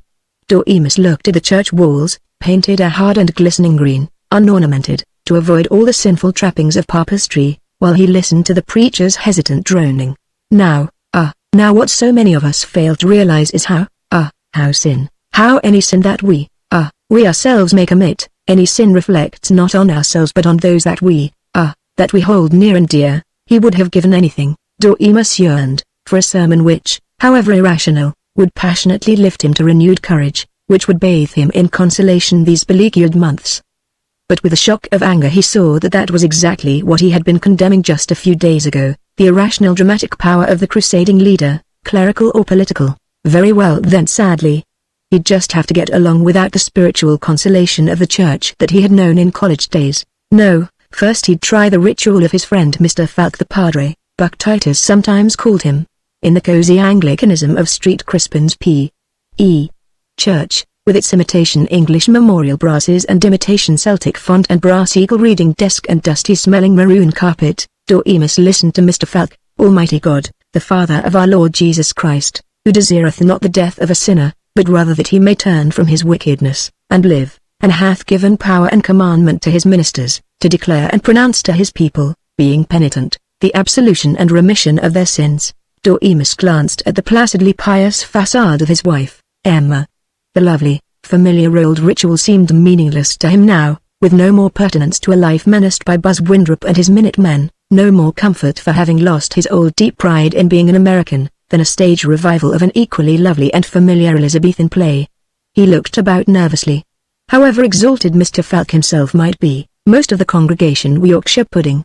The Anglican Church was, to them, not the aspiring humility of Newman nor the humanity of Bishop Brown, both of whom left it, but the sign and proof of prosperity, an ecclesiastical version of owning a 12-cylinder Cadillac, or even more, of knowing that one's grandfather owned his own surrey and a respectable old family horse. The whole place smelled to Dorcas of stale muffins. Mrs. R.C. Crowley was wearing white gloves, and on her bust, for a Mrs. Crowley, even in 1936, did not yet have breasts, was a tight bouquet of tuberoses. Francis Dasborough had a morning coat and striped trousers, and on the lilac-colored pew cushion beside him was, unique in Fort Beulah, a silk top hat. And even the wife of Dorcas's bosom, or at least of his breakfast coffee, the good Emma, had a pedantic expression of superior goodness which irritated him. Whole outfit stifles me, he snapped. Rather be at a yelling, jumping holy roller orgy. No, that's Buzz Wintrop's kind of jungle hysterics. I want a church, if there can possibly be one, that's advanced beyond the jungle and beyond the chaplains of King Henry VIII. I know why, even though she's painfully conscientious, Lorinda never goes to church. Lorinda Pike, on that sleety December afternoon, was darning a tea cloth in the lounge of her Beulah Valley Tavern, 5 miles up the river from the fort. It wasn't, of course, a tavern. It was a super boarding house as regards its 12 guest bedrooms, and a slightly too arty tea room in its dining facilities. Despite his long affection for Lorinda, Dorcas was always annoyed by the Sinhalese brass finger bowls, the North Carolina table mats, and the Italian ashtrays displayed for sale on wobbly card tables in the dining room. But he had to admit that the tea was excellent, the scones light, the Stilton sound, Lorinda's private rum punches admirable, and that Lorinda herself was intelligent yet adorable, particularly when, as on this grey afternoon, she was bothered neither by other guests nor by the presence of that worm, her partner, Mr. Nipper, whose pleasing notion it was that because he had invested a few thousand in the tavern he should have none of the work or responsibility and half the profits. Dorcas thrust his way in, patting off the snow, puffing to recover from the shakiness caused by skidding all the way from Fort Beulah. Lorinda nodded carelessly, dropped another stick on the fireplace, and went back to her darning with nothing more intimate than hello. Nasty out, you fierce. But as they sat on either side the hearth their eyes had no need of smiling for a bridge between them. Lorinda reflected, well, my darling, it's going to be pretty bad. I guess Winthrop and Company will put the woman's struggle right back in the 1600s, within Hutchinson and the antinomians, sure. Back to the kitchen, even if you haven't got one, any worse than us men? Notice that Winthrop never mentioned free speech and the freedom of the press in his articles of faith. Oh, he'd come out for em strong and hearty if he'd even thought of em, that's so. Darling, no. Linda, damn it, I feel like taking the family and sneaking off to Canada before I get nabbed right after Buzz's inauguration. No. You mustn't. We've got to keep all the newspapermen that'll go on fighting him, and not go sniffling up to the garbage pail. Besides, what would I do without you? For the first time Lorinda sounded importunate. You'll be a lot less suspect if I'm not around. But I guess you're right. I can't go till they put the skids under me. Then I'll have to vanish. I'm too old to stand jail, not too old to make love, I hope. That would be hard on a girl, nobody ever is, except the kind that used to be too young to make love. Anyway, I'll stay for a while. He had, suddenly, from Lorinda, the resoluteness he had sought in church. He would go on trying to sweep back the ocean, just for his own satisfaction. It meant, however, that his hermitage in the ivory tower was closed with slightly ludicrous speed. But he felt strong again, and happy. His brooding was interrupted by Lorinda's curt, "How's Emma taking the political situation? Doesn't knows there is one." Here's me croaking, and she heard Walt Trowbridge's warning on the radio, "Last evening did you listen?" and she says, "Oh my, how dreadful." And then forgets all about it and worries about the saucepan that got burnt. She's lucky. Oh well, she probably calms me down and keeps me from becoming a complete neurot. Probably that's why I'm so darned everlastingly fond of her. And yet I'm chump enough to wish you and I were together, or recognizedly together, all the time, and could fight together to keep some little light burning in this coming new glacial epoch. I do. All the time. I think that, at this moment, all things considered, I should like to kiss you. Is that so unusual a celebration? Yes. Always. Always. It's the first time again. Look, Linda, do you ever stop to think how curious it is, that with everything between us, like that night in the hotel at Montreal, we neither one of us seem to feel any guilt, any embarrassment, can sit and gossip like this? No, dear. Darling. It doesn't seem a bit curious. It was all so natural. So good, and yet we're reasonably responsible people, of course. That's why nobody suspects us, not even Emma. Thank God she doesn't, Doremus. I wouldn't hurt her for anything, not even for your kind-hearted favors, beast. Oh, you might be suspected, all by yourself. It's known that you sometimes drink liquor and play poker and tell hot ones. But who'd ever suspect that the local female crank, the suffragist, the pacifist, the anti-censorshipist, the friend of Jane Addams and Mother Bloor, could be a libertine? Highbrows. Bloodless reformers. Oh, and I've known so many women agitators, all dressed in carry-nation hatchets and modest sheets of statistics, that have been 10 times as passionate, intolerably passionate, as any cream-faced plump little catwife in chiffon step-ins. For a moment their embracing eyes were not merely friendly and accustomed and careless. He fretted, "Oh, I think of you all the time and want you, and yet I think of Emma too, and I don't even have the fine novelistic egotism of feeling guilty and intolerably caught in complexities." Yes, it does all seem so natural, dear Linda. He stalked restlessly to the casement window, looking back at her every second step. It was dusk now, and the roads smoking. He stared out inattentively, then very attentively indeed. That's curious. Curiouser and curiouser.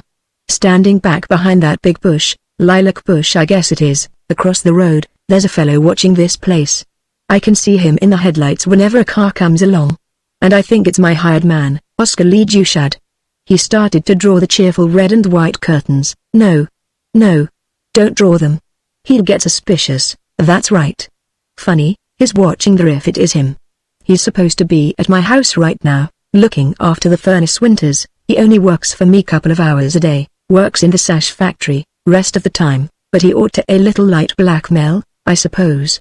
Well, he can publish everything he saw today, wherever he wants to, only what he saw today, anything. Any day.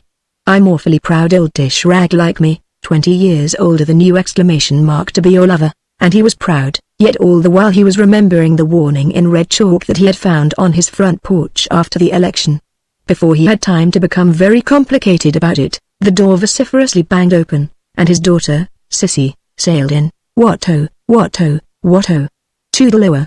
Good morning, Jeeves. Mornin', Miss Lindy. How's all the folks on the Olay plantation everywhere I roam? Hello, Dad. No, it isn't cocktails least, just one very small cocktail. It's youthful spirits. My God, but it's cold. Tea, Linda, my good woman, tea. They had tea. A thoroughly domestic circle. Race you home, Dad, said Sissy, when they were ready to go. Yes, no, wait a second. Lorinda, lend me a flashlight. As he marched out of the door, marched belligerently across the road, indoor Emma seethed all the agitated anger he had been concealing from Sissy. And part hidden behind bushes, leaning on his motorcycle, he did find Shad lead you. Shad was startled. For once he looked less contemptuously masterful than the Fifth Avenue traffic policeman, as Doema snapped, "What you doing there?"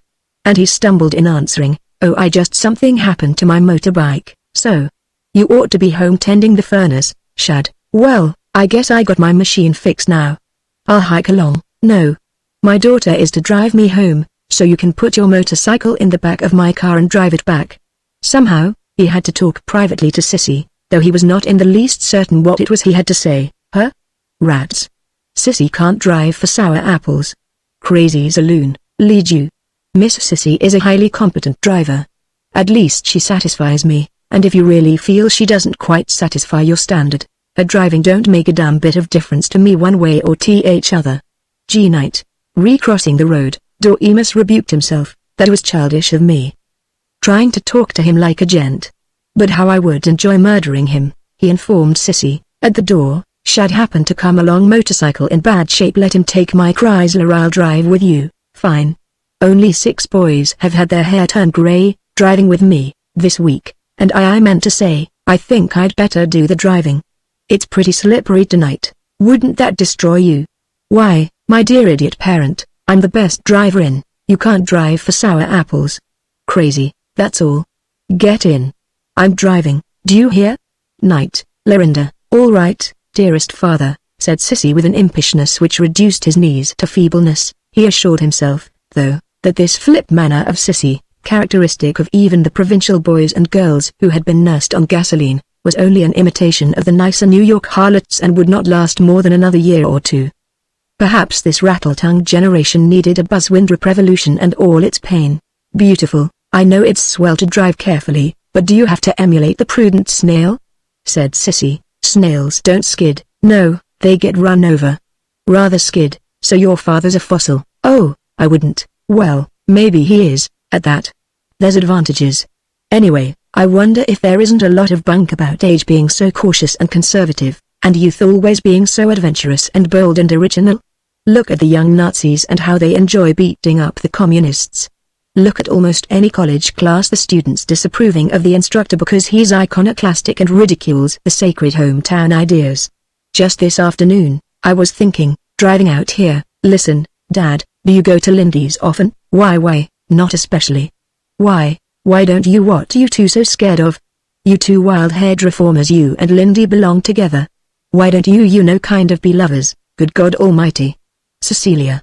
I've never heard a decent girl talk that way in all my life. TST. Haven't you? Dear. So sorry. Well, my lord, at least you've got to admit that it's slightly unusual for an apparently loyal daughter to suggest her father's deceiving her mother.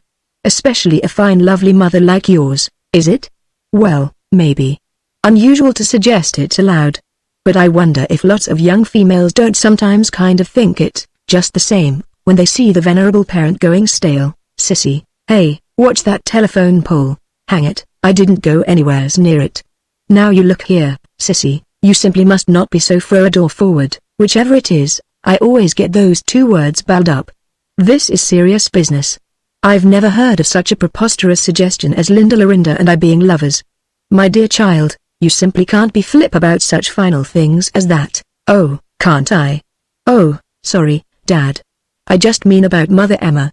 Course I wouldn't have anybody hurt her, not even Lindy and you. But, why, bless you, Venerable, she'd never even dream of such a thing. You could have your nice pie and she'd never miss one single slice. Mother's mental grooves aren't, well, they aren't so very sex-conditioned, if that's how you say it, more sort of along the new vacuum cleaner complex, if you know what I mean. Page Freud. Oh, She's swell, but not so analytical. And, are those your ethics, then, huh? Well, for cat's sake, why not? Have a swell time that'll get you full of bins again and yet not hurt anybody's feelings? Why, say, that's the entire second chapter in my book on ethics, sissy. Have you, by any chance, any vaguest notion of what you're talking about, or think you're talking about? Of course, and perhaps we ought to be ashamed of our cowardly negligence, but I don't suppose your mother, have taught you so very much about sex, and, thank heaven, you spared me the dear little flower and its simply shocking affair with that tough tomcat of a tiger lily in the next bed. Excuse me, I mean in the next plot. I'm so glad you did. Pete's sake. I'd certainly hate to blush every time I looked at a garden, sissy. Child. Please. You mustn't be so beastly cute. These are all weighty things. Penitently, I know, Dad. I'm sorry. It's just if you only knew how wretched I feel when I see you so wretched and so quiet and everything. This horrible Windrip, League of For Godsake's business has got you down, hasn't it? If you're going to fight them, you've got to get some pep back into you. You've got to take off the lace mitts and put on the brass knuckles, and I got kind of a hunch Lorinda might do that for you, and only her. Hey. Her pretending to be so high-minded. Remember that old wheeze Buck Titus used to love, so if you're saving the fallen women, save me one? Oh, not so good. I guess we'll take that line right out of the sketch, but anyway, our Lindy has a pretty moist and hungry eye. Impossible. Impossible. By the way, sissy. What do you know about all of this? Are you a virgin, Dad? Is that your idea of a question to oh, I guess I was asking for it. And the answer is, yes. So far. But not promising one single thing about the future.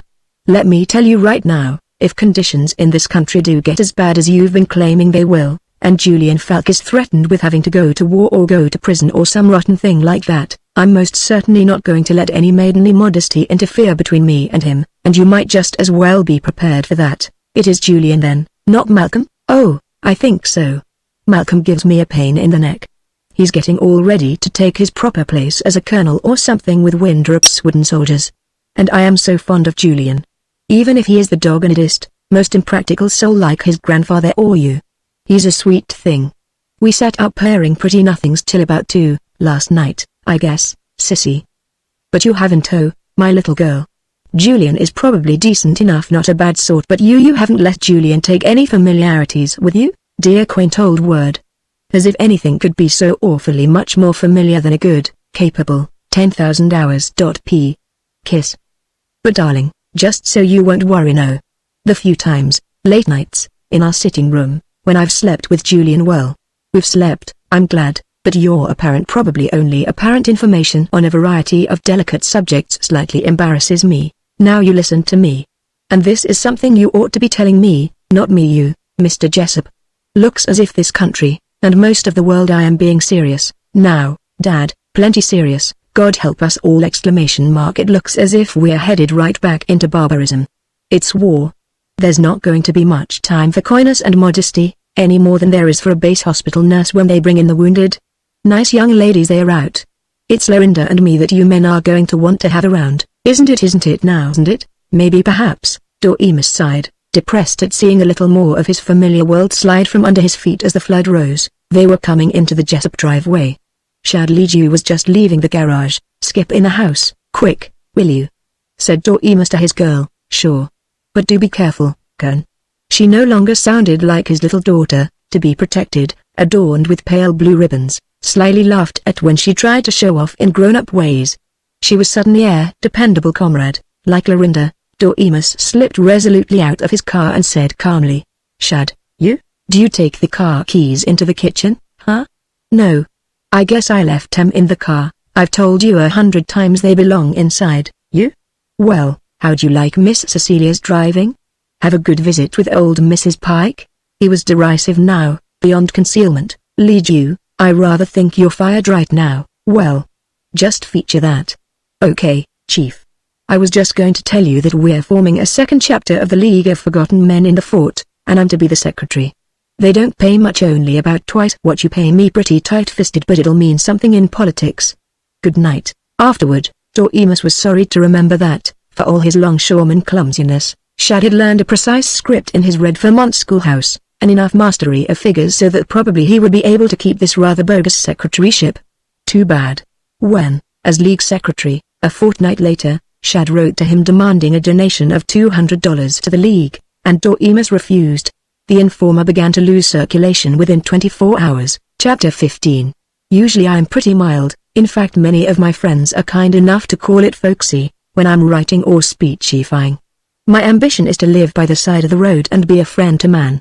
But I hope that none of the gentlemen who have honored me with their enmity think for one single moment that when I run into a gross enough public evil or a persistent enough detractor, I can't get up on my hind legs and make a sound like a two-tailed grizzly in April.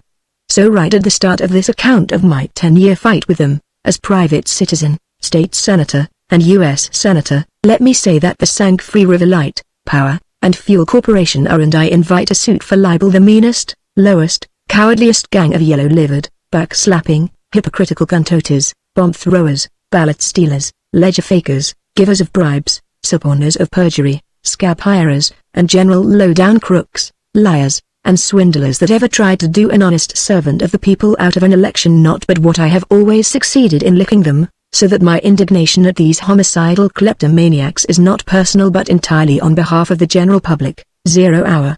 Basilius Winthrop, on Wednesday, January 6, 1937, just a fortnight before his inauguration, President-elect Winthrop announced his appointments of cabinet members and of diplomats. Secretary of State, his former secretary and press agent, Lee Saracen, who also took the position of High Marshal, or Commander-in-Chief, of the Minutemen, which organization was to be established permanently, as an innocent marching club.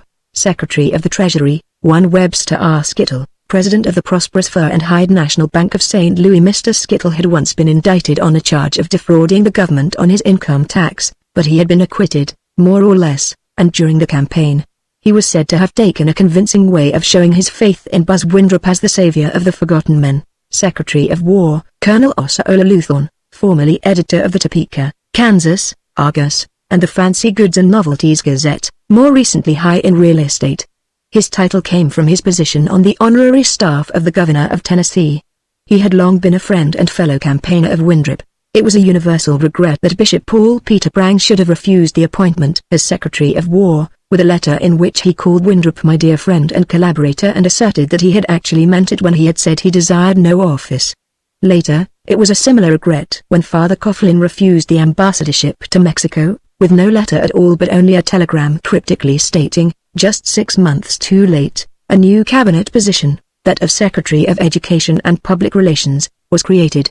Not for months would Congress investigate the legality of such a creation, but meantime the new post was brilliantly held by Hector McGiblin, M.D., Ph.D., Honorable Lit.D. Senator Porkwood graced the position of Attorney General, and all the other offices were acceptably filled by men who, though they had roundly supported Winthrop's almost socialistic projects for the distribution of excessive fortunes, were yet known to be thoroughly sensible men, and no fanatics. It was said, though Doriemus Jessup could never prove it, that Winthrop learned from Lee Saracen the Spanish custom of getting rid of embarrassing friends and enemies by appointing them to posts abroad, preferably quite far abroad. Anyway, as ambassador to Brazil, Winthrop appointed Herbert Hoover, who not very enthusiastically accepted, as ambassador to Germany, Senator Barra, as governor of the Philippines, Senator Robert La Follette, who refused, and as ambassadors to the court of St. James's, France, and Russia, none other than Upton Sinclair, Milo Reno, and Senator Bilbo of Mississippi. These three had a fine time. Mr. Sinclair pleased the British by taking so friendly an interest in their politics that he openly campaigned for the Independent Labour Party and issued a lively brochure called I, Upton Sinclair, Prove That Prime Minister Walter Elliot, Foreign Secretary Anthony Eden, and First Lord of the Admiralty Nancy Astor are all liars and have refused to accept my freely offered advice.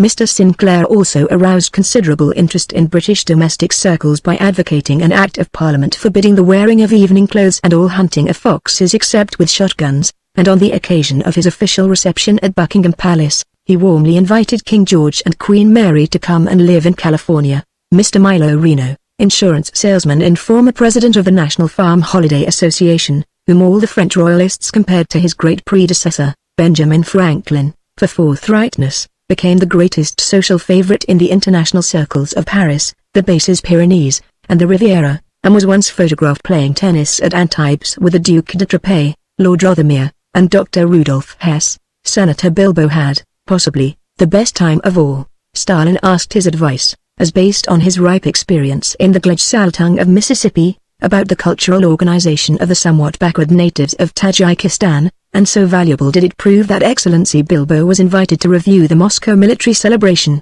the following November 7, in the same stand with the very highest class of representatives of the classless state. It was a triumph for His Excellency. Generalissimo Voroshilov fainted after 200,000 Soviet troops, 7,000 tanks, and 9,000 aeroplanes had passed by. Stalin had to be carried home after reviewing 317,000, but Ambassador Bilbo was there in the stand when the very last of the 626,000 soldiers had gone by, all of them saluting him under the quite erroneous impression that he was the Chinese ambassador, and he was still tirelessly returning their salutes, 14 to the minute, and softly singing with them the International. He was less of a hit later, however, when to the unsmiling Anglo-American Association of Exiles to Soviet Russia from Imperialism, he sang to the tune of the International what he regarded as amusing private words of his own. Arise, ye prisoners of starvation. From Russia make your getaway, they all are rich in Bilbo's nation, God bless the U.S.A.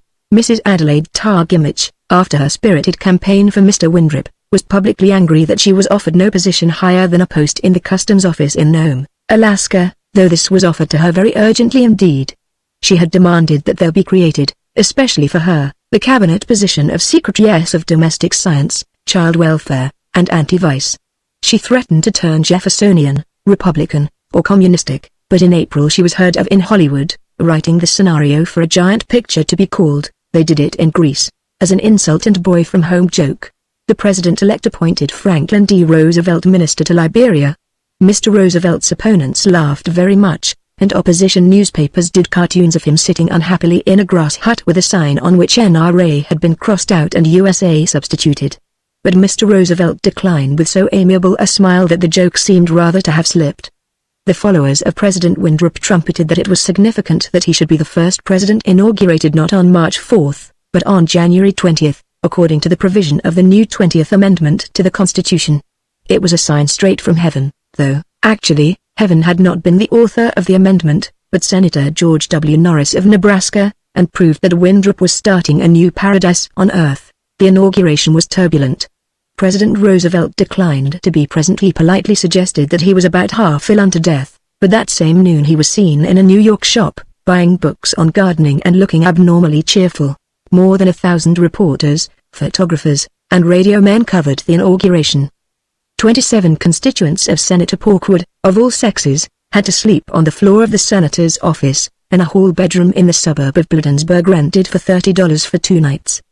The presidents of Brazil, the Argentine, and Chile flew to the inauguration in a Pan American airplane, and Japan sent 700 students on a special train from Seattle. A motor company in Detroit had presented to Windrip a limousine with armor plate, bulletproof glass, a hidden nickel steel safe for papers, a concealed private bar, and upholstery made from the truescent tapestries of 1670. But Buzz chose to drive from his home to the capital in his old Hupmobile sedan, and his driver was a youngster from his hometown whose notion of a uniform for state occasions was a blue serge suit, red tie, and derby hat. Windrip himself did wear a topper, but he saw to it that Lee Saracen saw to it that the 130 million plain citizens learned, by radio, even while the inaugural parade was going on, that he had borrowed the topper for this one sole occasion from a New York Republican representative who had ancestors. But following Windrip was an un-Jacksonian escort of soldiers, the American Legion and, immensely grander than the others, the Minutemen, wearing trench helmets of polished silver and led by Colonel Dewey Hake in scarlet tunic and yellow riding breeches and helmet with golden plumes. Solemnly, for once looking a little odd, a little like a small town boy on Broadway, Windrip took the oath, administered by the Chief Justice, who disliked him very much indeed, and, edging even closer to the microphone, squawked, "My fellow citizens, as the President of the United States of America, I want to inform you that the real New Deal has started right this minute, and we're all going to enjoy the manifold liberties to which our history entitles us and have a whale of a good time doing it. I thank you." That was his first act as president. His second was to take up residence in the White House, where he sat down in the East Room in his stocking feet and shouted at Lee Saracen, "This is what I've been planning to do now for 6 years. I bet this is what Lincoln used to do. Now let 'em assassinate me." His third, in his role as Commander-in-Chief of the Army, was to order that the Minutemen be recognized as an unpaid but official auxiliary of the regular army, subject only to their own officers, to Buzz, and to High Marshal Saracen, and that rifles, bayonets, automatic pistols, and machine guns be instantly issued to them by government arsenals. That was at 4 p.m. Since 3 p.m., all over the country, bands of M.'s had been sitting gloating over pistols and guns, twitching with desire to seize them. Fourth coup was a special message, next morning, to Congress, in session since January 4th.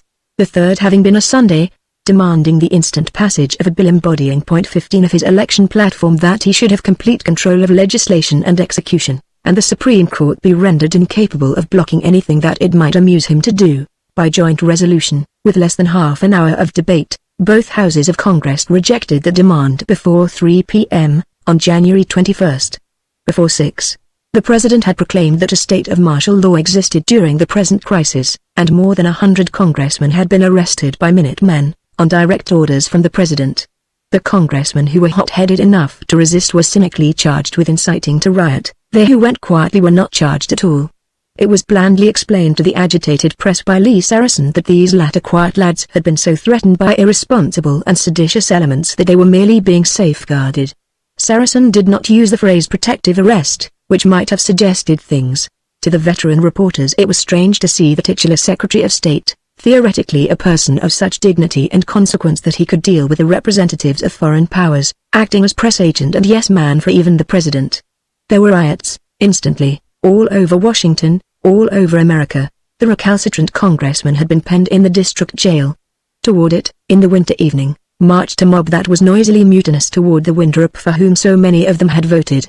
Among the mob buzzed hundreds of Negroes, armed with knives and old pistols, for one of the kidnapped congressmen was a Negro from Georgia, the first colored Georgian to hold high office since carpetbagger days. Surrounding the jail, behind machine guns, the rebels found a few regulars, many police, and a horde of Minutemen, but at these last they jeered, calling them Minnie Mouses and tin soldiers and mama's boys.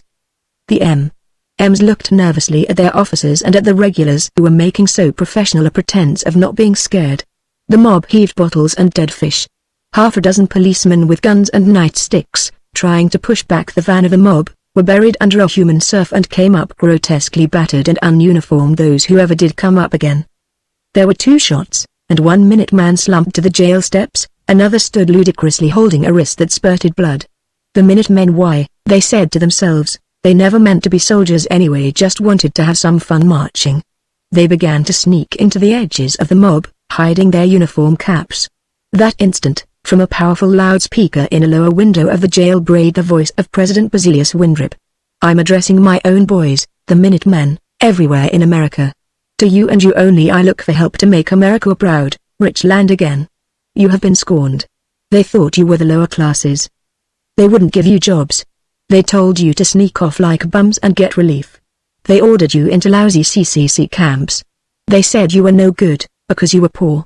I tell you that you are, ever since yesterday noon, the highest lords of the land, the aristocracy, the makers of the new America of freedom and justice.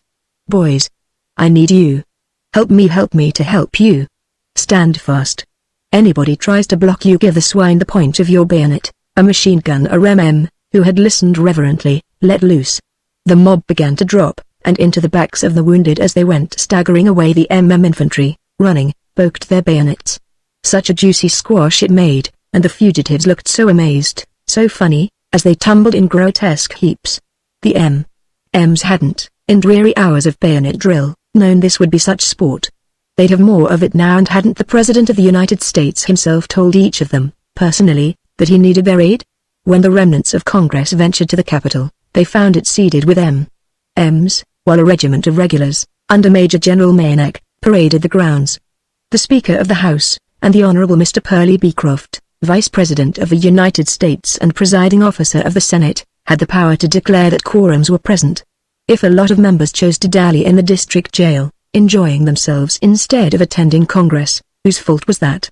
Both houses passed a resolution declaring point 15 temporarily in effect. During the crisis the legality of the passage was doubtful, but just who was to contest it, even though the members of the Supreme Court had not been placed under protective arrest? Merely confined each to his own house by a squad of Minutemen.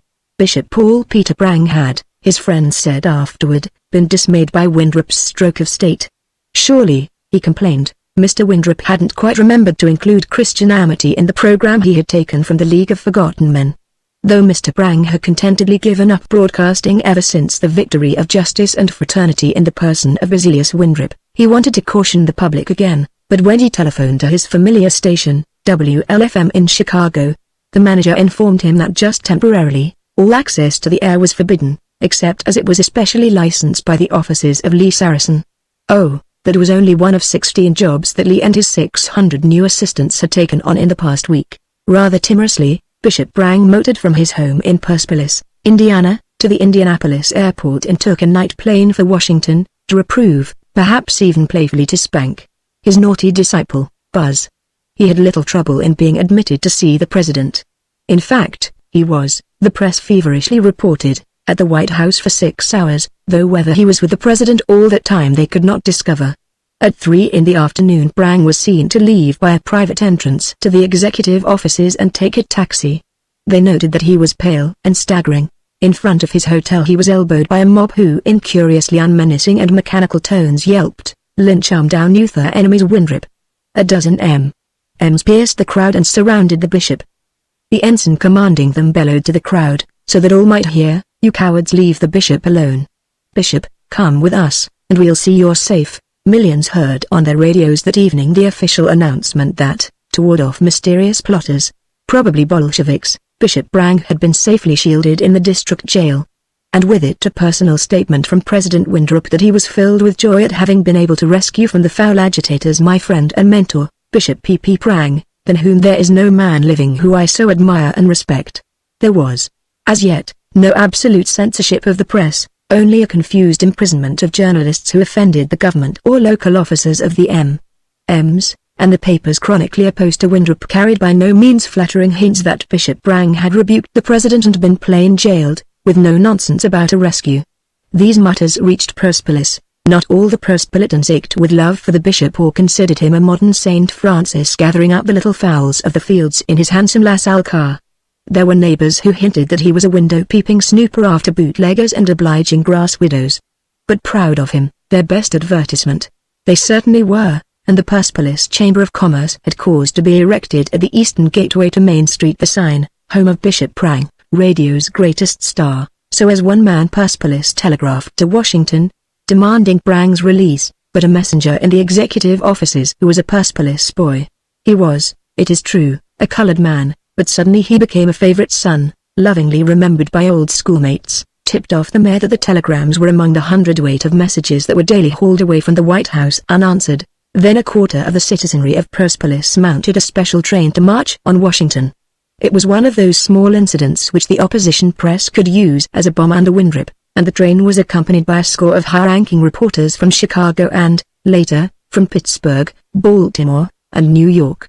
While the train was on its way, and it was curious what delays and sidetrackings it encountered, a company of Minutemen at Logansport, Indiana, rebelled against having to arrest a group of Catholic nuns who were accused of having taught treasonably. High Marshal Saracen felt that there must be a lesson, early and impressive. A battalion of M.'s, sent from Chicago in fast trucks, arrested the mutinous company, and shot every third man. When the Persepolitans reached Washington, they were tearfully informed, by a brigadier of M.'s who met them at the Union Station, that poor Bishop Prang had been so shocked by the treason of his fellow Indianans that he had gone melancholy mad, and they had tragically been compelled to shut him up in St. Elizabeth's government insane asylum. No one willing to carry news about him ever saw Bishop Prang again. The brigadier brought greetings to the Persepolitans from the president himself, and an invitation to stay at the Willard, at government expense. Only a dozen accepted, the rest took the first train back, not amiably, and from then on there was one town in America in which no M.M. ever dared to appear in his ducky forage cap and dark blue tunic. The chief of staff of the regular army had been deposed. In his place was Major General Emanuel Kuhn. Doremus and his like were disappointed by General Kuhn's acceptance, for they had always been informed, even by the nation, that Emanuel Kuhn, though a professional army officer who did enjoy a fight, preferred that fight be on the side of the Lord, that he was generous, literate, just, and a man of honor, and honor was the one quality that Buzz Winthrop wasn't even expected to understand.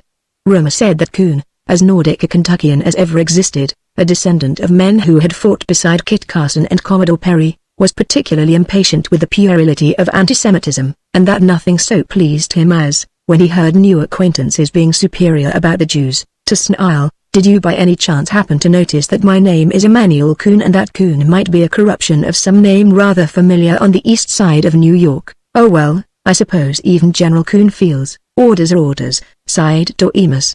President Winthrop's first extended proclamation to the country was a pretty piece of literature and of tenderness.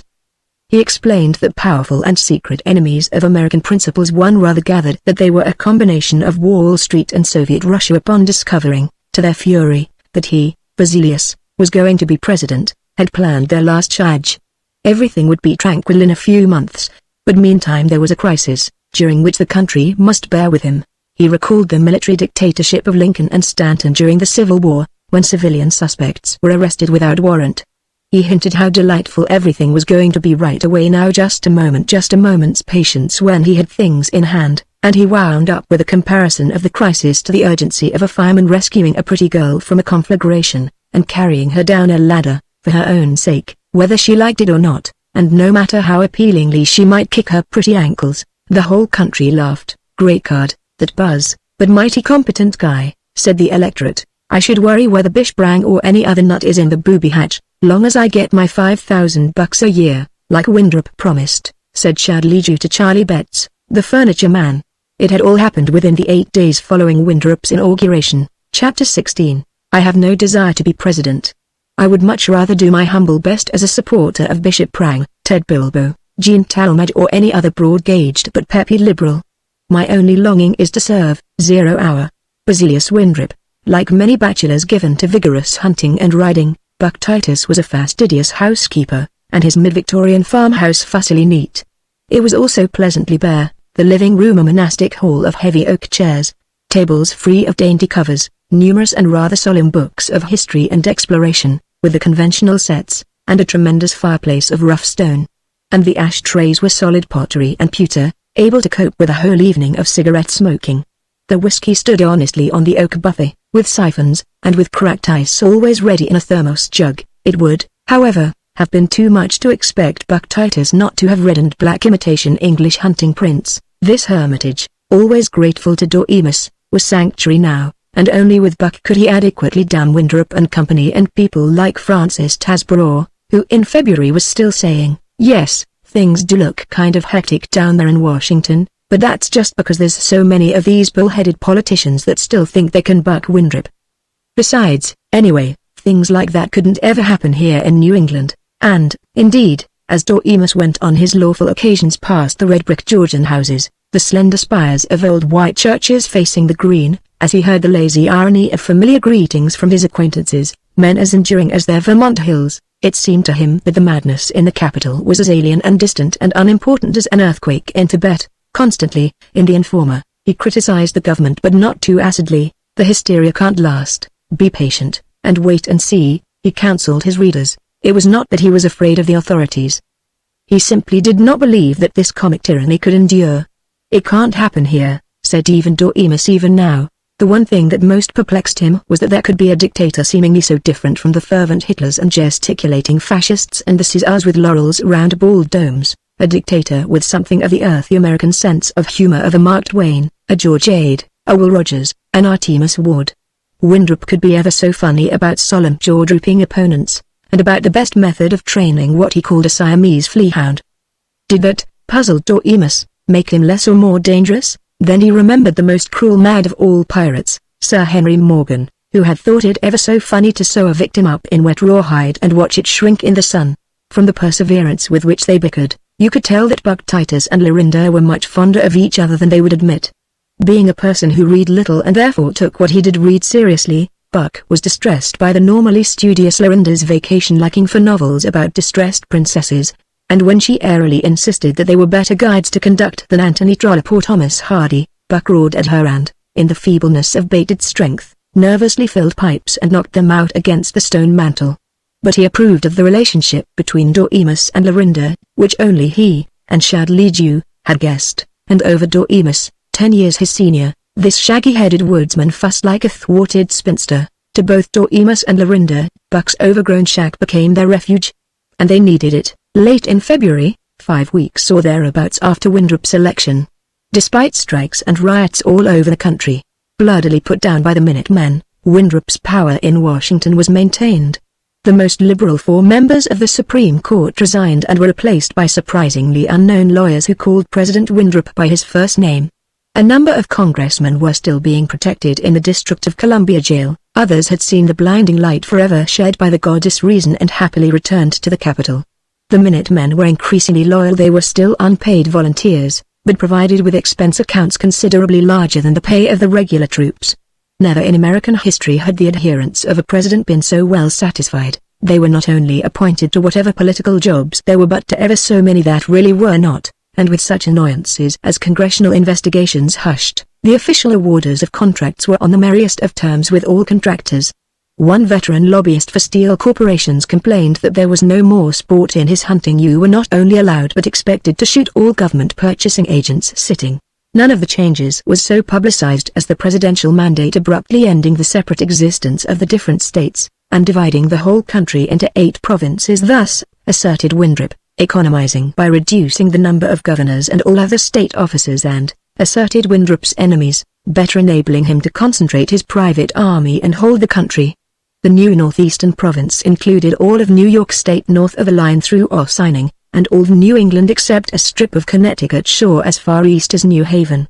This was, Doremus admitted, a natural and homogeneous division, and even more natural seemed the urban and industrial metropolitan province, which included Greater New York, Westchester County up to Ossining, Long Island, the strip of Connecticut dependent on New York City, New Jersey, northern Delaware, and Pennsylvania as far as Reading and Scranton. Each province was divided into numbered districts, each district into lettered counties, each county into townships and cities, and only in these last did the old names, with their traditional appeal, remain to endanger President Winthrop by memories of honorable local history.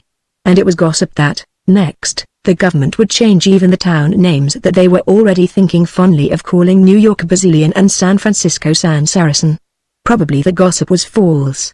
The northeastern province's 6 districts were, 1. Upper New York State west of and including Syracuse, 2. New York east of it, 3. Vermont and New Hampshire, 4. Maine, 5. Massachusetts, 6. Rhode Island and the unraped portion of Connecticut. District 3, Doremus Jessup's district, was divided into the 4 counties of southern and northern Vermont, and southern and northern New Hampshire, with Hanover for capital. The district commissioner merely chased the Dartmouth students out and took over the college buildings for his offices, to the considerable approval of Amherst, Williams, and Yale. So Doremus was living, now, in northeastern province, District 3, County B, Township of Beulah, and over him for his admiration and rejoicing were a provincial commissioner, a district commissioner, a county commissioner, an assistant county commissioner in charge of Beulah Township, and all their appertaining guards and emergency military judges. Citizens who had lived in any one state for more than 10 years seemed to resent more hotly the loss of that state's identity than they did the castration of the Congress and Supreme Court of the United States. Indeed, they resented it almost as much as the fact that, while late January, February, and most of March went by, they still were not receiving their governmental gifts of $5,000, or perhaps it would beautifully be $10,000, apiece, had indeed received nothing more than cheery bulletins from Washington to the effect that the Capital Levy Board, or CLB, was holding sessions. Virginians whose grandfathers had fought beside Lee shouted that they'd be damned if they'd give up the hallowed state name and form just one arbitrary section of an administrative unit containing 11 southern states. San Franciscans who had considered Los Angelinos even worse than denizens of Miami now wailed with agony when California was sundered and the northern portion lumped in with Oregon, Nevada, and others as the Mountain and Pacific Province, while Southern California was, without her permission, assigned to the Southwestern Province, along with Arizona, New Mexico, Texas, Oklahoma, and Hawaii. As some hint of Bus Winthrop's vision for the future, it was interesting to read that this Southwestern Province was also to be permitted to claim all portions of Mexico which the United States may from time to time find it necessary to take over, as a protection against the notorious treachery of Mexico and the Jewish plots there hatched. Lee Saracen is even more generous than Hitler and Alfred Rosenberg in protecting the future of other countries, sighed Doremus. As provincial commissioner of the northeastern province, comprising Upper New York State and New England, was appointed Colonel Dewey Hake, that soldier lawyer politician aviator who was the chilliest-blooded and most arrogant of all the satellites of Winthrop yet had so captivated miners and fishermen during the campaign. He was a strong flying eagle who liked his meat bloody.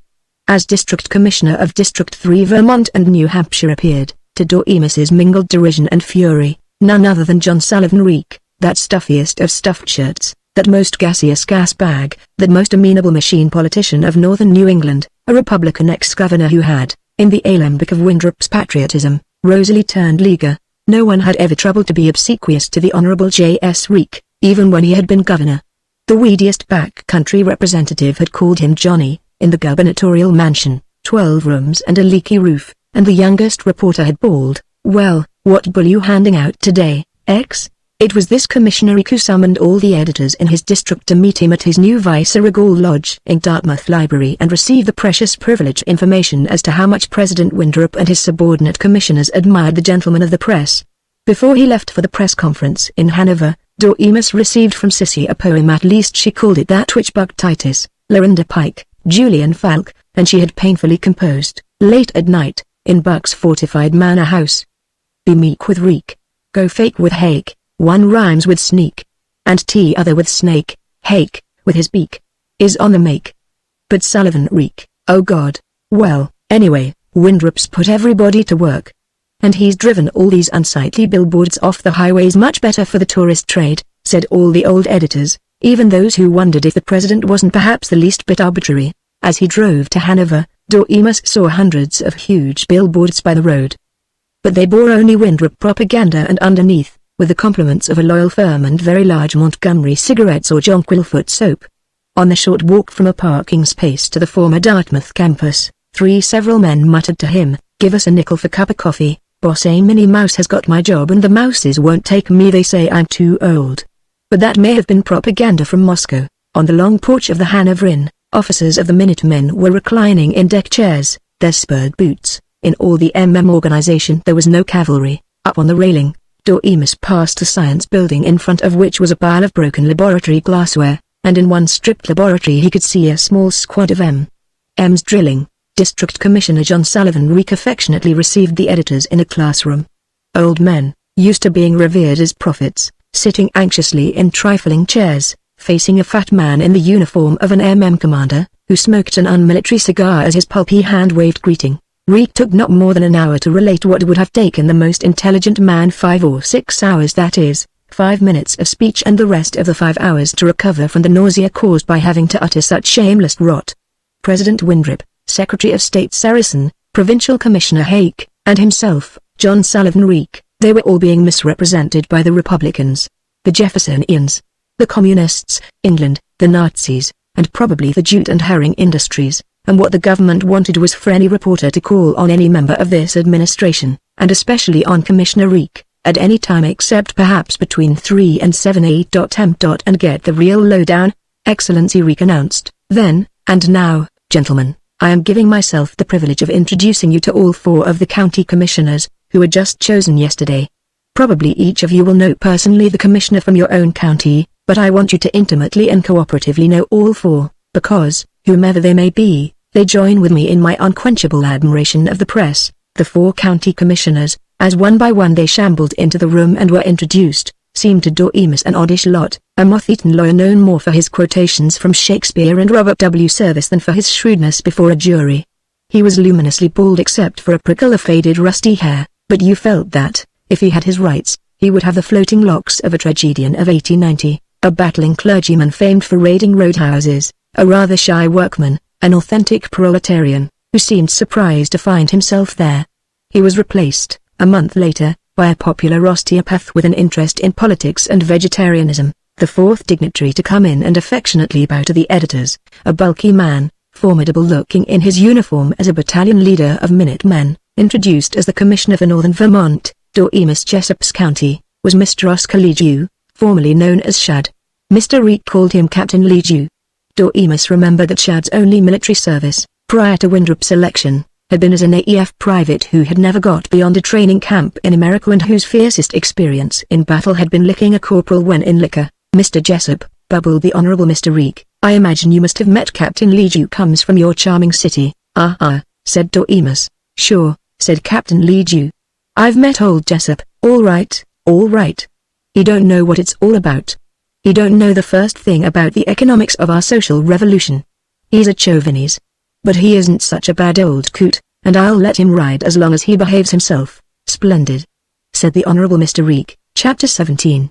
Like beefsteak and potatoes stick to your ribs even if you're working your head off, so the words of the good book stick by you in perplexity and tribulation.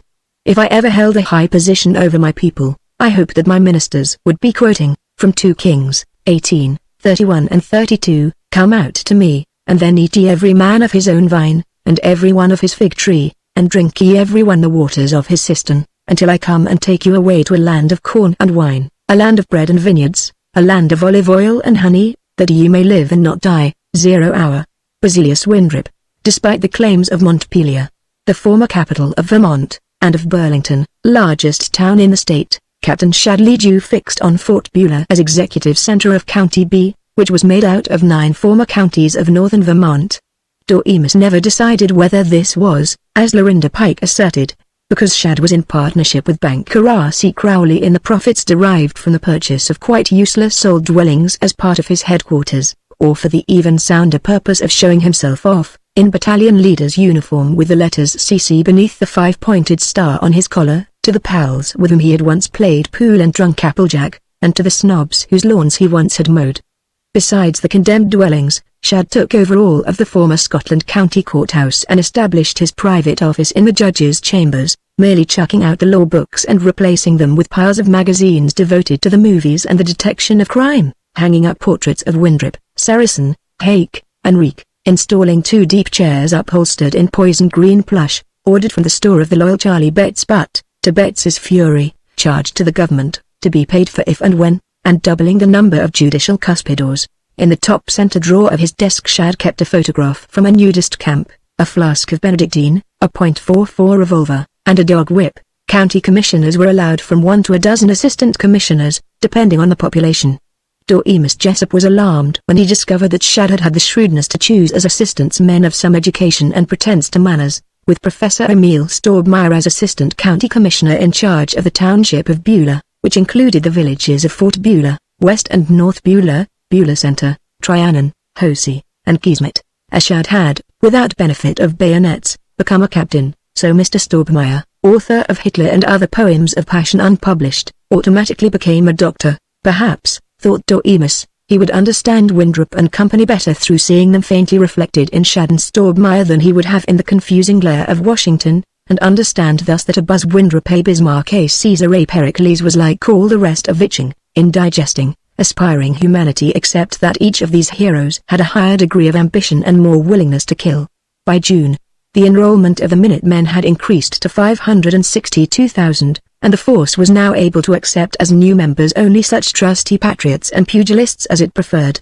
The War Department was frankly allowing them not just expense money but payment ranging from $10 a week for inspectors with a few hours of weekly duty in drilling, to $9,700 a year for brigadiers on full-time, and $16,000 for the High Marshal, Lee Saracen. Fortunately without interfering with the salaries from his other onerous duties. The ranks were, inspector, more or less corresponding to private, squad leader, or corporal, cornet, or sergeant, ensign, or lieutenant, battalion leader, a combination of captain, major, and lieutenant colonel, commander, or colonel, brigadier, or general, high marshal, or commanding general. Cynics suggested that these honorable titles derived more from the Salvation Army than the fighting forces, but be that cheap sneer justified or no, the fact remains that an Helot had ever so much more pride in being called an inspector, an wing designation in all police circles, than in being a private. Since all members of the National Guard were not only allowed but encouraged to become members of the Minutemen also, since all veterans of the Great War were given special privileges, and since Colonel Osceola Luthorn, the Secretary of War, was generous about lending regular Army officers to Secretary of State Saracen for use as drill masters in the M.M.s, there was a surprising proportion of trained men for so newly born an army. Lee Saracen had proven to President Winthrop by statistics from the Great War that college education, and even the study of the horrors of other conflicts, did not weaken the masculinity of the students, but actually made them more patriotic, flag-waving, and skillful in the direction of slaughter than the average youth. and nearly every college in the country was to have, this coming autumn, its own battalion of M.Ms, with drill counting as credit toward graduation. The collegians were to be schooled as officers. Another splendid source of officers were the gymnasiums and the classes in business administration of the YMCA.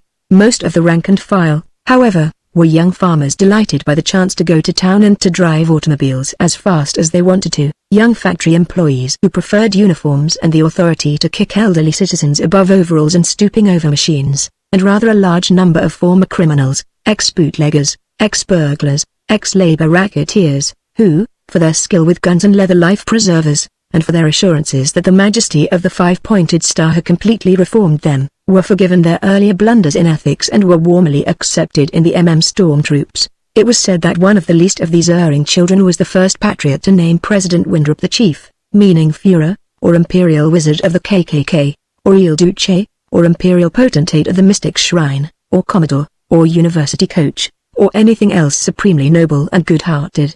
So, on the glorious anniversary of July 4, 1937, more than 500,000 young uniformed vigilantes, scattered in towns from Guam to Bar Harbor, from Point Barrow to Key West, stood at parade rest and sang, like the choir-ing seraphim, "Buzz and hail the chief, and his five-pointed star, for the United States ne'er can come to grief, with us prepared for war." Certain critical spirits felt that this version of the chorus of Buzz and Buzz, now the official anthem, showed, in a certain roughness, the lack of Adelaide Targ-Image's fastidious hand. But nothing could be done about it. She was said to be in China, organizing chain letters. And even while that uneasiness was over the upon the very next day came the blow. Someone on High Marshal Sarracen's staff noticed that the USSR's emblem was not a six-pointed star, but a five-pointed one, even like America's, so that we were not insulting the Soviets at all. Consternation was universal.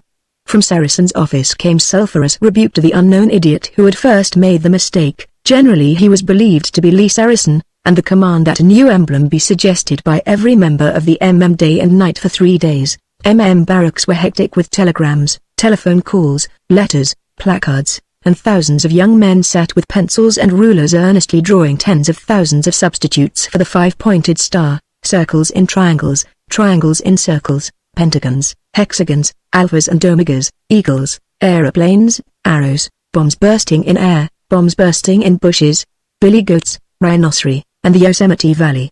It was circulated that a young ensign on High Marshal Sarracen's staff had, in agony over the error, committed suicide.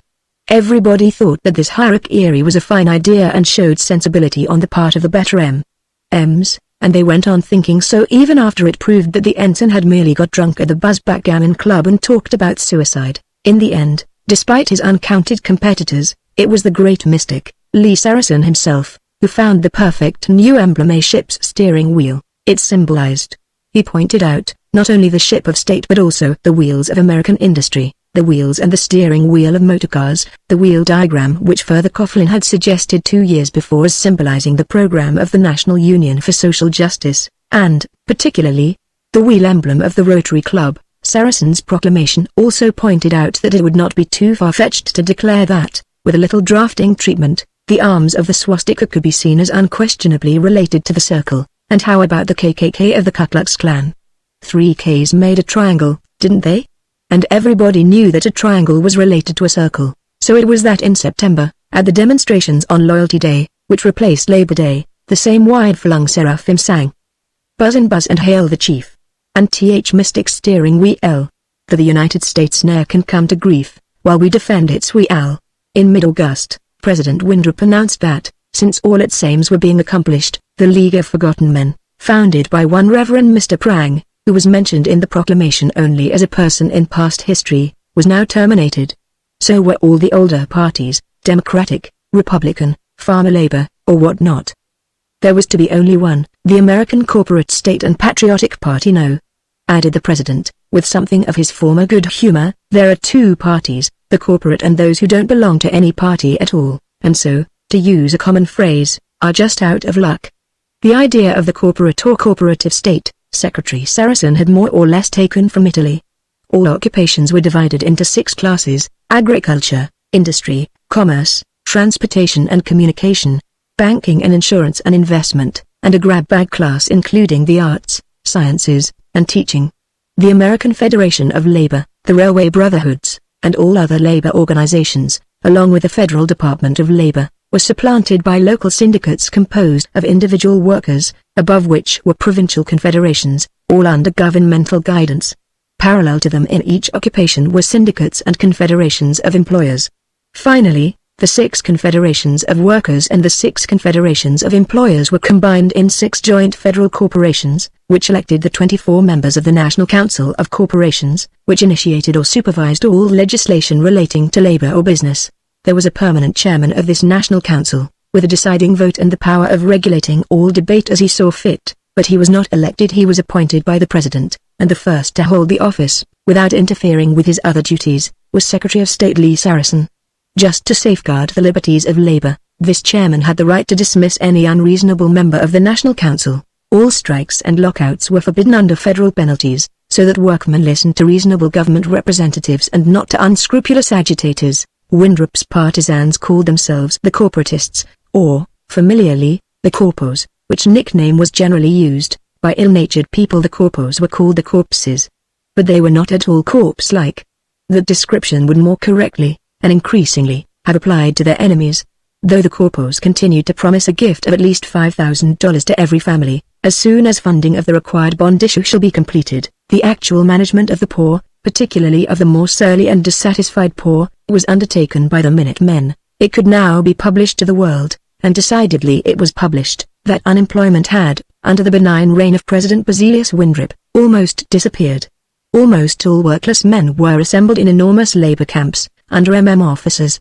Their wives and children accompanied them and took care of the cooking, cleaning, and repair of clothes. The men did not merely work on state projects. They were also hired out at the reasonable rate of $1 a day to private employers. Of course, so selfish is human nature even in Utopia, this did cause most employers to discharge the men to whom they had been paying more than $1 a day, but that took care of itself, because these overpaid malcontents in their turn were forced into the labor camps. Out of their $1 a day, the workers in the camps had to pay from 70 to 90 cents a day for board and lodging. There was a certain discontentment among people who had once owned motorcars and bathrooms and eaten meat twice daily, at having to walk 10 or 20 miles a day, bathe once a week, along with 50 others, in a long trough, get meat only twice a week when they got it and sleep in bunks, 100 in a room. Yet there was less rebellion than a mere rationalist like Walt Trowbridge, Winthrop's ludicrously defeated rival, would have expected. For every evening the loudspeaker brought to the workers the precious voices of Winthrop and Saracen, Vice President Beecroft, Secretary of War Luthorn, Secretary of Education and Propaganda McGoblin, General Coon, or some other genius, and these Olympians, talking to the dirtiest and tiredest mudsills as warm friend to friend, told them that they were the honored foundation stones of a new civilization, the advance guards of the conquest of the whole world. They took it, too, like Napoleon soldiers. And they had the Jews and the Negroes to look down on, more and more. The M saw to that. Every man is a king so long as he has someone to look down on. Each week the government said less about the findings of the Board of Inquiry, which was to decide how the $5,000 per person could be wangled. It became easier to answer malcontents with a cuff from a Minuteman than by repetitious statements from Washington, but most of the planks in Winthrop's platform really were carried out according to a sane interpretation of them. For example, inflation. In America of this period, inflation did not even compare with the German inflation of the 1920s, but it was sufficient. The wage in the labor camps had to be raised from $1 a day to $3, with which the workers were receiving an equivalent of 60 cents a day in 1914 values. Everybody delightfully profited, except the very poor, the common workmen, the skilled workmen, the small businessmen, the professional men, and old couples living on annuities or their savings. These last did really suffer a little, as their incomes were cut in 3. The workers, with apparently tripled wages, saw the cost of everything in the shops much more than triple. Agriculture, which was most of all to have profited from inflation, on the theory that the mercurial crop prices would rise faster than anything else, actually suffered the most of all, because, after a first flurry of foreign buying, importers of American products found it impossible to deal in so skittish a market, and American food exports, such of them as were left, ceased completely. It was big business, that ancient dragon which Bishop Brang and Senator Winthrop had gone forth to slay, that had the interesting time. With the value of the dollar changing daily, The elaborate systems of cost-marking and credit of big business were so confused that presidents and sales managers sat in their offices after midnight, with wet towels. But they got some comfort, because with the depreciated dollar they were able to recall all bonded indebtedness and, paying it off at the old face values, get rid of it at 30 cents on the hundred.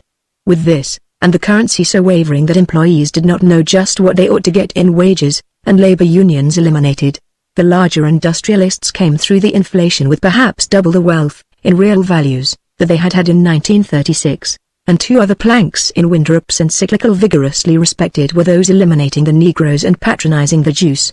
The former race took it the less agreeably. There were horrible instances in which whole southern counties with a majority of Negro population were overrun by the blacks and all property seized. True, their leaders alleged that this followed massacres of Negroes by Minutemen. But as Dr. McGiblin, Secretary of Culture, so well said, this whole subject was unpleasant and therefore not helpful to discuss. All over the country, the true spirit of Winthrop's Plank 9, regarding the Jews, was faithfully carried out. It was understood that the Jews were no longer to be barred from fashionable hotels, as in the hideous earlier day of race prejudice, but merely to be charged double rates.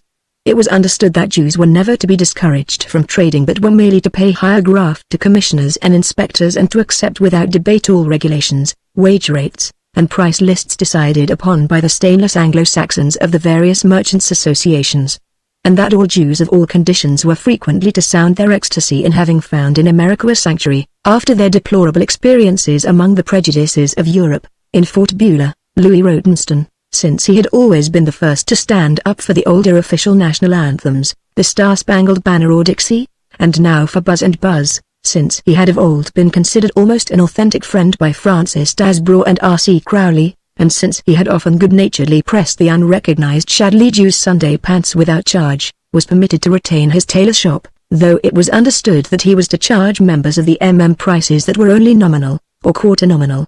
But one Harry Kinderman, a Jew who had profited enough as agent for maple sugar and dairy machinery so that in 1936 he had been paying the last installment on his new bungalow and on his Buick, had always been what Shadley Jew called a fresh kike. He had laughed at the flag, the church, and even Rotary.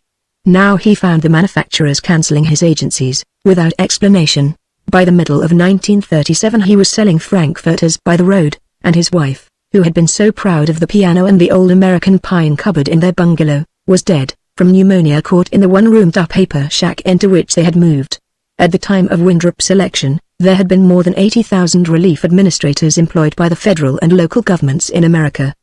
With the labor camps absorbing most people on relief, this army of social workers, both amateurs and long-trained professional uplifters, was stranded. The Minutemen controlling the labor camps were generous. They offered the charitarians the same $1 a day that the proletarians received, with special low rates for board and lodging. But the cleverer social workers received a much better offer, to help list every family and every unmarried person in the country, with his or her finances, professional ability, military training and, most important and most tactfully to be ascertained, his or her secret opinion of the M's and of the corpos in general. A good many of the social workers indignantly said that this was asking them to be spies, stool pigeons for the American O-Gay-Pay-Oa.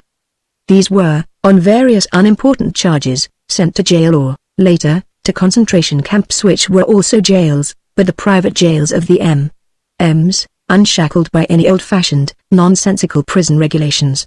In the confusion of the summer and early autumn of 1937, local officers had a splendid time making their own laws, and such congenital traitors and bellyachers as Jewish doctors, Jewish musicians, Negro journalists, socialistic college professors, young men who preferred reading or chemical research to manly service with the M's, women who complained when their men had been taken away by the M's and had disappeared, were increasingly beaten in the streets, or arrested on charges that would not have been very familiar to pre-corpo jurists, and, increasingly, the bourgeois counter-revolutionists began to escape to Canada, just as once, by the Underground Railroad the Negro slaves had escaped into that free northern air.